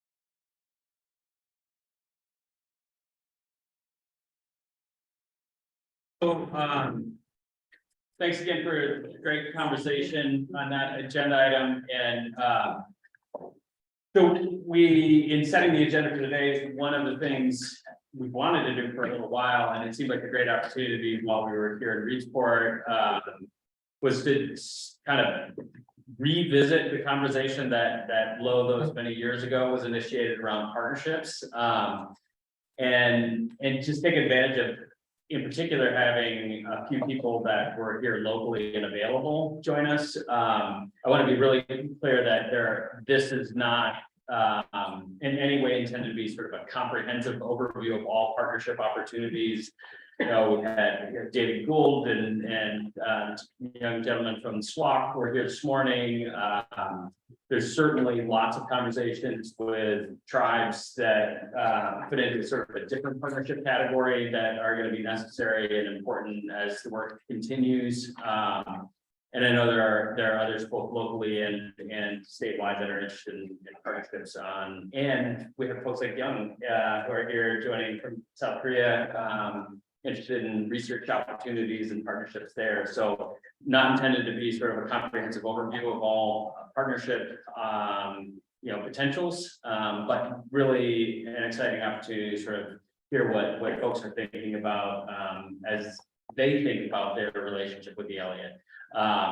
So we've got some folks here that we're going to invite up to join us at the table in just a minute. Before we do that, I thought maybe briefly, Brett, you had asked to sort of distribute two things. One was a landowner, and then there was also a conversation with John Sweet, Commissioner Sweet, which Melissa, you may be able to also weigh in, not speaking on behalf of the county, but have some insights into. Well, maybe we can touch on those briefly before we invite folks up. Okay.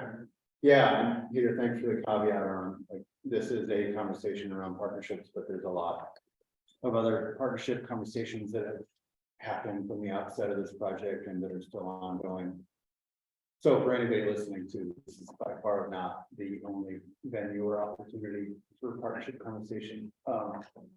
That said, it is good to see a lot of folks who did show up, and two people who couldn't but wanted to get aboard their ideas around potential partnership ideas. One is Linda Buffkin, who's a landowner. I've not met her in person. We've talked by phone, and she's interested in donating land. It's been her family for quite some time on the West Fork in Millicoma, and it's 57 acres that is down from the Girl Scout camp. And I sent along the communication that she had sent me by email and our back and forth, along with some notes about our phone conversation. But super generous offer. She is open to, showing the land to anybody on the board or who's interested. And she likes the idea of, she's been expressed to me, she's been considering what to do as she ages, and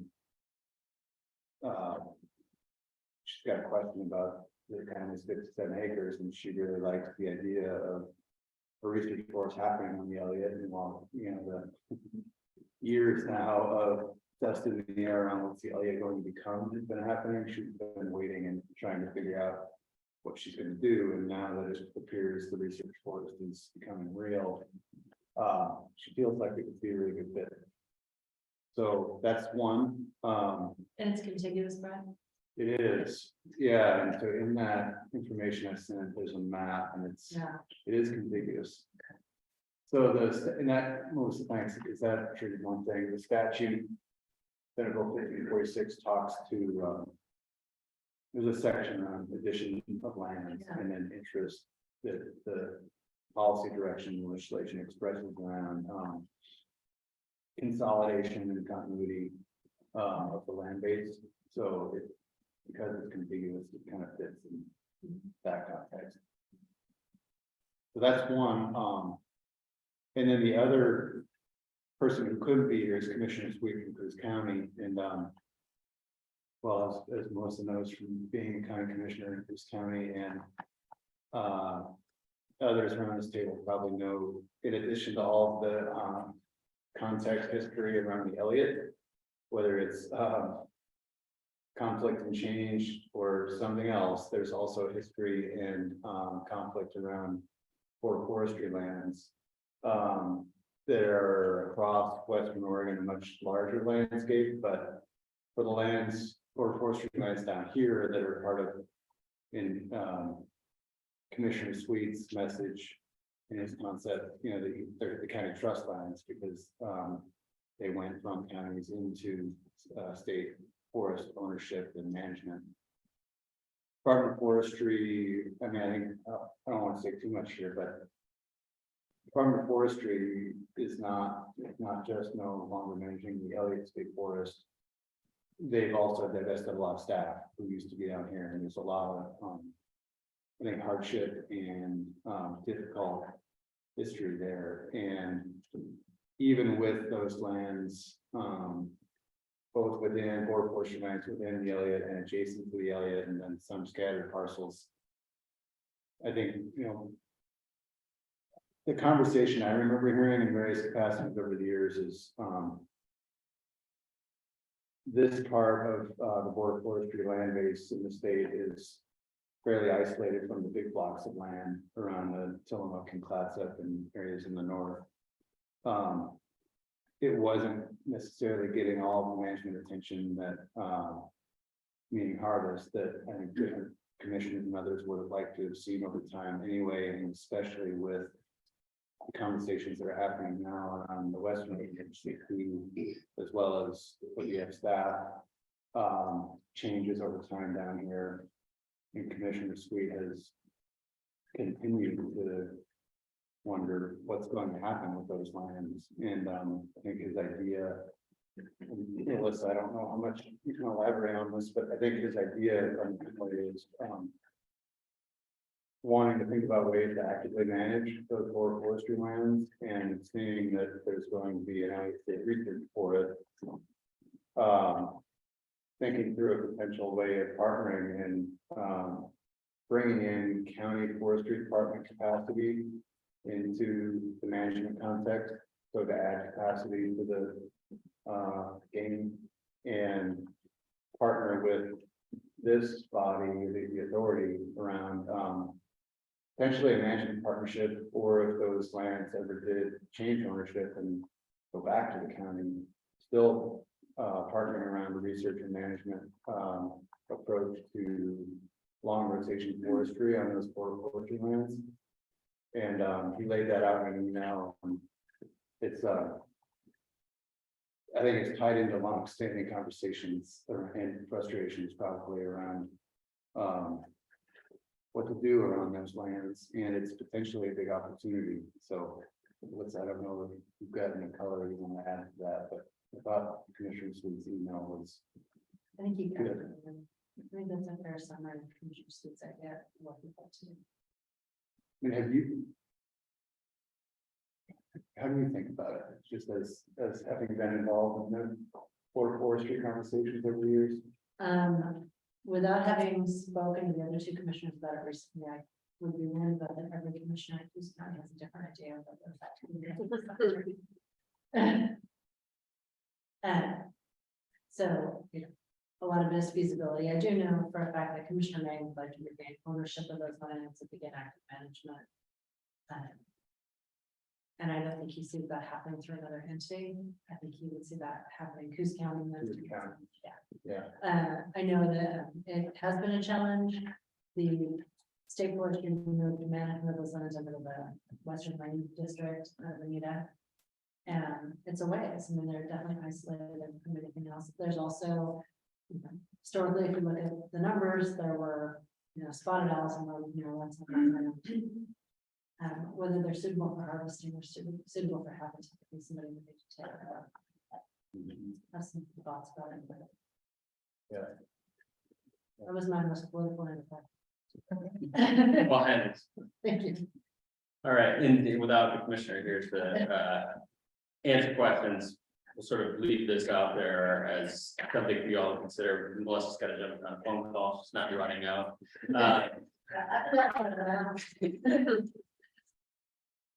So that, I think what we'll do, is if you're here to kind of speak to the topic of partnerships, potential partnerships, on the Elliott, why don't we just have you introduce yourselves back there, and if you have more than one person that needs to be at the front, introduce yourself, and then, after we've done a round of introductions, we'll have, representatives make their way up. We've got chairs up here, and we'll have a conversation. So my name is Dan Burke, and I'm mayor of the city of Elton. I'm here with Steve with the DON, Well, and talk about Loon Lake recreation, and also talk about rural economies and how that the research force affects that which we represent. great. Sure, I'm Steve Black. I'm the Bureau of Land Management District Manager for Coos Bay District. Also with, Matt Bailey is the Umpqua Field Manager, which is the field office that covers basically the north half of the district. And Megan Harper is our Public Affairs Officer. I have been talking with Dan for some time, and I think he's really on to a potential good idea, and that we've got our Loon Lake recreational facility. This is immediately adjacent to the forest on the east side. It's a very popular rec facility made in September, but for the other 7 months of the year, it has a dorm, it has an internet access, it has power. Someday it will have potable water again. We've been wrestling with that for a while, but it just sits there during the winter time. So I thought, well, why not open a conversation and see if there is an opportunity for partnership here? I don't intend that conversation to conclude today, but I want to start. Great.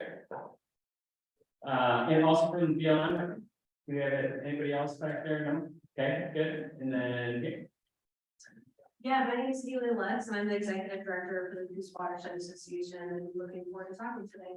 great. In the back. We're here to make a comment. Okay, public comment.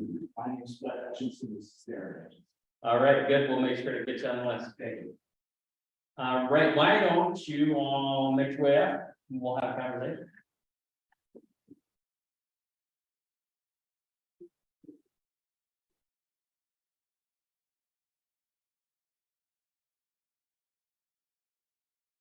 We'll hold the public comment, right? So if you're just for public comment, yeah, great. Yeah, then you'll be able to hear a little better there. So you excuse the word conversation. So I think that's the way we're thinking about this. I don't know, Haley, do you want to start maybe since I saw you first and talk a little bit about the association, what you're doing and sort of any concepts you have, and I know those conversations started a while ago, but yeah. Yes, yes. Maybe, because there are people listening. Directly in front of my face. Yeah. Could you, they might not have heard you Yes. back. Could you state your name before you start talking? Yes, absolutely. My name is Haley Lutz, and I'm the executive director for the Coos Watershed Association. Our offices are in Coos Bay, and we are celebrating 29 years of service to our community this year. We also have a long-term prior director in the room, John Souter. And our mission is really to have a bottom-up approach and work with our community to improve watershed health in a manner that benefits plants, animals, people, fish, economy, culture, everything. I don't know how familiar you all are with watershed councils and that approach. I would assume many of you are quite familiar, but just a little bit of background. Watershed councils were enacted with some legislation. It really in response to the potential listing of coho salmon on the Endangered Species Act list. It was Oregon's response to saying, hey, we don't need a top-down approach, a top-down regulatory approach, but we care about our land and resources, and we can come together and truly work together to save these species and improve their populations. Our organization was really proactive and actually was established prior to that legislation, bringing together the working lands economy, which is truly what Coos Bay and where much of the Elliott sits is founded upon those values and principles. So we provide a wide variety of services to our community. Just to get a little sense of our size and who we are, we have 14 full-time staff. I have 11 seasonals on right now, and we have a board of directors that floats between 16 and 21 people. That kind of board of directors number is significant to us because it represents a true diversity of perspectives on our board and our organization, and that's a really, really strong value to us, is that collaborative approach. and truly bringing folks together to find alignment and elevate shared goals together. We are 100% grant funded, which has pros and cons. We have a really strong history of bringing substantial funds to our local economy to support restoration. Our budget ranges from 1.5 to this year, we're looking at $5.5 million into our community through leveraging restoration grant dollars. And I say that in part because we've invested $10 million on the Elliott. This is a huge part of our mission and a pivotal part of our watershed. It's absolutely critical for coho health and vitality and for the entire ESU that is protected by the Endangered Species Act. It's critical for a lot of other species like Chinook and lamprey and many other species. But this chunk of land is critical and meaningful to our community, and it is absolutely essential for recovering and protecting coho and other species. This land contains some extremely critical spawning and rearing habitat, as well as we move into shifts due to climate change, essential cold water refugia. This is just really critical. We have focused on this area, and on the back of what I handed you is a map just showing that $10 million investment. You'll see it through a wide variety of projects. But something that has been at the core and the foundation of our organization is a very science-driven approach, and we're not afraid of innovation. And so our board is really, from a values perspective, really on board with a research forest being in the Elliott. We value learning and testing, and our organization has been a pioneer in that in our community and really in watersheds on the coast and greater Oregon. We have spent years walking nearly every single mile of stream in the Elliott. We have surveyed substantial amount of roads in the Elliott. We have really had this data-driven approach that we have analyzed that data and rolled it up into a comprehensive watershed assessment. And with that watershed assessment, we sat down with all of the landowners and stakeholders at that time and triaged and completed an entire restoration action plan for the Elliott that has since been on the shelf and not moved, which is extremely disappointing to our group. It's understandable given the immense flux, but we come from the perspective that coho need action and attention now, and we can't wait another 5-10 years for process to play out.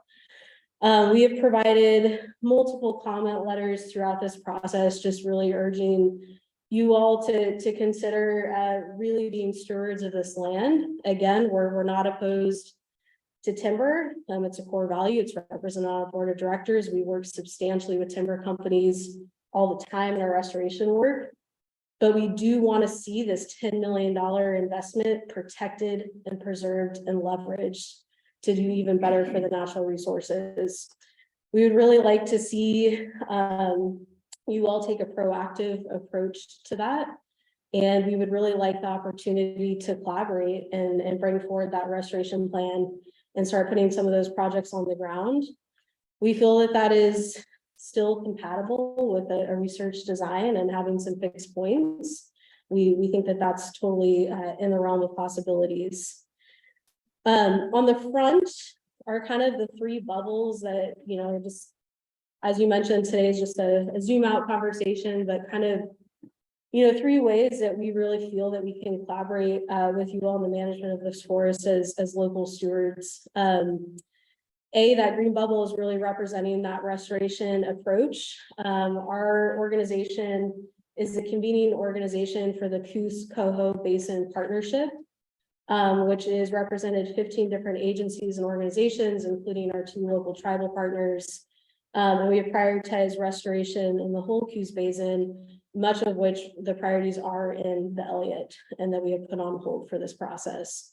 We were awarded $12 million over 6 years because of the effectiveness of that group and the success that we have shown through monitoring on our restoration work over the next 6 years. We left a placeholder in there for the Elliott. Everyone wasn't able to come to the table and commit at the time, which again is understandable, but the door is absolutely open. That is also a place where you're getting all of the local fish experts around the table. And Shannon and I have had a lot of conversations about, I think there's a really great potential for you all to engage on your aquatic and riparian strategy and get some really good feedback and hopefully buy-in and support in implementing that. The blue bubble again is representing that science data-driven approach. We're really supportive of that. We have a full monitoring team.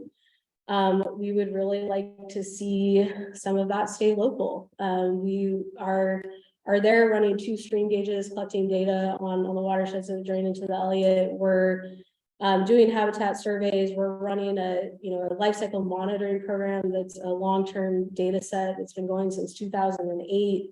There's a lot going on in there, and we'd like the opportunity to be at the table and see if there's a way for our staffing and expertise to be a good local resource for you all in this. And that orange bubble is just collaboration, just really representing our values.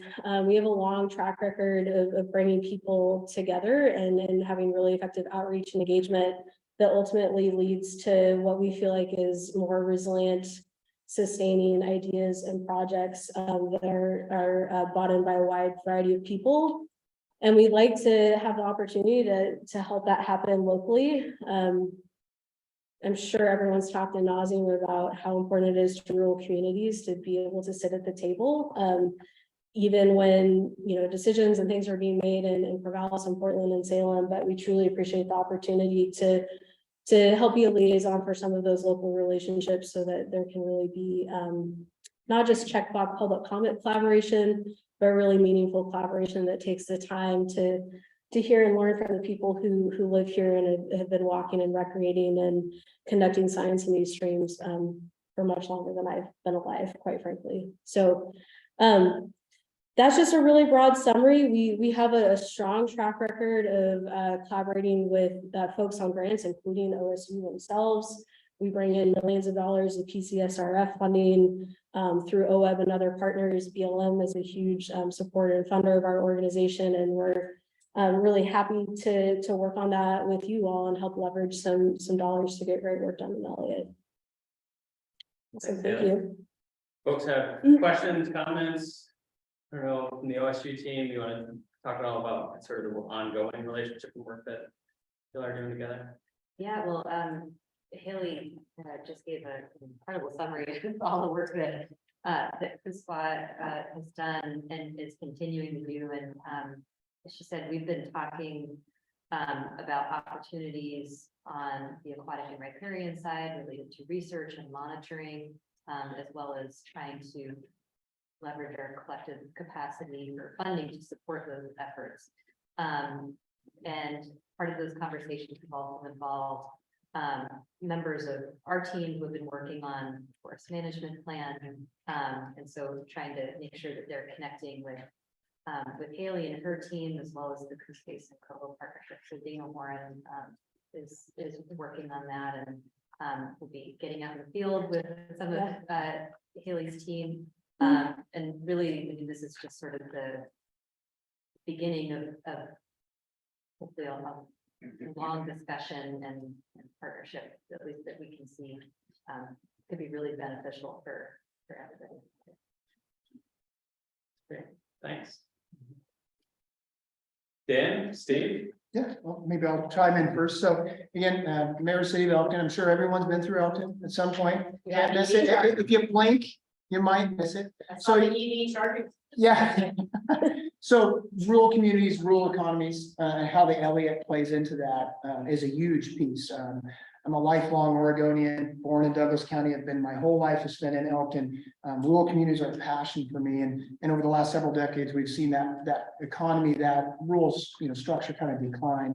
So I think there's a real neat opportunity with the Elliott as we see it move forward. An opportunity to create a partnership to maybe strengthen one of the existing facilities there. The Loon Lake Recreation Site generates a significant amount of traffic that comes through our community, which then enhances the recreational opportunities, enhances the dollars spent in our businesses. I think anytime you have existing facilities that are there in place and you can reutilize them, because Steve was mentioning earlier, where you have a dormitory, you have the access to either the internet or phone service, you have access to electrical, it's all there. And it's on the other side of the forest, from what I understand, you guys are looking at the Shutter Creek, it just screams to me potential satellite, location for someone to either stay, researchers to stay, or we're even looking at as a visitor center during the summer to try to look at that and leverage that with the BLM. That park, I don't know what the numbers are, but it is a significant amount of folks that visit that during the summer. And I would just encourage you guys, as you guys move forward, as this becomes an active board before too long, don't forget those rural economies and those rural communities like Moon Lake, Ash Valley, Scottsburg, Elkton. We're tiny, we don't have a lot of scale, but we're out here, and part of the goal, I've been watching this process. I wish I could have been more involved over the course of this. It's one of the main components that OSU had put in there, local economies, rural economies. And I just would encourage you to remember that, there's people that actually live in these communities and rely on what happens in the Elliott to then actually either have our livelihoods or support our businesses. So I think here's a classic example, and maybe I'll hand it over to Steve about what we could utilize with that existing facility to help anchor that in and anchor that facility with BLM. Yeah, I think, Dan and I have been talking about this for a fair while, and I think the idea has a lot of merit. It's not a large facility in terms of infrastructure, the campground and all that, but that's really more of the rec facility part of things. We also have the dormitory there. It has room for several folks. We've got power, phone, internet. Don't have great cell phone coverage there. As a matter of fact, I don't think we have any cell phone coverage there, but that's just a Western Oregon thing. But it's an opportunity. I don't know exactly how it might come together, but until we start talking, we won't figure that out. So I wanted to come by and talk with you all about that. I think there's also an opportunity in an odd way where our missions do kind of come together in terms of public education. I think there's huge potential, given the number of visitors that come through our rec site on an annual basis, to work together on interpretive materials, on just public education in general. I think there's a tremendous outreach opportunity there, as well as the infrastructure opportunity. And then I'll always put in the pitch, if we can figure out a way to put together an intern program. A lot of the specialties that OSU produces are the kinds of specialties we need. So there's potential there too. So that's great. Comments, questions from programs? What's the size of the, No, go ahead. what's the size of the dormitory, and is there also like a headquarters or like conference facility or conference room or office or anything? Not anything I'd really call a conference room. We've got an office there in the dormitory. It's got, Matt, does it have 4 rooms, 5? Something around that. Yeah. I think accommodations for 10, I believe that's good. If they put 2 to a room, I believe 10 fit in there appropriately. Yeah.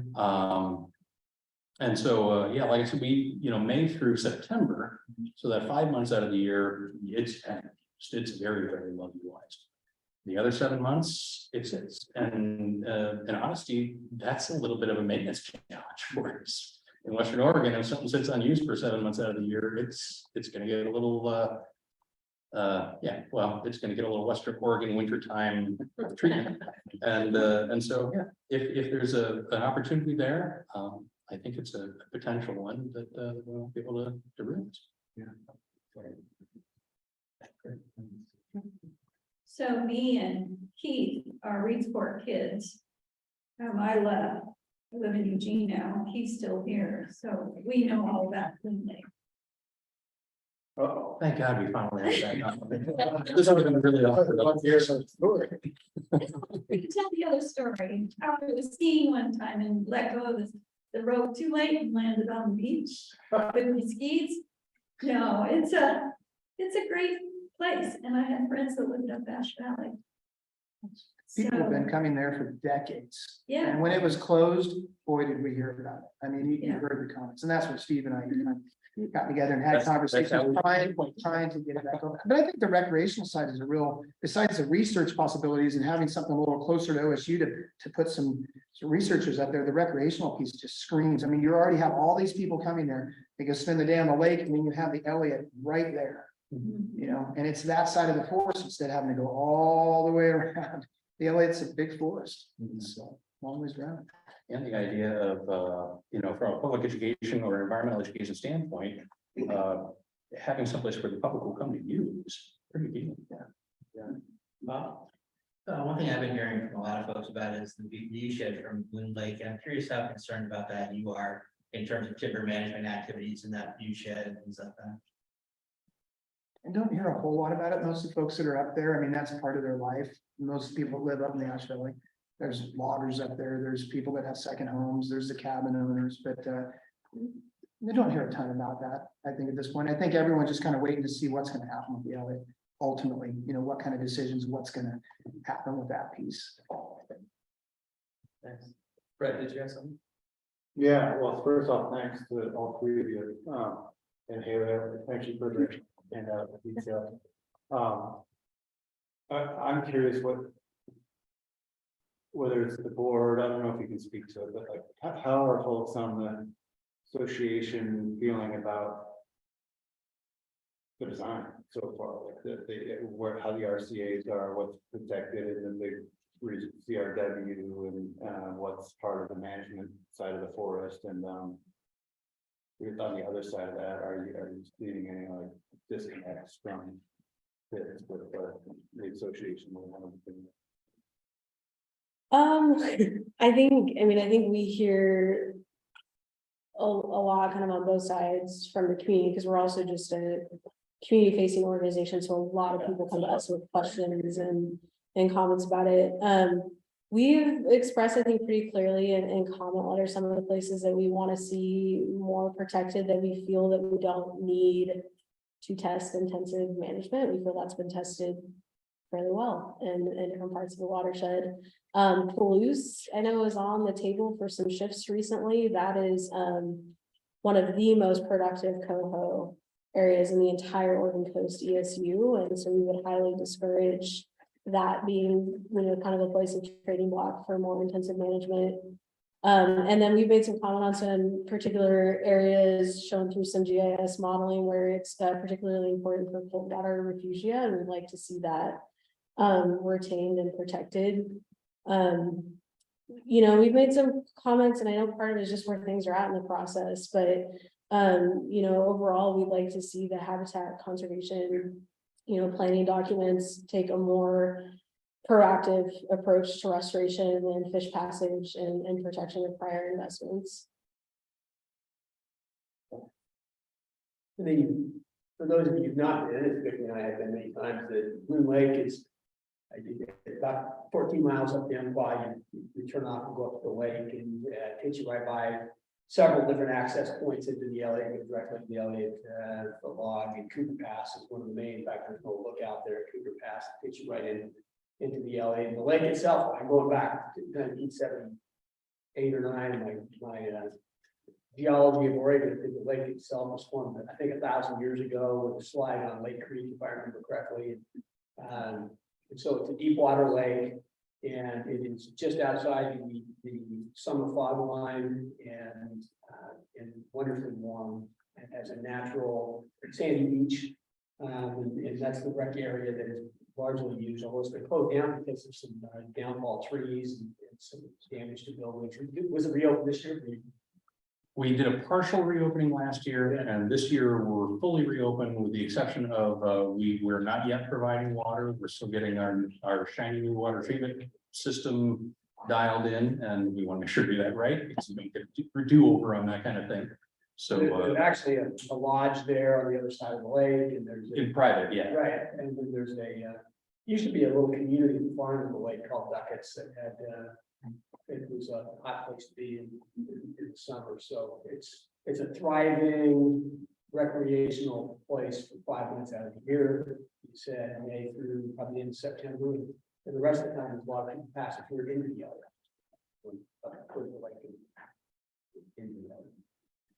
And there is a small community in Ash Valley that kind of resides. Yeah, I forgot about Ash Valley. Besides, that kind of resides back in there, farmland, ranchers, farmers, you name it.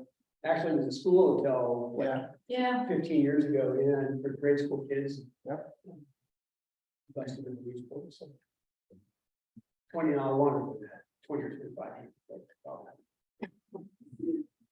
question, Haley, and maybe not to answer it completely here, but I'm interested, given all the different projects and efforts that you've had on that, if there are factors that have helped make them particularly successful, like if there are elements of the partnerships with the other folks active on that landscape where it's really contributed to you being able to move forward with these kinds of things, mobilize on some of the interests of the watershed association has. So maybe not to answer that fully here, but if there are certain elements that you think are important for us to know about that have facilitated that kind of partnership. Yeah, I mean, I think the critical element is partnership, and it's bringing what have been seen sometimes as disparate perspectives and bringing out the common interests and really having the data and the information to speak to how this work is going to positively impact all of the different stakeholders.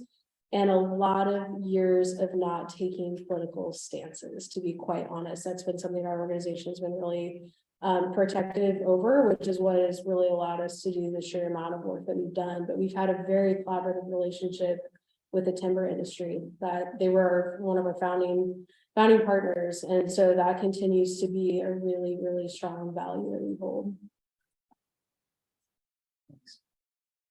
Thank you all.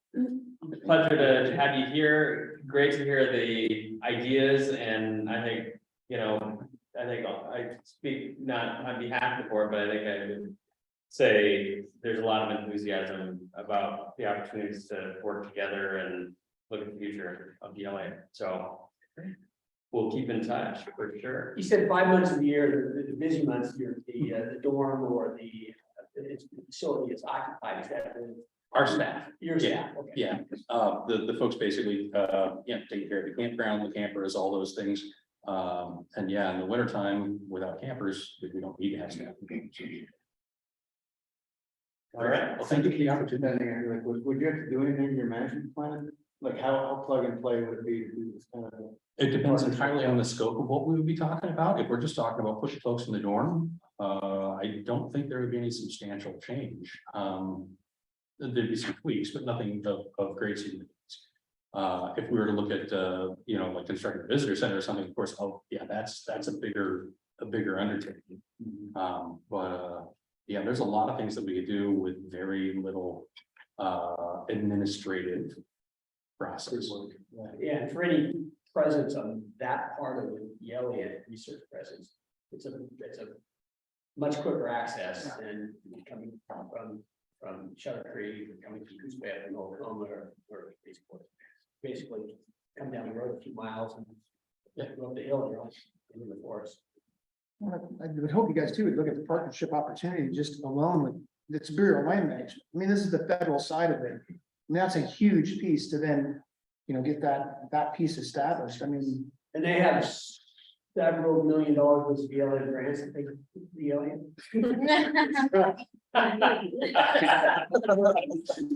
Now talking.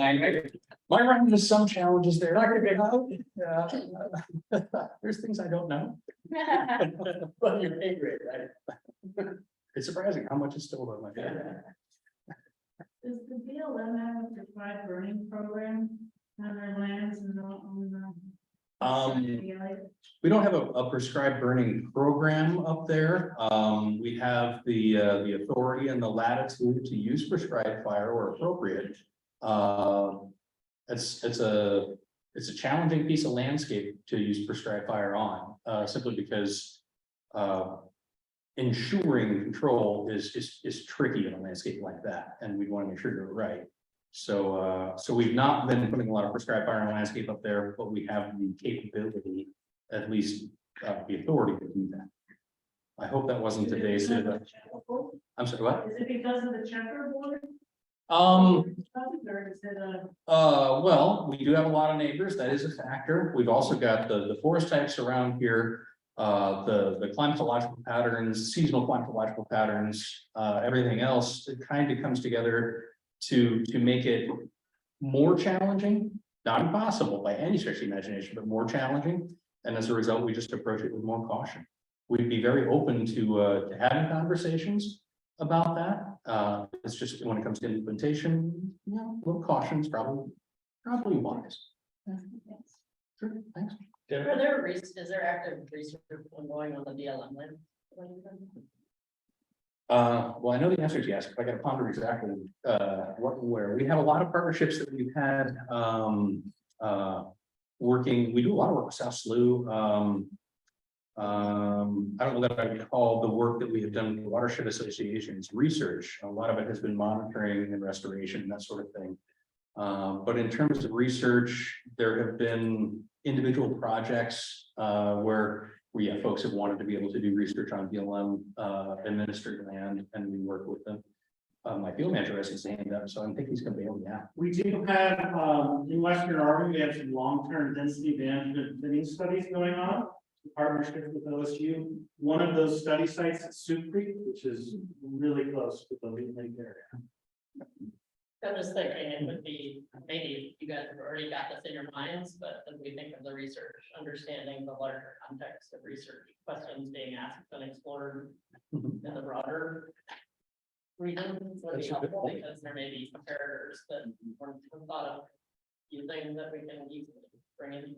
Yeah, I mean, it does potentially open up access to a lot of additional land base that could be complementary to what folks might be looking to do. And that park sits right there. Whether or not it's. Well, if you look at all the watershed that comes in there off the middle of the that comes down into it, comes down through Sioux Creek, all those different Lake Creek, I mean, it just flows right into that. So, Mr. Mayor, we did have a meeting in Elton at the Big K Ranch. We did that a couple months back. So we have visited. I'd like to hear that, I'd like to hear that. Next, Little Lake's now on the list. Yeah, next meeting can be Little Lake. I didn't know if you were trying to wrap things up, but I just had one. You say you are, or you're not? Go ahead. That's what I said. Earlier, Bob mentioned the funding, and I just thought that might be something you could speak to, because I know. Yeah, you mentioned the 12 million over 6 years and. Yeah. Yeah, we've actually leveraged it. It's actually 28 million with all the leverage from partners that we have. Yeah, so we have access to the FIT funds for 6 years. We're in year 2 already, which is crazy. But this is one of the high priority hucks. The Milcom is a high priority huck, and that it's absolutely critical for coho recovery. And so those funds are potentially accessible to leverage with that. There's also, I think, a lot of opportunity with PCSRF and other resiliency funding. And again, we have the data, the monitoring, the prioritization. We're just waiting for the landowners to be supportive of moving forward with restoration. But I think there's a lot of grant opportunities, particularly right now, to leverage. Right, yeah, I was curious about the date. Well, I was curious about 2 things. One is on the restoration, there is the riparian thing, whether that's a point of contention within the association or whether it's the kind of management you'd like to see. And then the second question is, well, I mean, it feels like there's some potential for, I don't know what the data set looks like that the association has, but for getting baseline data on a lot of the systems within the Elliott before some of these riparian thinnings and other, even the extensive and intensive management happen. Feels like you might already have a lot of that. Yeah, we absolutely do. We've sent it to both DSL and OSU, and Dana has specifically been having conversations. But that's been one of our comments, that we have seen the data not be integrated in past drafts and plans, and I just think it'd be, just genuinely useful to that. And so we've had a lot of really good, more recent conversations with Dana on making sure all of that is integrated. And yeah, I think that's one of the big assets, is that does exist, and knowing that there's other components of this research that would require additional pre-project monitoring. And that's a conversation that we're having too right now, is there a way to start some of that, so we're not kicking the restoration can and coho ESU recovery down another 5 years to not even think about starting that for 5 years. And so I think that that's a really great point of conversation right now. The riparian thinning strategy, I think there's concerns, and I think that there's some proponents of it. It's I think it's mixed. I think a lot of it depends on, not, not applying that in a blanket manner, but really thinking about where you're doing that and how you're doing that. And so I think just continuing to have conversations about that and, really looking forward to, we're partnering with Shannon right now and trying to get some of that information before the Q Space and Co partnership, which is all of the biologists, hydrologists, geomorphologists, all of those people.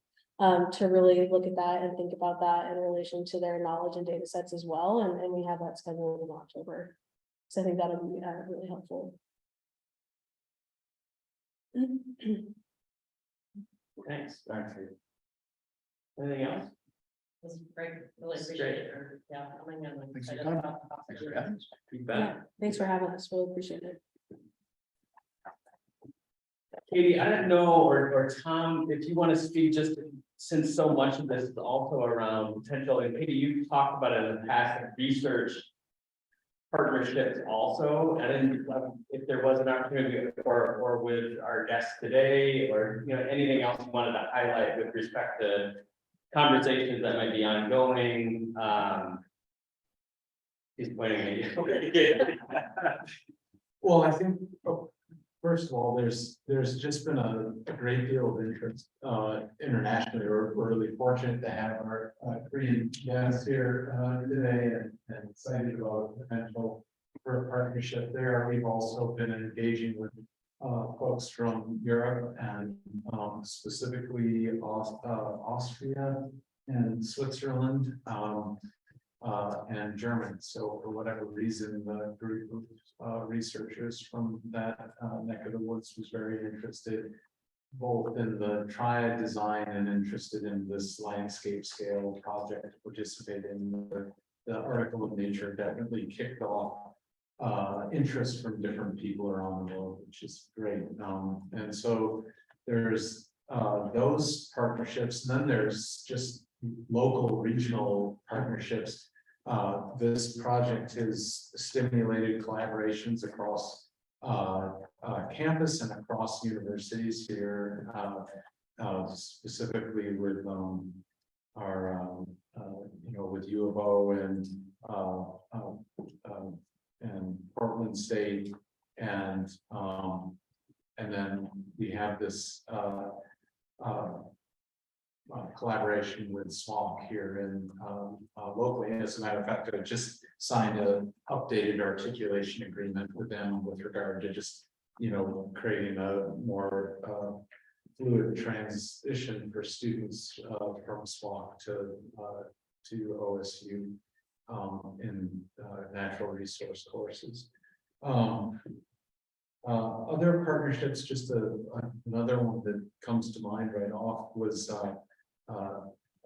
there's the Olympic Experimental State Forest and the Olympic Natural Resource Center, which is owned and run by University of Washington, and then the the Olympic Experimental State Forest is a very large state forest that is now in collaboration with UW, which was supposed to happen 30 years ago or something, but didn't really happen, is now actually taking place with establishment of a 15,000 acre replicated experiment. That sounds big, but not that. It's not that big, but the OESF in total is 230,000 acres, I think. So it has potential to be quite large, but again, the actual collaboration is right there. Anyhow, we just submitted an NSF proposal that is a joint project between UW and OSU with the intent of doing the first year pilot study at OESF. And then if we get phase 2 funding, which is around, I don't know, $5 million or something, that would extend to the Elliott and the OESF, assuming that the Elliott comes to pass. Yeah, it's great. I didn't put you on the spot, but Yeah, it was just an example of partnerships. And of course, we have researchers from across the college that are doing work with different collaborators. Matt Betts and Paul Levy were doing the biodiversity monitoring work here, both using eDNA as well as a host of more traditional approaches, and they are extending a larger and larger web of engaged scientists that are wanting to participate in that larger effort. So, Katie, anything you want to add in terms of partnerships? No, but I think you touched on all the big ones that I was thinking of. Dan, did Oh, you? the Great Bear Wilderness, yeah, that's, I'm not the one, the Great Bear, ground forest up in Canada. That's good. It's another, British Columbia, they reached out to us and wanting to potentially partner, so they're creating this research forest up there, and then so there would be this sort of UBC, OESF, and all representing coastal range research forest opportunities. Yeah, have you guys had an opportunity to reach out to the local school districts to develop partnerships in the educational side of things? We did. Yeah, we had a long-term member for of the group for a long time, and then Keith, I don't know, do you want to speak to that at all? Yeah, I can speak to that, and that I've talked to our school district about the opportunity. Because of this, they're well aware. And North Bend. North Bend is as well. In fact, we had one of the first hearing places that we had just a hearing session was in the North Bend Library, and I think the North Bend School District was represented there, if I remember correctly. For years, the Eastport School District had a forestry program. We don't, we have great biology classes. It's really well. I know in our district in Elton would be, it's a tiny little district, the same thing, there's science teachers, you know, they're big one-stop shop there. But what a great opportunity to be able to go out and see the Elliott right in the backyard. And I think it plays in, correct me if I'm wrong, but Elton, of course, is a charter school, the Eastport High School, at least, and your charter is based on the river itself, right? And so there's a real link there in terms of repairing habitat or aquatic life or whatever for students to become involved. Our city kind of model, whatever you want to call it, is a community investment in its natural resources. And yeah, the charter school set with the natural resources curriculum, something that we're constantly looking at tweaking, but I can remember many times going out and doing tree plantings as a kid and the value that had, and I just looked at the Elliott as, wow, what an opportunity there for young kids to get them there. And Vicki and I, you guys have heard me speak about this, the schools in the lower Oakland area since the 1940s have been doing a yearly tree planting where students from Eastport, Elton, and Drain, I believe, and it has been on the public and private lands where landowners are allowed to come do a tree planting. So it's all part of this exposing young students to the historical culture of the region that is tied to forestry. And I can remember planting trees every year when I was a kid, and when I was a junior high teacher, I remember taking kids on the tree planting courses in the spring every year. And it is historical, it's cultural. I think I've spoken before about over the last several years, I've kind of in the Weatherford Creek area, just across, and there's actually two planting signs side by side. And if I remember right, one's 1954 and the other is 2012 or something like that. So it's really indicative of the special tree growing environment we have here. So that at some point, I'm sure somebody will speak to the board to Oregon State about some sort of thing. We built a fish ladder in my marine biology class at Eastport High School. Nice. Yeah, one other, I mean, it doesn't really, it's not partnership per se, because they're integral to everything that we're doing. Of course, the work with CT Clusi and so it goes beyond partnership. I mean, we look at like the budget, we have all the positions that are described as, but I think that partnership needs to be called out as, it's deeper than a partnership. I don't know how to describe it, but there's so much opportunity there in terms of shared interests and the potential for exploring cultural opportunities, as well as alternative ways of knowing and traditional ecological knowledge on the forest. And so we've had some really exciting and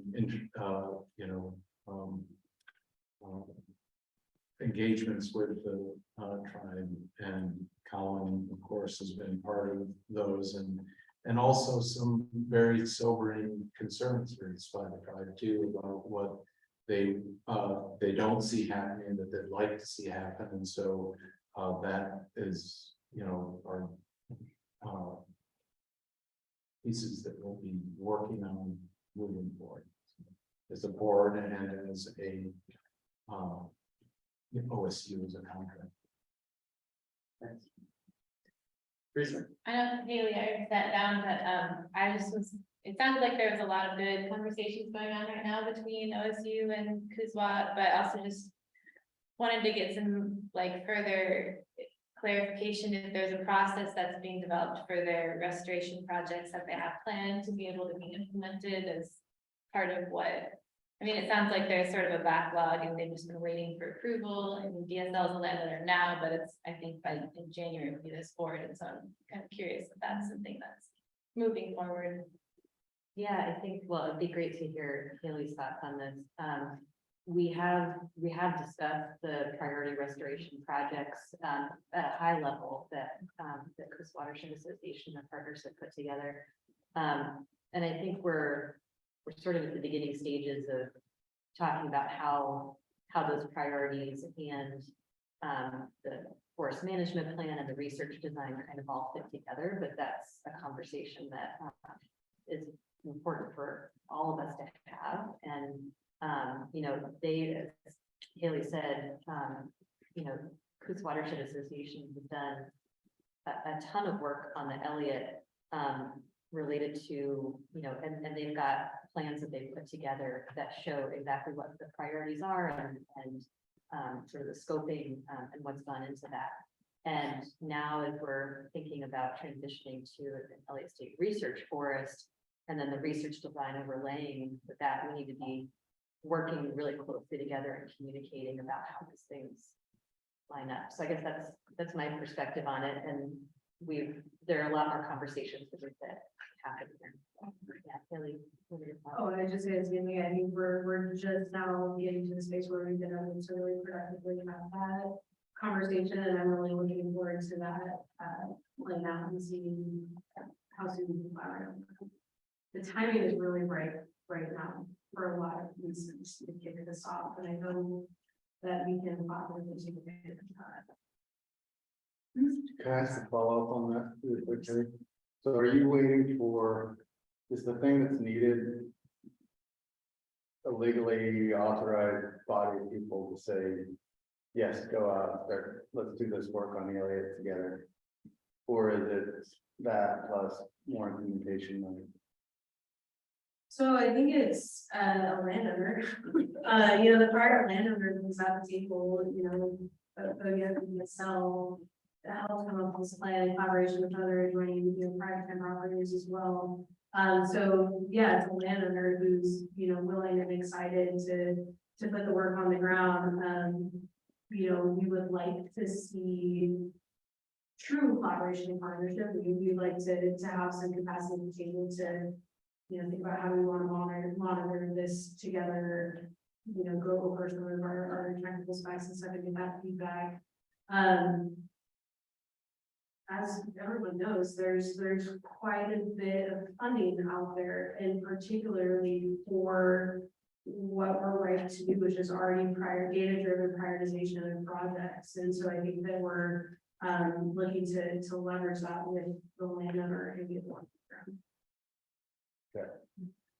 One of the tricky things is we've been engaged in this process, and a lot of things have been under development.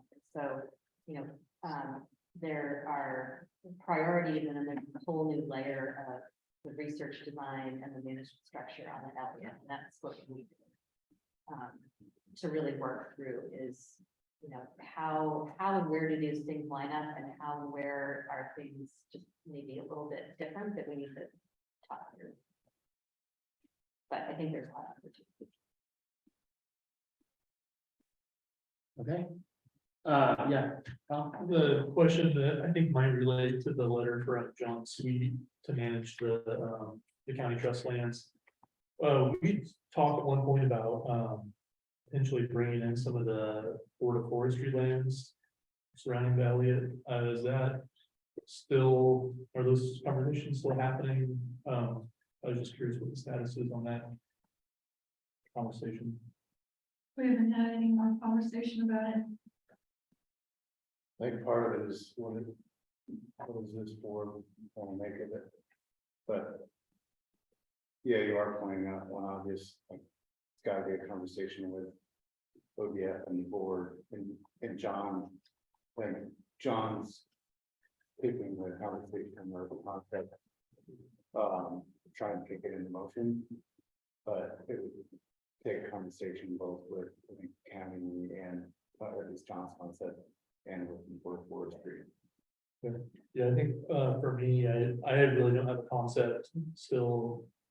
For either the Board of Forestry lands or the Coos County Trust lands, where they are, how they're situated, what the age classes might be, how it'd be especially interesting to see. I don't know if this would be readily available, but how the Merlin model might overlay with those lands.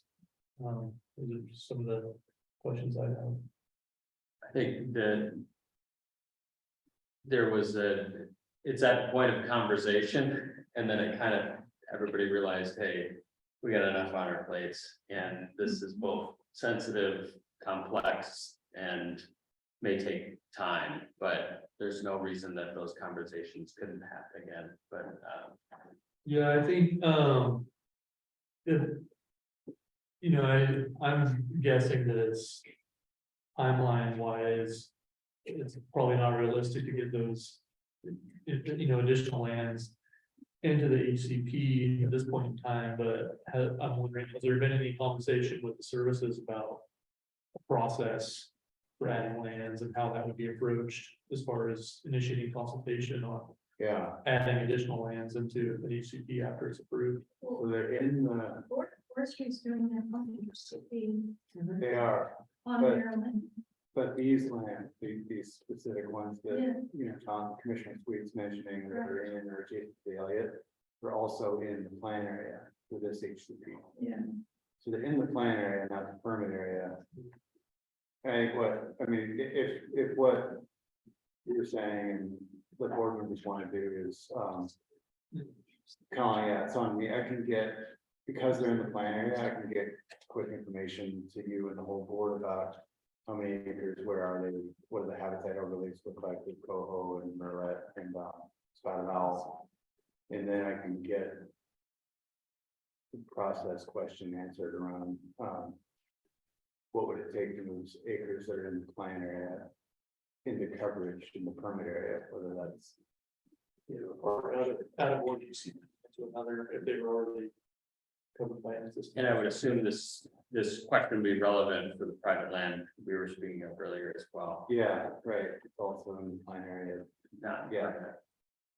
I think for now, it's just how much interest does this board knowing, like part of these partnership conversations is pointing out there's a bigger landscape of both acres and people who are tied to an interest in the forest, and for this board, how much, wanting to bring information to you all about what's all out there in terms of people who are interested, but also, get your take on what are the board's priorities for moving forward on partnerships? While we're still trying to define on FMP, HCP, and financials and everything else. Good. Does the tribe have any, tribe talk much about their plans? A little bit, I mean, I've had some outreach from ODF interested in engaging us on that HCP. And I haven't been engaged just because the HCP area, only a tiny fraction of it is actually tribe's ancestral territory, so. Just as a matter of my own capacity, I've chosen not to engage. Yeah. So let me just pose a question then to the board. Are there other partnerships you're thinking of that you want to just put on the table just for conversation's sake or just awareness sake? Folks, that you had in your head, you want to just throw out there? There's been a lot over the years, but.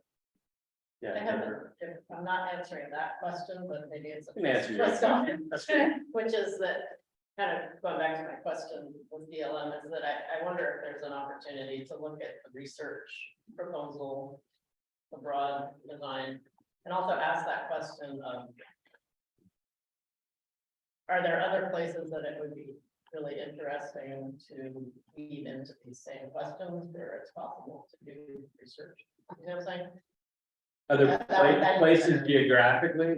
Well, in the region. Yeah. So we're asking certain questions, and right now we're doing it in certain geography. Got it. And so it's more just like asking the question, is like if we step back a little bit and look at a somewhat larger geography, and wouldn't it be interesting if we could ask this question, but also ask it in a larger geography on an ownership that might be possible to also do something? Yes. It's broadening the research landscape a little bit, not recognizing their costs involved to that. But there may be times when we can answer a question in an even more interesting way if we step back and look at a slightly bigger geography, and it would be possible to do so, which might also open up some flexibilities. Yeah. Within the geography. Thanks. Jen, do you want to just? Yeah, just On related that? to your question, the state office of the U.S. Forest Service is also interested in being here today. They aren't able to get on with us, but they are interested in exactly what you're talking about and wanting to use background research and some information as well. Any others? I was just gonna say, there's some forest collaborative groups. There's one that's worked with the Saitwa and one that's worked on the South Coast that is kind of, I guess it's on the overlap of those two groups, but I know I've worked with the one in the South Coast in the past, and they've leveraged millions of dollars of funding of restoration project work on the Rogue Siskiyou, and that's just something I think you should probably look into engaging. Thanks. Yeah, feels relevant to the overall framing of this, like. This is a early phase conversation on partnership, not getting all. Yeah, I'll recall early in the Elliott conversations, there was a number of groups engaged that'll probably likely want to be re-engaged around recreation, rec planning, Wilderness Coast Alliance and others. So that as well. Yeah, Jack. Well, it does make me think that there are so many opportunities that, it's not like we have an abundance of staff potentially on the board, but, some sort of partnership coordinator, somebody to really kind of look at these things, because I'm not sure there's between either OSU or what we defined on staff, there's really a point of contact almost. To do any of this or think about this, or what advantages there are, and it seems like there are all kinds of potential advantages from research and management and a whole bunch of operations. And But with one ED, they may not be able to manage all this. In addition to I guess there's important responsibilities. in this whole process, obviously, but it does point out there's a lot of people in the wings that could really help. Yeah. And we don't really have a good mechanism to have that happen. Yeah, good point. Thanks, Jack. That's a really good point that I can relate to, you know, I'll just say it all, I get, as a forest manager for a tribe, I get bombarded. You can relate to this, I'm sure, just absolutely bombarded by people that are interested in partnering on really cool stuff that's really time consuming, and all that stuff takes time, and it takes time away from actually being able to do our primary job duties. And I see the executive director for the authority falling into that same pit. So that might be something we want to look at on budget and make sure that or just recognize that if we do want to pursue all these partnerships, that it is going to be really time consuming. And that the executive director, if they're going to be managing a team that's managing a forest, they're also not going to have time to develop all these partnerships, and that might require some dedicated staff to help with that. Thanks. Yeah, thanks for observing it, Jack. The affirmation. Anything else? Yeah, I just want to say, thank God you guys are all on the coast. I've got a picture there, somebody driving through grade. It's 107 grade right now. Oh,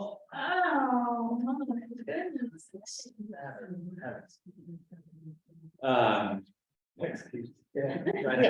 Are you glad Vicky and I invited you to town? Yeah. Glad I'm not a summer sales head. Yeah. Yeah. Maybe just. So I know we have two gentlemen here to make a public comment. I don't think we had anybody, I'm saying it out loud, sign up. But if you kind of last chance, if you want to make public comment, send a chat to Jenna, anybody else that I missed? I don't think so. Then we'll give you a couple minutes. Thank you. We're here to represent. Here so we can. Yeah, you can introduce yourselves as well. Yeah, you would.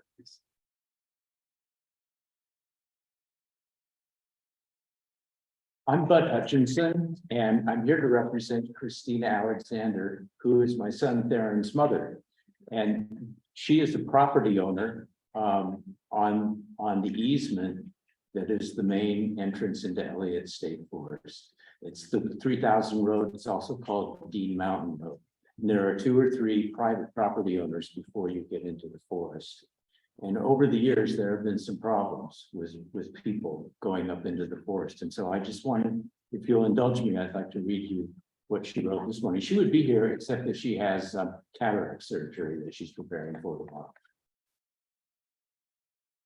To the Elliott State Research Authority Prospective Board. Our family property was originally homesteaded in 1912, and my grandchildren are the 5th generation heirs.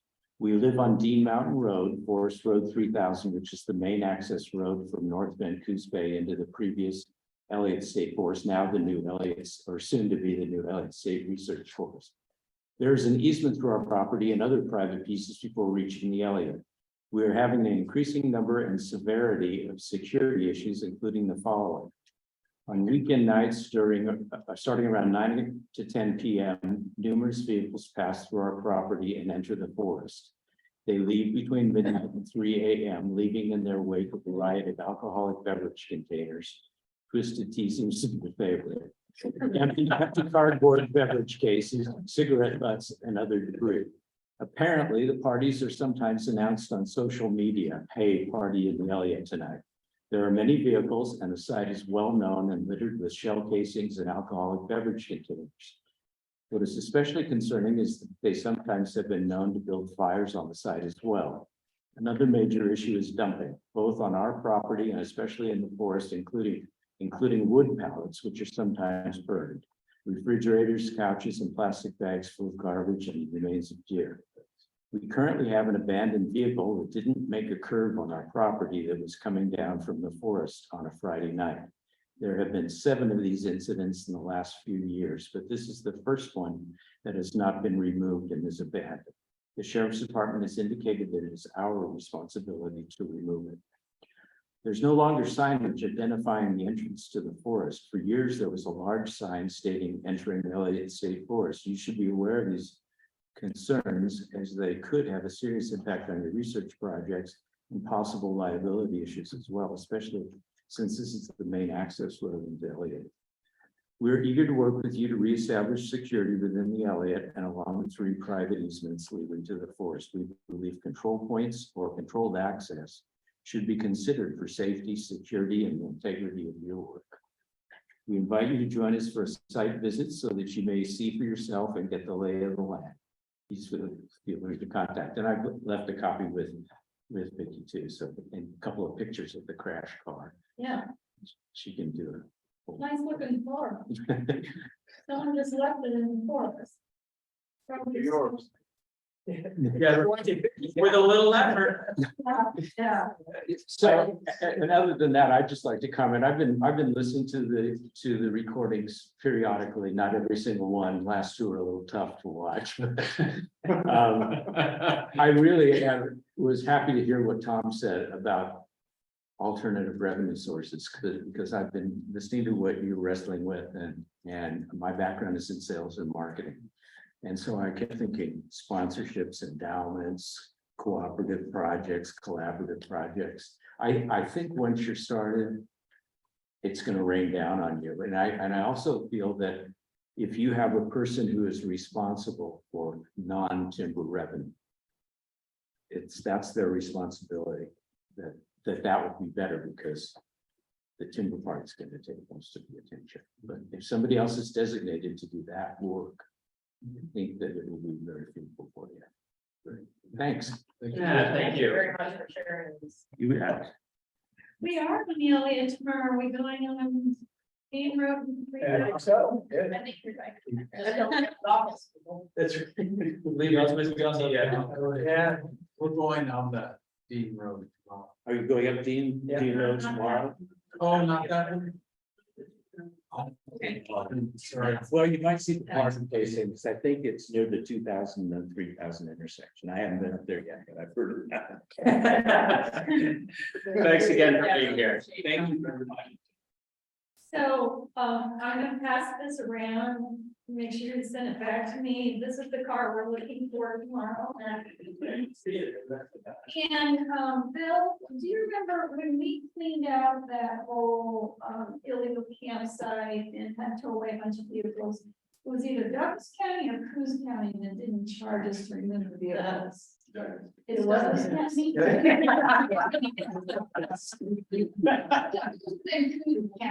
They'll charge us to remove. Drag it over to Douglas. There you go. You can call Mass Brothers. I think they'll come get it. For free. I think I had to have a parking hours, and I had to call Mass Brothers. They came and got it for free, and they just. There you go. It sounds like a task for Ryan. Yeah.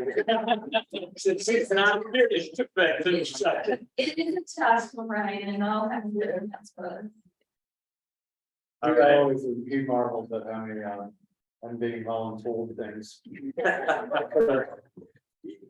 Well, you got 2 today. I'm concerned about what Bud said about parties and fires on Friday night. I mean, I wake up on hot days like this and think my lucky stars, the Elliott hasn't gone up in smoke yet. And it's possible that will happen. There's been 95 in the Elliott. So I don't know what we need to do, but that we task Ryan with that as well. All right. Well, yeah, and I think an increased presence in general, once this all gets rolling and there's a recreation plan, that will certainly Yeah. help. We had parties in the Elliott too, but we had them in the campground. So I don't know where these people were going. And there's no alcohol involved. No. Well, there's a social media component to some of these things sometimes. It just blows them up. Yeah, well, that's what you mentioned. I actually should drive red blazers. I was wondering.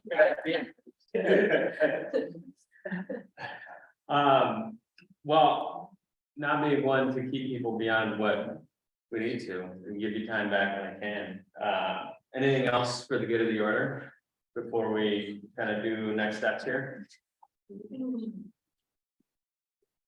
Just go, say it out loud.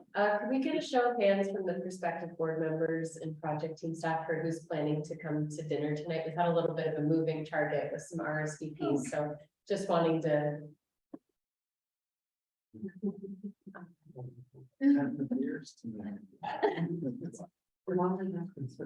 Thank you all. Appreciate it.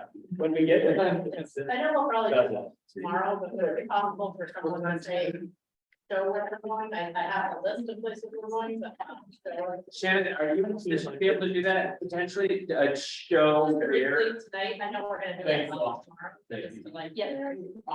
One, just speaking of fire, I think everybody probably knows, but, fire burning on the H standards. And, speaking of research forest and, of course, it's up to 37, or at least after last night, it's up to 3,700 acres, so, you know, that. In terms of the total footprint of H. Andrews, it's closing in on, well, not quite the half of it.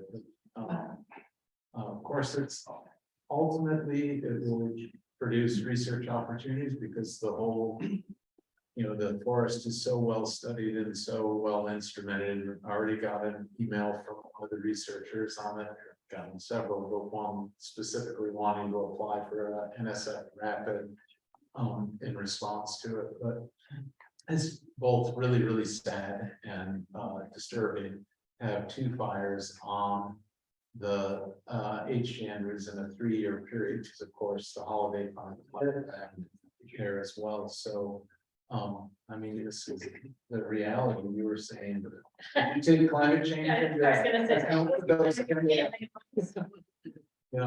Especially when it's burns. So anyhow, it's just it seems particularly, well, it's very much on our minds in terms of, the HA and it is a reality of a research forest and something that we'll potentially have to grapple with, either a partial fire or especially looking at Andrew Marshall's fire reconstructions that suggest that it's a lot more frequency.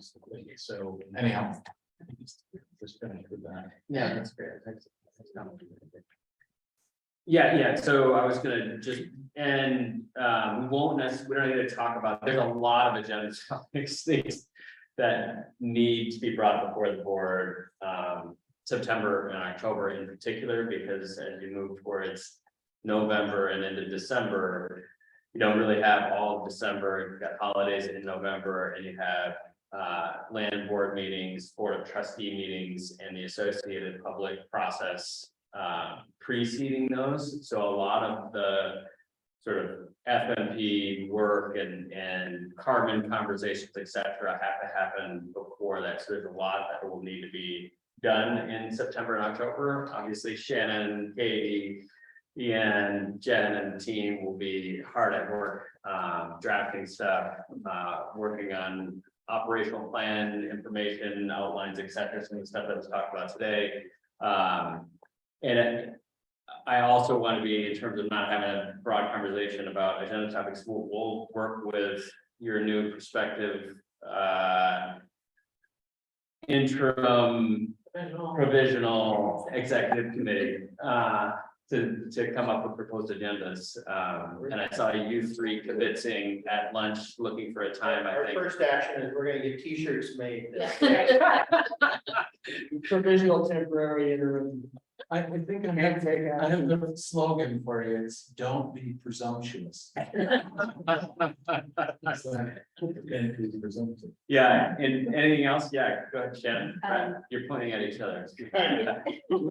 He just reminded me, just, something to share now for anyone, who isn't aware, we had a, listening session, a public listening session in early August. We have another one coming up, September 21st. So, there'll be the board meeting in September. There's also a listening session around, the FNP happening. Where is that?